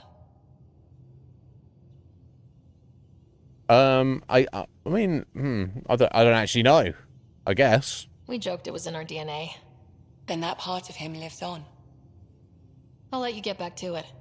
I'll be here if you need me. Oh, thank you, Lexi. For reasons.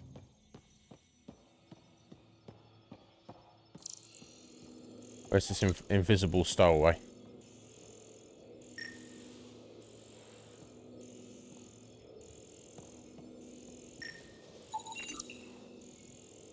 Not in here, apparently.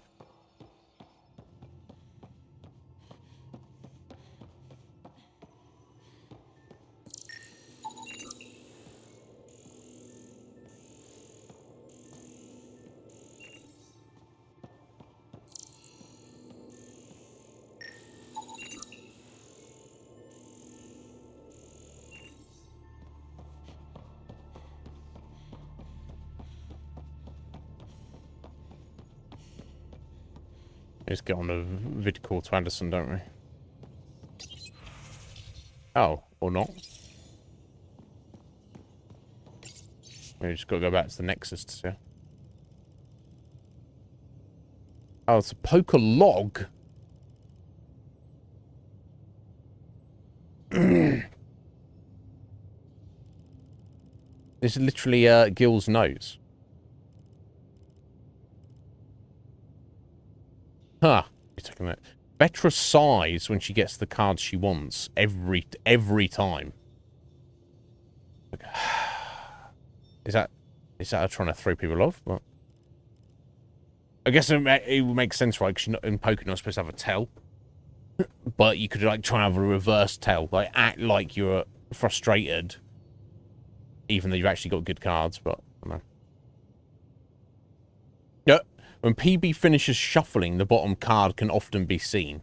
That's not good, PB. Drac might be the easiest to read, but try not to say anything that suggests this. In fact, say the opposite. He gets even sloppier when his ego's been stroked. Alright, so if you're like, Drac, you're doing really well tonight, aren't you? And he's like, yes, I'm a Krogan, so yeah, of course, I'm doing good. And then you beat him. Cora has yet to bluff. Might not be in her makeup. Yeah, this is me. I'm terrible at poker. I can't even play it properly because it's like. So if I've got good cards, I'm just like, yeah, raise, motherfucker. Like, you know, I know I've got good cards. But if I've got bad cards, it's like I don't not bluff, but I don't know what to draw the line. You know, I'm either gonna just be like, oh, my cards are shit, so let's fold. Or I'm going to be like, just, okay, we're going all in bluffing. I have to pretend like I've got the best cards, even though I don't. Obviously, you know. I'm just not good at it. Not good at it. Giles got real potential, apparently.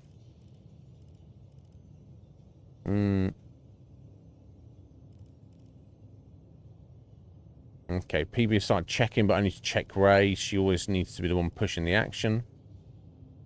No, Drac thinks staring at me will tell him something. Think I'll blow him a kiss next time. Perfect. Vetra's getting upset. She doesn't show it, but it's obvious. Oh, bless you, Vetra. Cora still won't bluff. She's too risk averse. Even with a good hand, a strong bet will get her to lay it down. Giles' inexperience is an advantage. He's hard to read. No.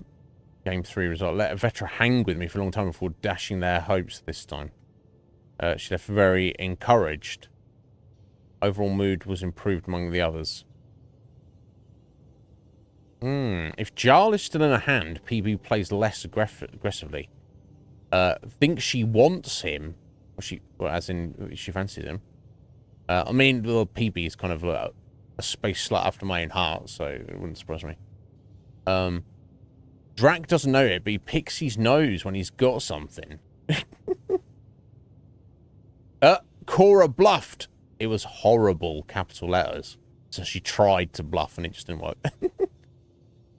2 or 3 hands, Jarl had me sweating. He's only just started, and he's so much better than Vetra. Okay, wow, okay. I'll continue onwards. Took Vetra down first, still undefeated. Showed all 7 bluffs that worked on Cora. Want to see if we can goad her into playing looser. Called PB's hand 4 times. Maybe she'll start slowing down. Scared of Jarl. What the fuck, Gil? Game 5. You want easy money. Jarl is clearly better than anyone else, especially Vetra. Plan worked. Cora actually bluffed once. It was horrible still. She was so uncomfortable. Vetra played much cagier after being destroyed last time. I want to keep telling her she's dangerous. More fun when she's in a good mood. He doesn't seem to care. I've demonstrated that I know exactly what she has. She still bulldozes away. I'll keep flashing the red cape.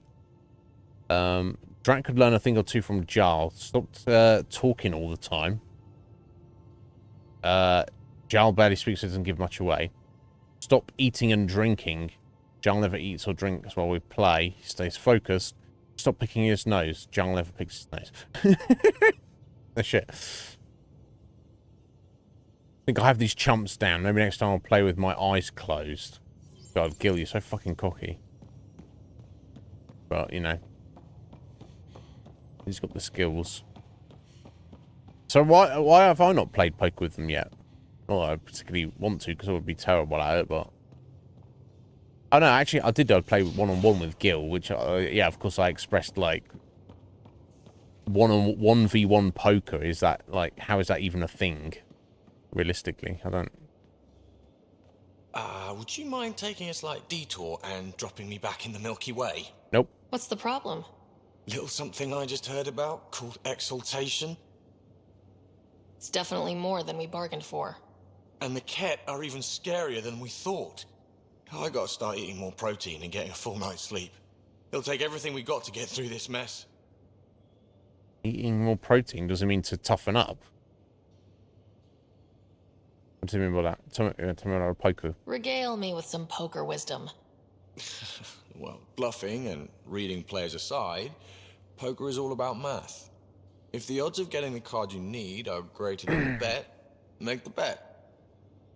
That's simple enough.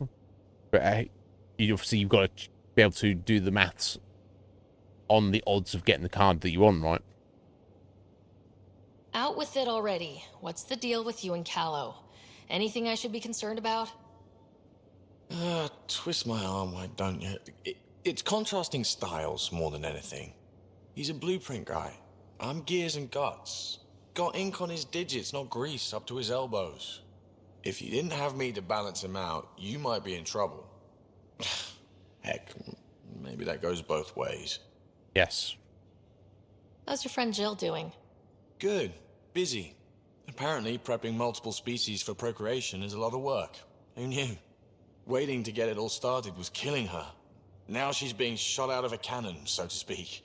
Well, she should be, like, not making new babies. We discussed this last time. Why is his friend Jill making new babies when she's got people in the freezer?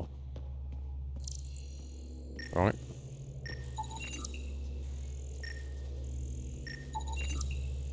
All the mass readings in here are normal. Of course they are. Something up. I hope not. You got a stowaway.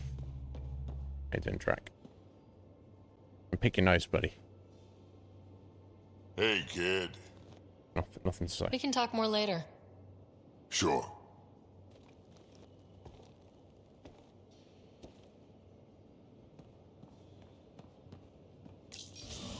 I don't know. I'd put that down there. I could just throw myself off there. Come on.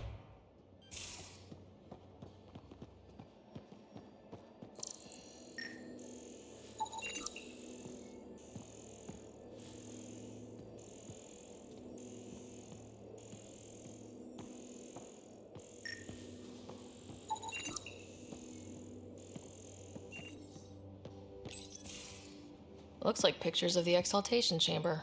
Yeah, the Ket are using some Angaran-made medical equipment. Could be a lead. I just want an edge on those Ket bastards. If they ever got their hands on Sid, I'd... Well, imagine if it was Scott. I don't know what I'd do. We're all that's left of our family. Same here. Sid was so little when our father left, and I was... well, her age now. You raised your sister by yourself. That can't have been easy. Had to. I waited forever for our father to come home. He never did. He was involved with some bad things. Bad people. Eventually it caught up to him. There was nowhere to run. Not like a whole new galaxy. Is that why you came here? When you're young and stupid, you make bad decisions. Piss off the wrong people. That sort of thing never goes away. Not for you, not for the ones you care about. I don't want to not come home one day. Oh, I'm gonna try and hit on Vetra. I don't know if she's interested. We'll find out, I guess. Or Stellar Blade. I don't know. You're too tough for that. Come on, you're strong, smart. It'll take a lot to keep you from coming home. Strong, smart, but maybe just lucky. Luck runs out on you. I won't. I have a good feeling about you, Ryder. Oh? I should get back to work. Talk to my people, see if they've heard anything. Do you want to make out? Chat later? Something really tricky to make out with Torian. They got like kind of weird jaws and mouths, haven't they? But, you know, you won't know unless you try, right?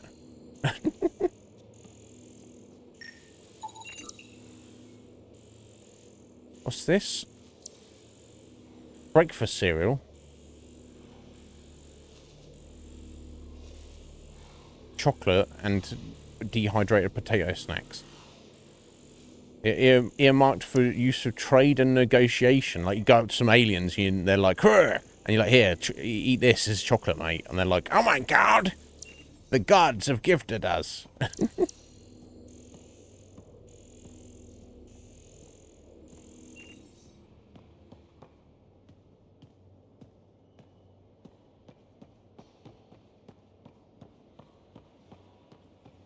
Right, cool, what's going on?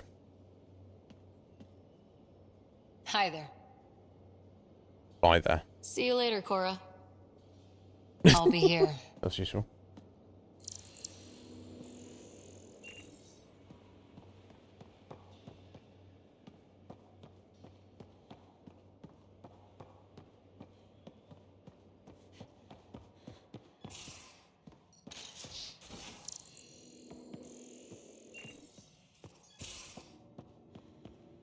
Are you happy here? I'm too busy to be happy. You still have questions. I'll try to answer them. So, exaltation is how the Ket reproduce. How did you learn that? They're proud of it. They welcomed us and spoke of it openly. Oh, right. That sounds cool. We were becoming them. To the Ket, all other life is inferior. Even, I suspect, humans. No doubt. They're going to a lot of trouble just to make baby Ket. I guess it's also a way for them to control their evolution. They incorporate only traits they value, and unique adaptations they don't possess. So what are the chances the Ket have exalted other intelligent species? Somewhere? I'd say those chances are excellent. Cardinal said she had the Archon's DNA. So was the Cardinal exalted too? From what they described, I think they can be exalted multiple times. They strive always to be greater. And the Archon's DNA somehow plays a role in all of it.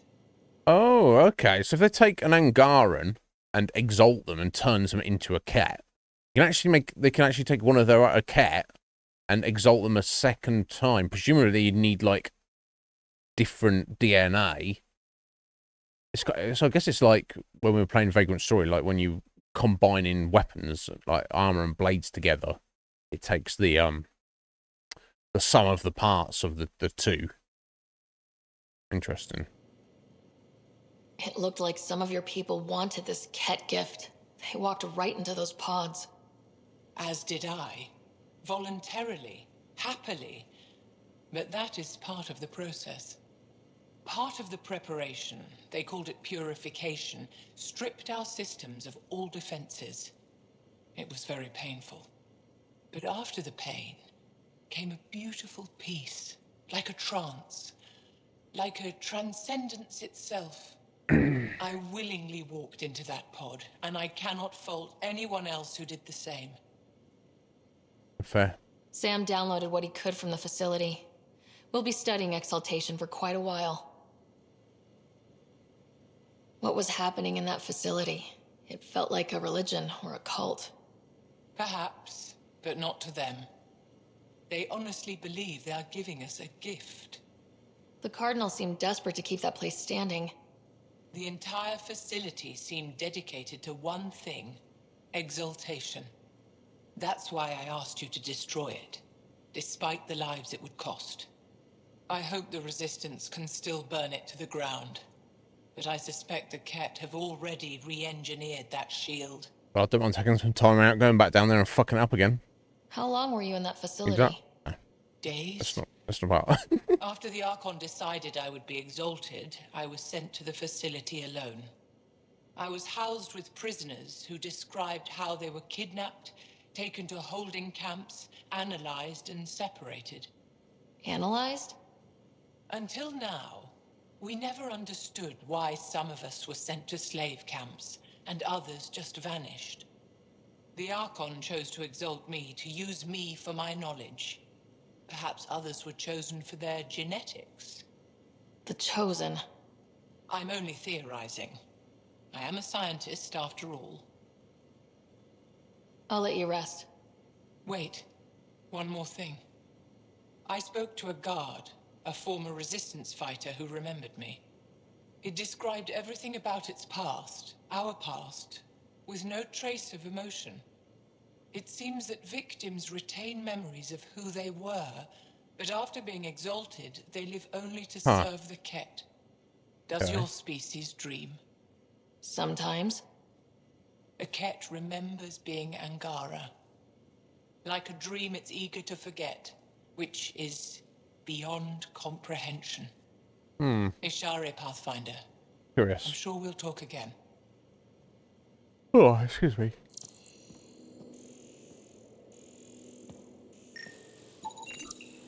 Everything here looks normal. No stowaways, no extra mass.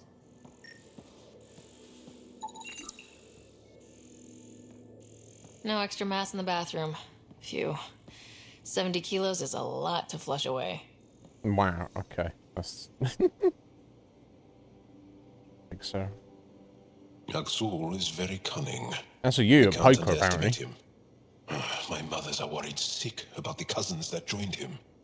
I'll see you later, Jal. Stay strong and clear. Yeah, poker. Has Liam not been playing poker with them?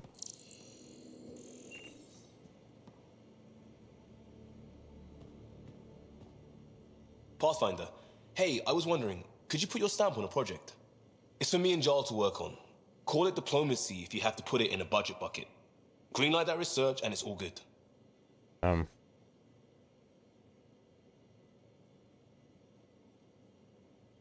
Yeah. Just wondering what you think of how I'm doing at the job. I'm committed to the initiative. I guess it was not something You're I actually Pathfinder. had to sign off It's as on. simple as it gets. I already asked Liam Barely about covered himself, how you right? joined. Tell me something about yourself.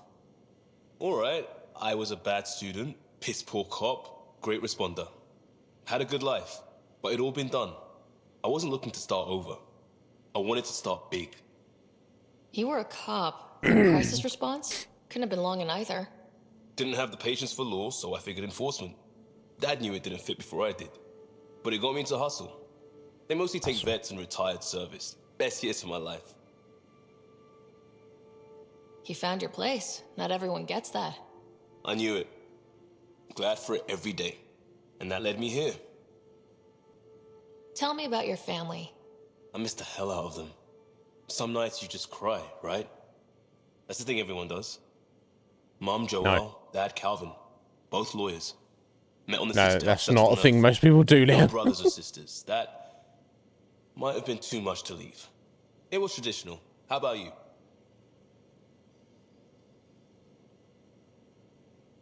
Traditional is a weird term for family. Like normal. Who's that describe? I suppose you're right. I sure didn't keep to tradition.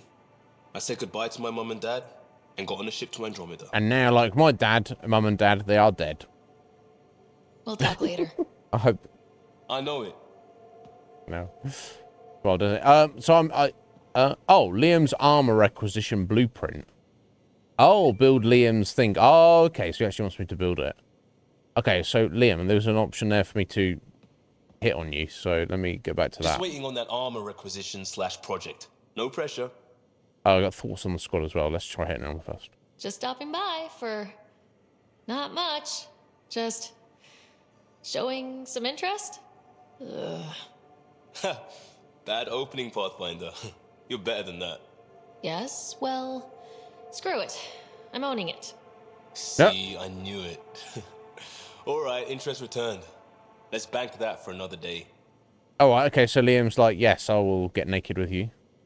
All right. What's your read on the people we're working with? So The squad and crew, they're all fine. they're all You fine. must have opinions. Your opinion's more important. What do you think of your people?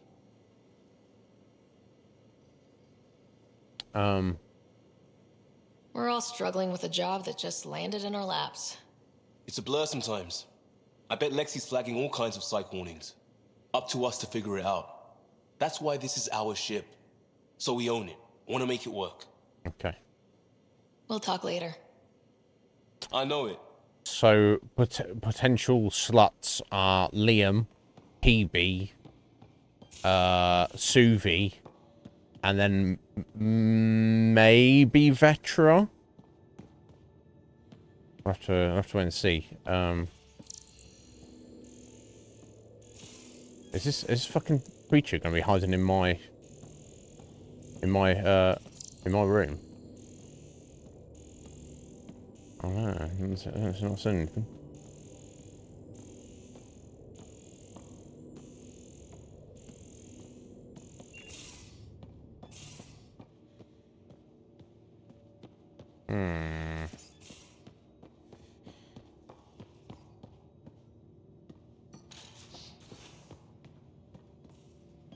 Oh wait, I didn't go into medbay yet, did I?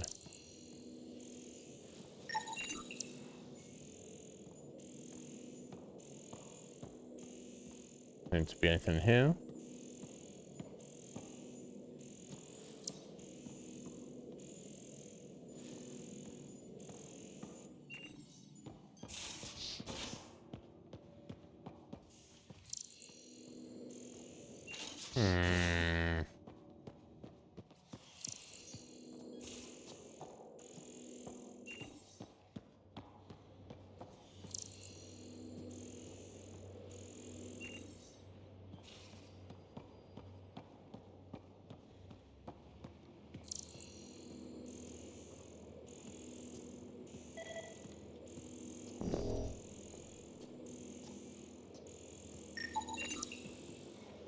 Got it. Oh. Suvi, that Oh. extra mass is behind the storage room bulkhead. Behind it? It The looks fuck? like a construction mech welded right into the hull. Scanning the parts has activated an audio log. I think I know what that's about, Ryder. Come up to the bridge. What the fuck have you been playing around with? Callow. He's like, oh yeah, sorry, I bought a mech and then we didn't know where to put it, so I glued it onto the hull. What? Come on, bro. Don't be doing that.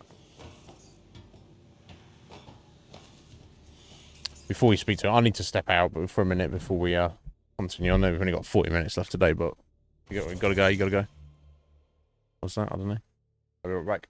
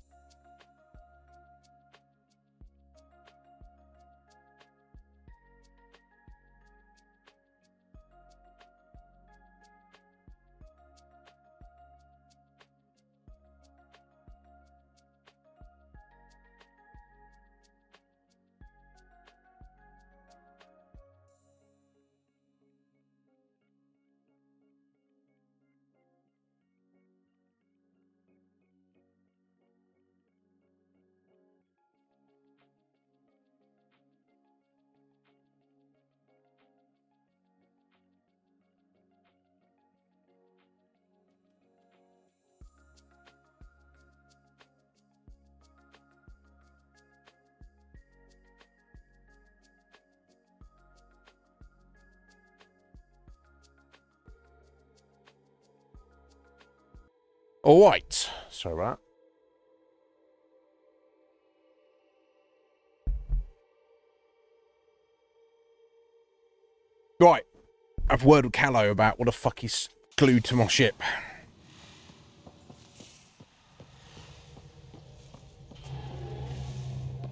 Those parts you found welded in the storage room. I recognize them. From where? Excuse me. They belong to the ship's lead designer, Lucille Diawara. She broke her back during construction. Oh. But Lucille wouldn't abandon her ship. She converted a construction mech into a rig she could wear. All right. She must have welded it into the hull. Her artist's signature. Okay, that's kind of weird. But also fair enough. What doesn't explain though is why Suvi's suddenly like, oh, we suddenly have an extra 70 kilos that we didn't have before. Because if it was welded there, then she wouldn't have noticed it. So what the fuck? 600 years later, the power's run out. Suvi detects it. Sam, didn't you find an audio log with Lucille's rig? Can you play it? Sam found my construction gear then. Well done. One of you Pathfinders got the Tempest. Mason Barrow, Zevin Reka, Matriarch Ishara, Alec Ryder. You were the best of us. I'm great too. Lol. Dad's gone. Makes you wonder how many other Pathfinders made it. We'll find out. It's what you do. Take care of my ship and each other. Whatever is in Andromeda, you're the Milky Way to them. We are such stuff as dreams are made on, and our little life is rounded with a sleep.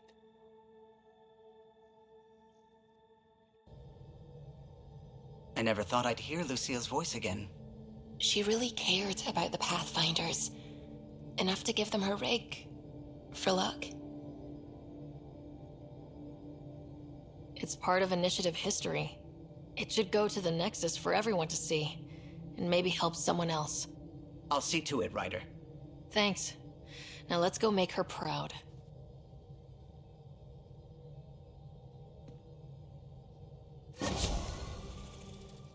Okay.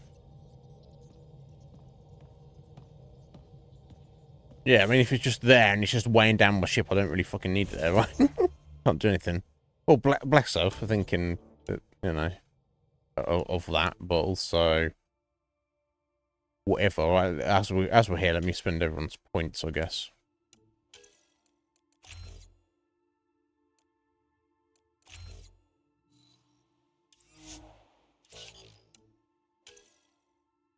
Right. Oh yeah, John veteran at 1 point out for me. You know, Drac, you got a few.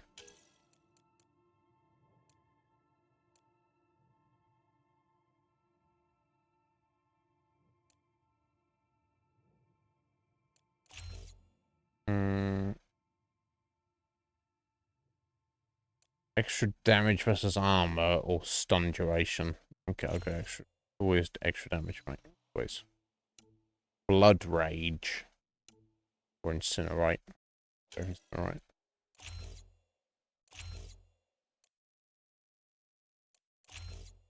Yeah. Doesn't really matter. Actually, I don't know when we're going to use Drac next, honestly.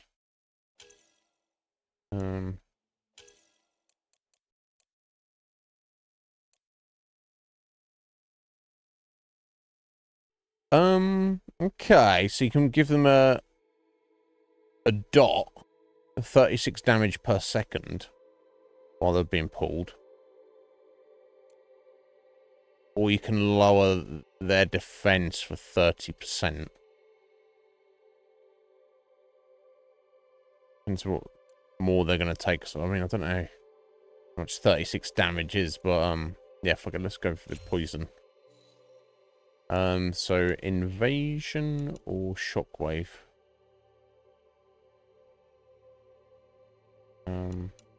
Invasion, I think, PB. Duration. Liam. So we got a few Liam. I don't know we've been taking Liam out all, honestly. Because he's kind of just speed or damage, I guess. Extra shields. Oh yeah. It's do this frag grenade. He's kind of, he doesn't have any particular. I mean, he's got a good attitude. He's a good guy, but he doesn't have any specific actual thing that sets him apart from everybody else that makes me go, you know, like Jarl, obviously I want to take with him when he were doing all of the anything related to Angara. Vetra, I want to take when we were doing anything related to Turians. Drac, I think we've taken out once when we were doing like specific chonky fighting.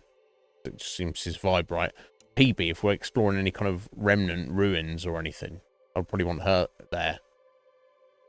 Cora, if we're doing any like Asari stuff, because she's like, oh, Asari, I love them. Right. What reason is there to take Liam with us? Right. What do you do, Liam? You used to be a policeman. Okay. and apparently he wasn't very good at it. Never mind, eh? Okay, so yeah, let's be out, Liam. Let's see if we can build this project thing he wants.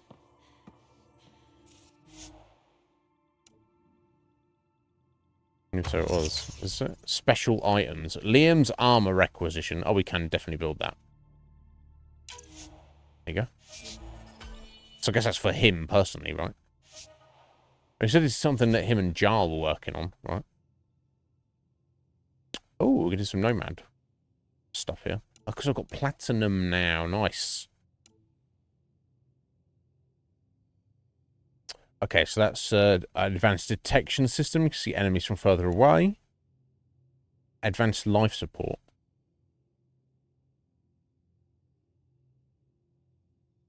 Briefly generate mass effect field around Nomad to shield documents as they exiting the vehicle. Shield reset bonus. Reduce the time it takes for shields to begin regenerating. Torque management. Ah, faster top speed in 6-wheel drive mode. Yes, surely that's the most important. And then you've got vertical thrusters improved. Okay, yeah, let's take the torque management. I guess I'll probably take the vertical thrusters because that's directly related to getting around. Which I feel is the most important of these things, right?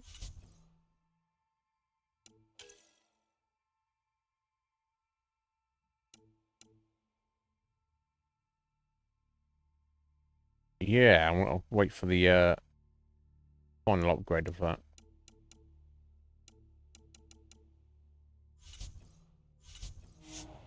Oops.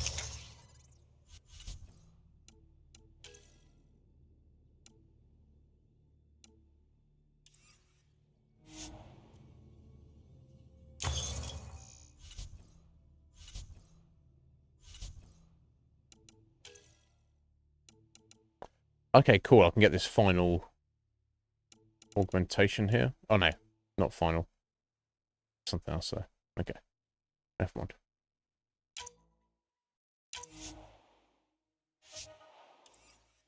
Either way. Okay, now go back and talk to Liam. And be like, here you go, Liam. I've, oh, in his room, did it say? Either way, I need to get down here. But here's your armor, buddy.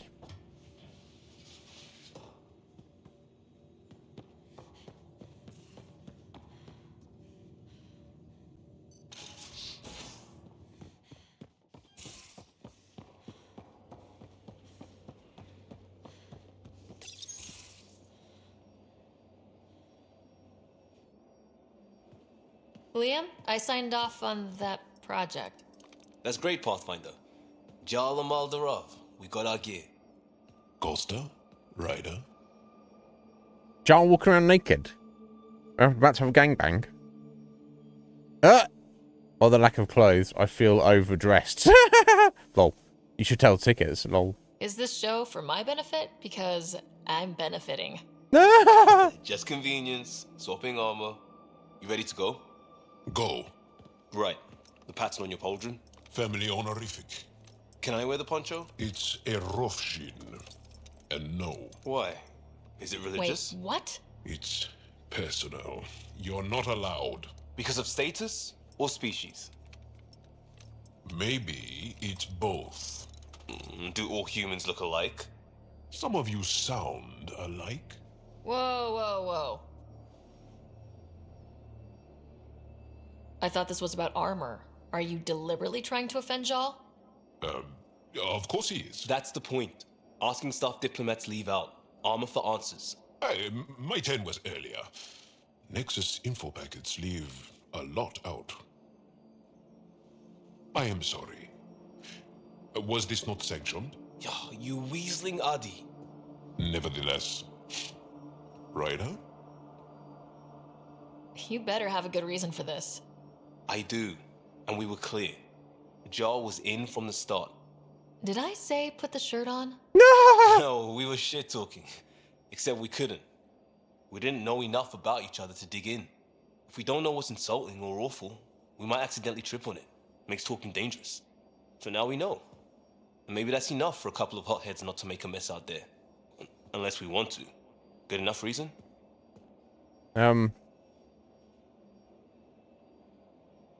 What? So, I'm confused. So he's trying to make armor like Jarl's to better understand him, so then they can banter with each other without offending each other. It sounds convoluted and weird, honestly. Okay, I kind of get the intent. Kind No of. harm, no foul. If Jar was offended, I'd be on the floor. I'll take that kind of honest any day. We have a lot to learn. That's part of what our team is for. Better now than when people's lives are on the line.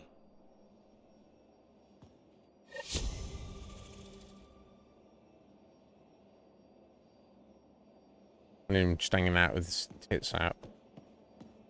Calm down, Liam. Okay, that's that done.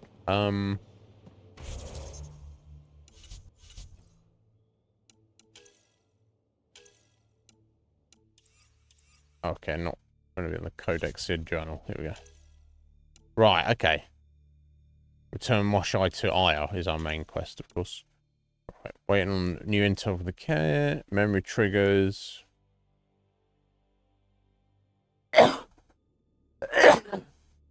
Excuse me. Bloody hell. On hold with Drac. On hold with PB. On hold with Cora. I guess these are probably just... These will tick over when we, like, do the next section of the main quest. Find leads about the Solari Norturian arcs. On hold with Liam. On hold with Jal. Keep an eye out for the Taurian arc. Yeah, we know about that. Right, yeah, what's this one? Contact Director Addison from Haval. Okay, that's the one I missed then.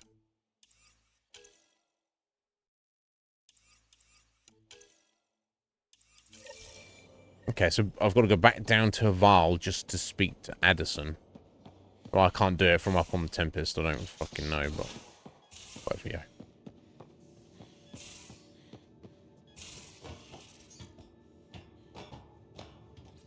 And then once that's done, I guess then we're back to the main quest, right?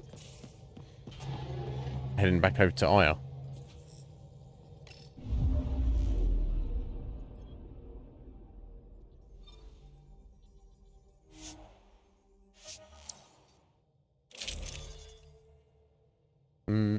So yeah, who should we be rocking in our squad now?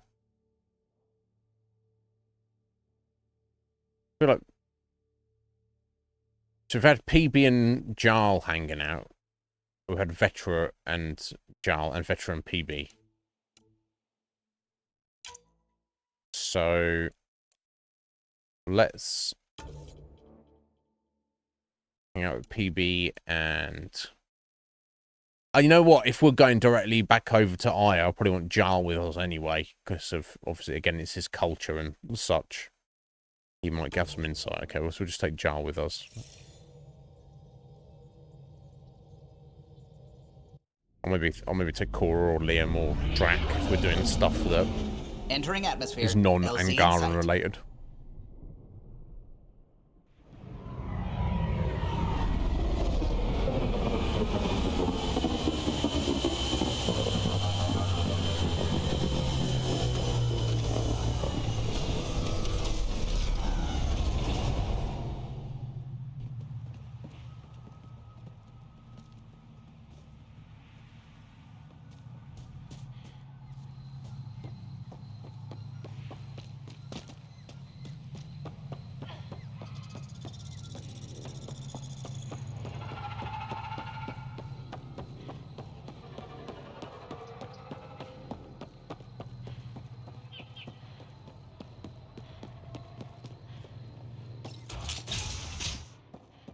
Kieran says Haval would have blasted another cycle.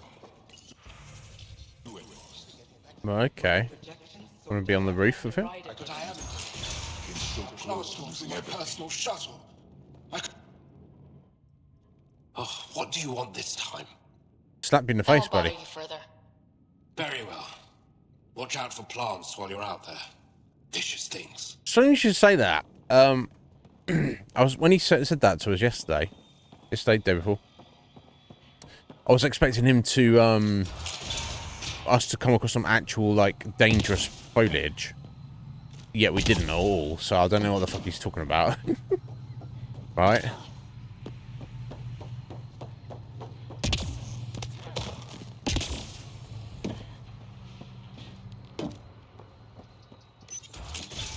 Maybe they were planning to like program that in, but no mutations, no fungus. it didn't actually come to pass. You'll be the pathfinder. Some people Dr. eat plant McIntyre fungus as from a the Nexus. delicacy.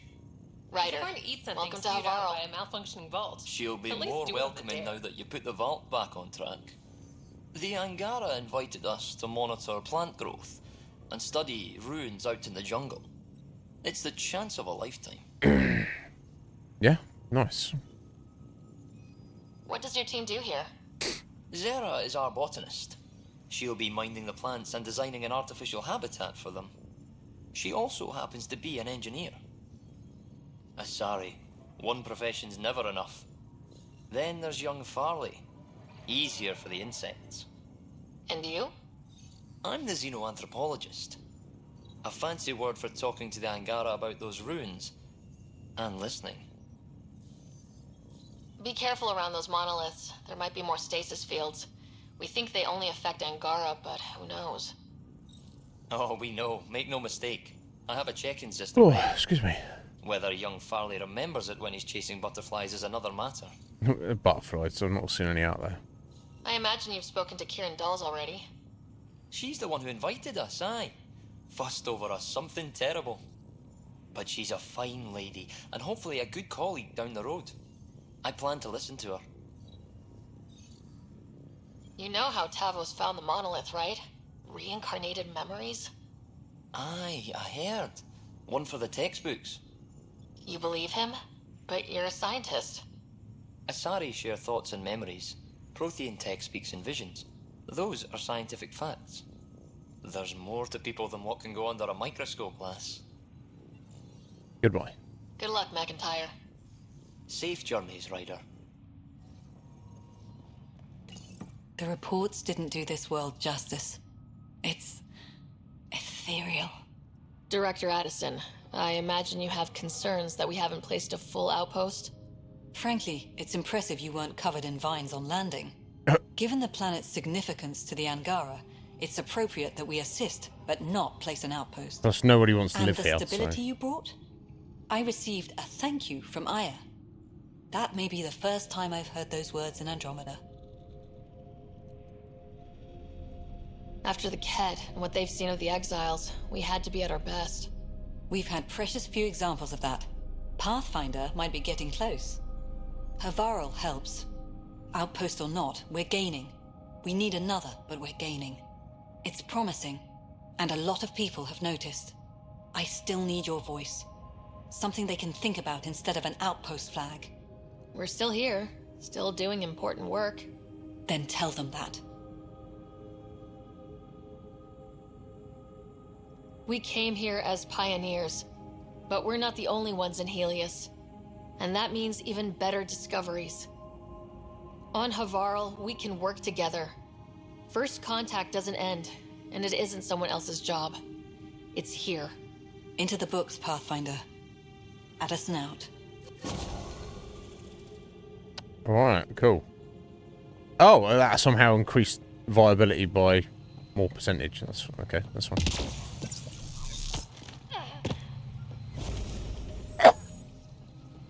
Oh!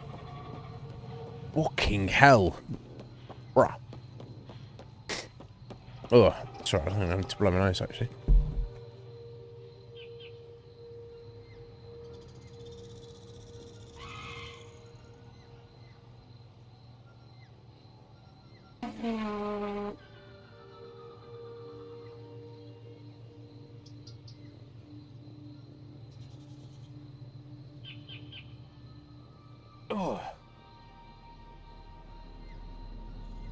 Oh, and I did. Fucking hell, bro. I don't know where that came from.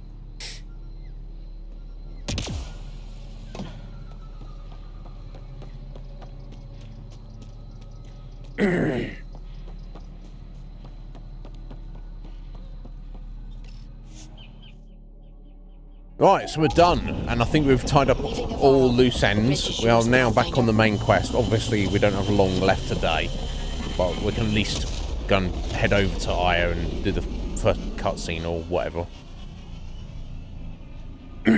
Excuse me, bloody hell.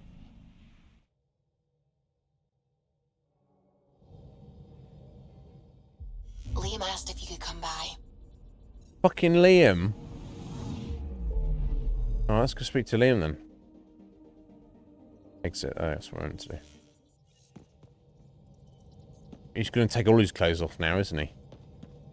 See, Liam's fine, but if I go and shag Liam and then...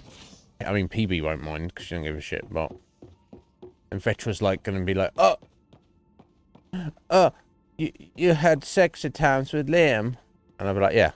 And she'll be like, You have AVP outstanding, Pathfinder. that's not good. Oh, do I? Okay, that's good. Let's spend that then. Oh, yeah, shit. A 2? What the fuck? The fuck, bro? Ah, more research data. Fuck yeah. Yes, please. Yeah. Just the amount of time to earn research. Whatever. Maybe. The other options.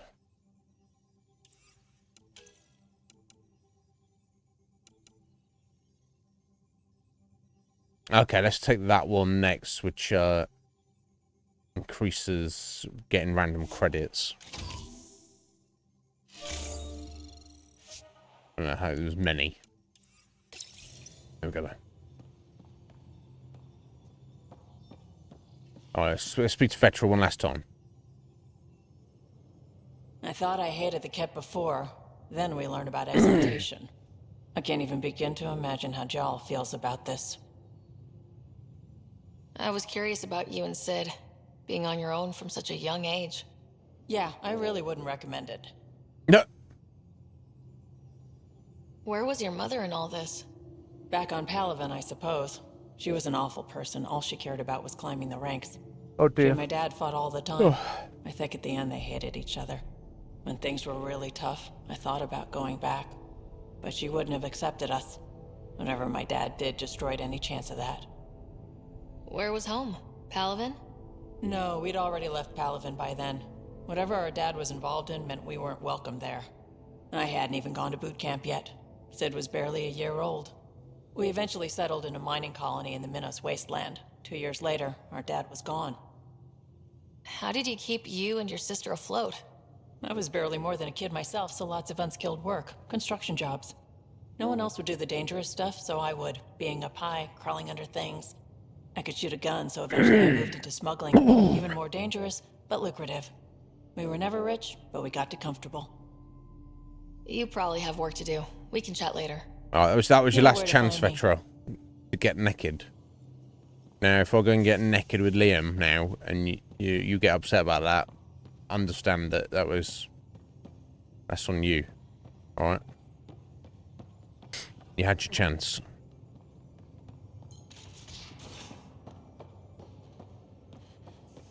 No poker tonight. Reports. Lots of them. But Lieutenant, you can't possibly lose 3 in a row. I know what you're trying to do, and I hate that it's working. No. Lol. How you gonna spend your fortune, Gil? Leave one of there. Liam? You're working pretty hard. All the time. His hips are all fucked up. Started young. Smart little kid. Got angry a lot. Side effect of giving a shit. Liam, what's going on? We found that facility on Vold. Kicked them in the teeth. Great. But the Kett still what people are. Everyone should have a stake in that. Right. So I reached out, trying to get resources moving in a real way, bridge that gap like I did with Jar. I can't get permission coming or going. The Nexus, Aya, everyone is all can't take risks with outsiders. I didn't come here so everyone could be goddamn outsiders. Well, crying about it ain't gonna help, is it?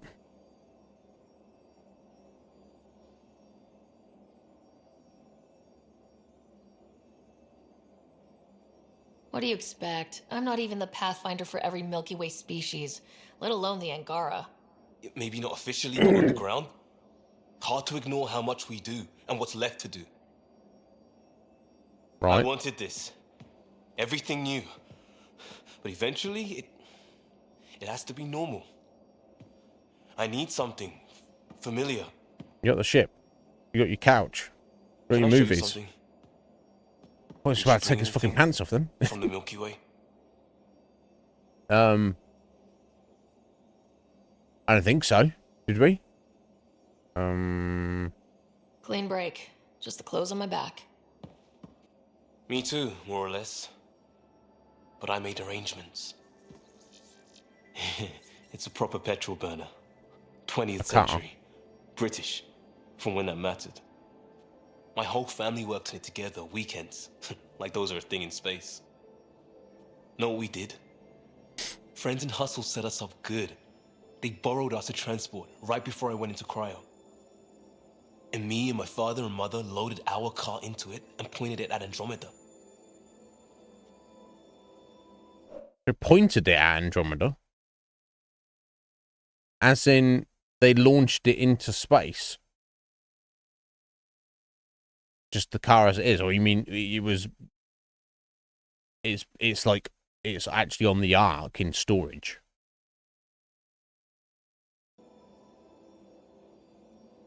I doubt a transport would have a post-light drive. It won't be here for... Right, yeah, what? so literally sent... 2.3 million years at standard light speed.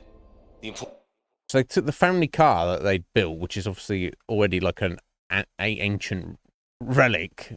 Now, I'm not here to judge, that's kind of cool. But they were like, yeah, well, Liam's going into Andromeda, so we'll send his car there. So it's floating through deep space right now. And it will arrive in 2.3 million years. Okay. That's cool, I guess. Important thing is, it's coming.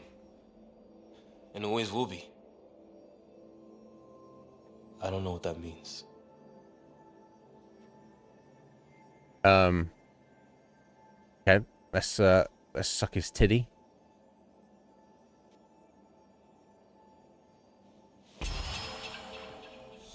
Sexy times. Get in there. On the dirty ass couch. Okay. Seems weird, like we're copping off with Liam first out of everybody. Now Vetra's gonna be like, no. Okay. Maybe that's the idea. Maybe Liam's a low hanging fruit because I'm greedy.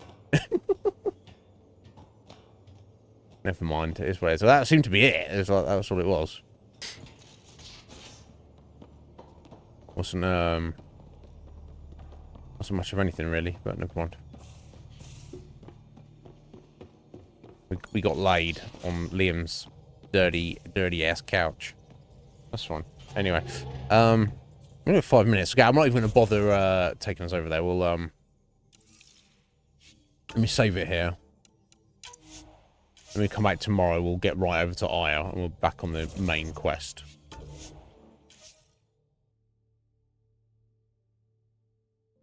Damn.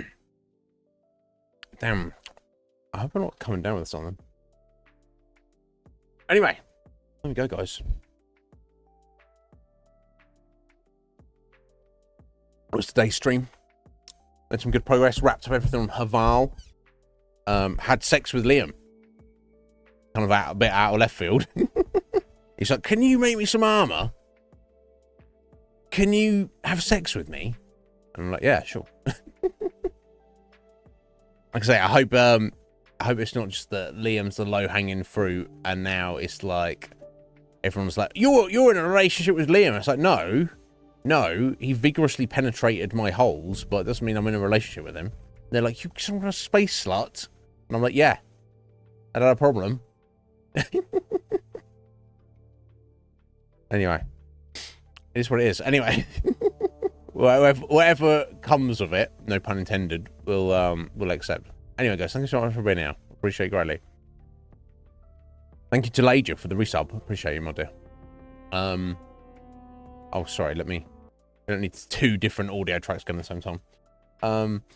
So yeah, I'll return tomorrow, and we'll finally be back on the main quest, having done everything. We'll go back and see Evtra. I can't fucking remember his name. Essentially the leader of the Angara, and he should be suitably impressed. Because we, according to Jarl, impressed him quite a while ago. Even though we're not spoken to him, he was like, oh, damn, yeah, that's good. You've done good enough. Go back and speak to him and he'll be very impressed. We've done above and beyond, as in we've done every single thing we possibly could. So he should be like, oh, damn. Thank you so much. I'll help you out with anything, which is just going to check out Aya's vault to see if we can learn anything. Presumably it's turned on. We're going to get down there and see if we can poke around. So we'll take Jarl and we'll take PB with us. She's the Remnant expert and Jarl's obviously the Angaran expert. And also we're trying to hope to find if we make them happy and help them out. Be like, hey, do you mind if we build a colony on, out of the way on the other side of the planet if you want, but can we be here as well? What comes of that, I don't know, but we shall see. So, guys, thank you so much for being here. I don't know if I'm getting ill. That's what I mean. Maybe get some food. That'll make me feel better. I'm ready for it. Enjoy the rest of your evening, folks. The rest of your day, and I will see you tomorrow at some point. So until then, take care. Bye bye.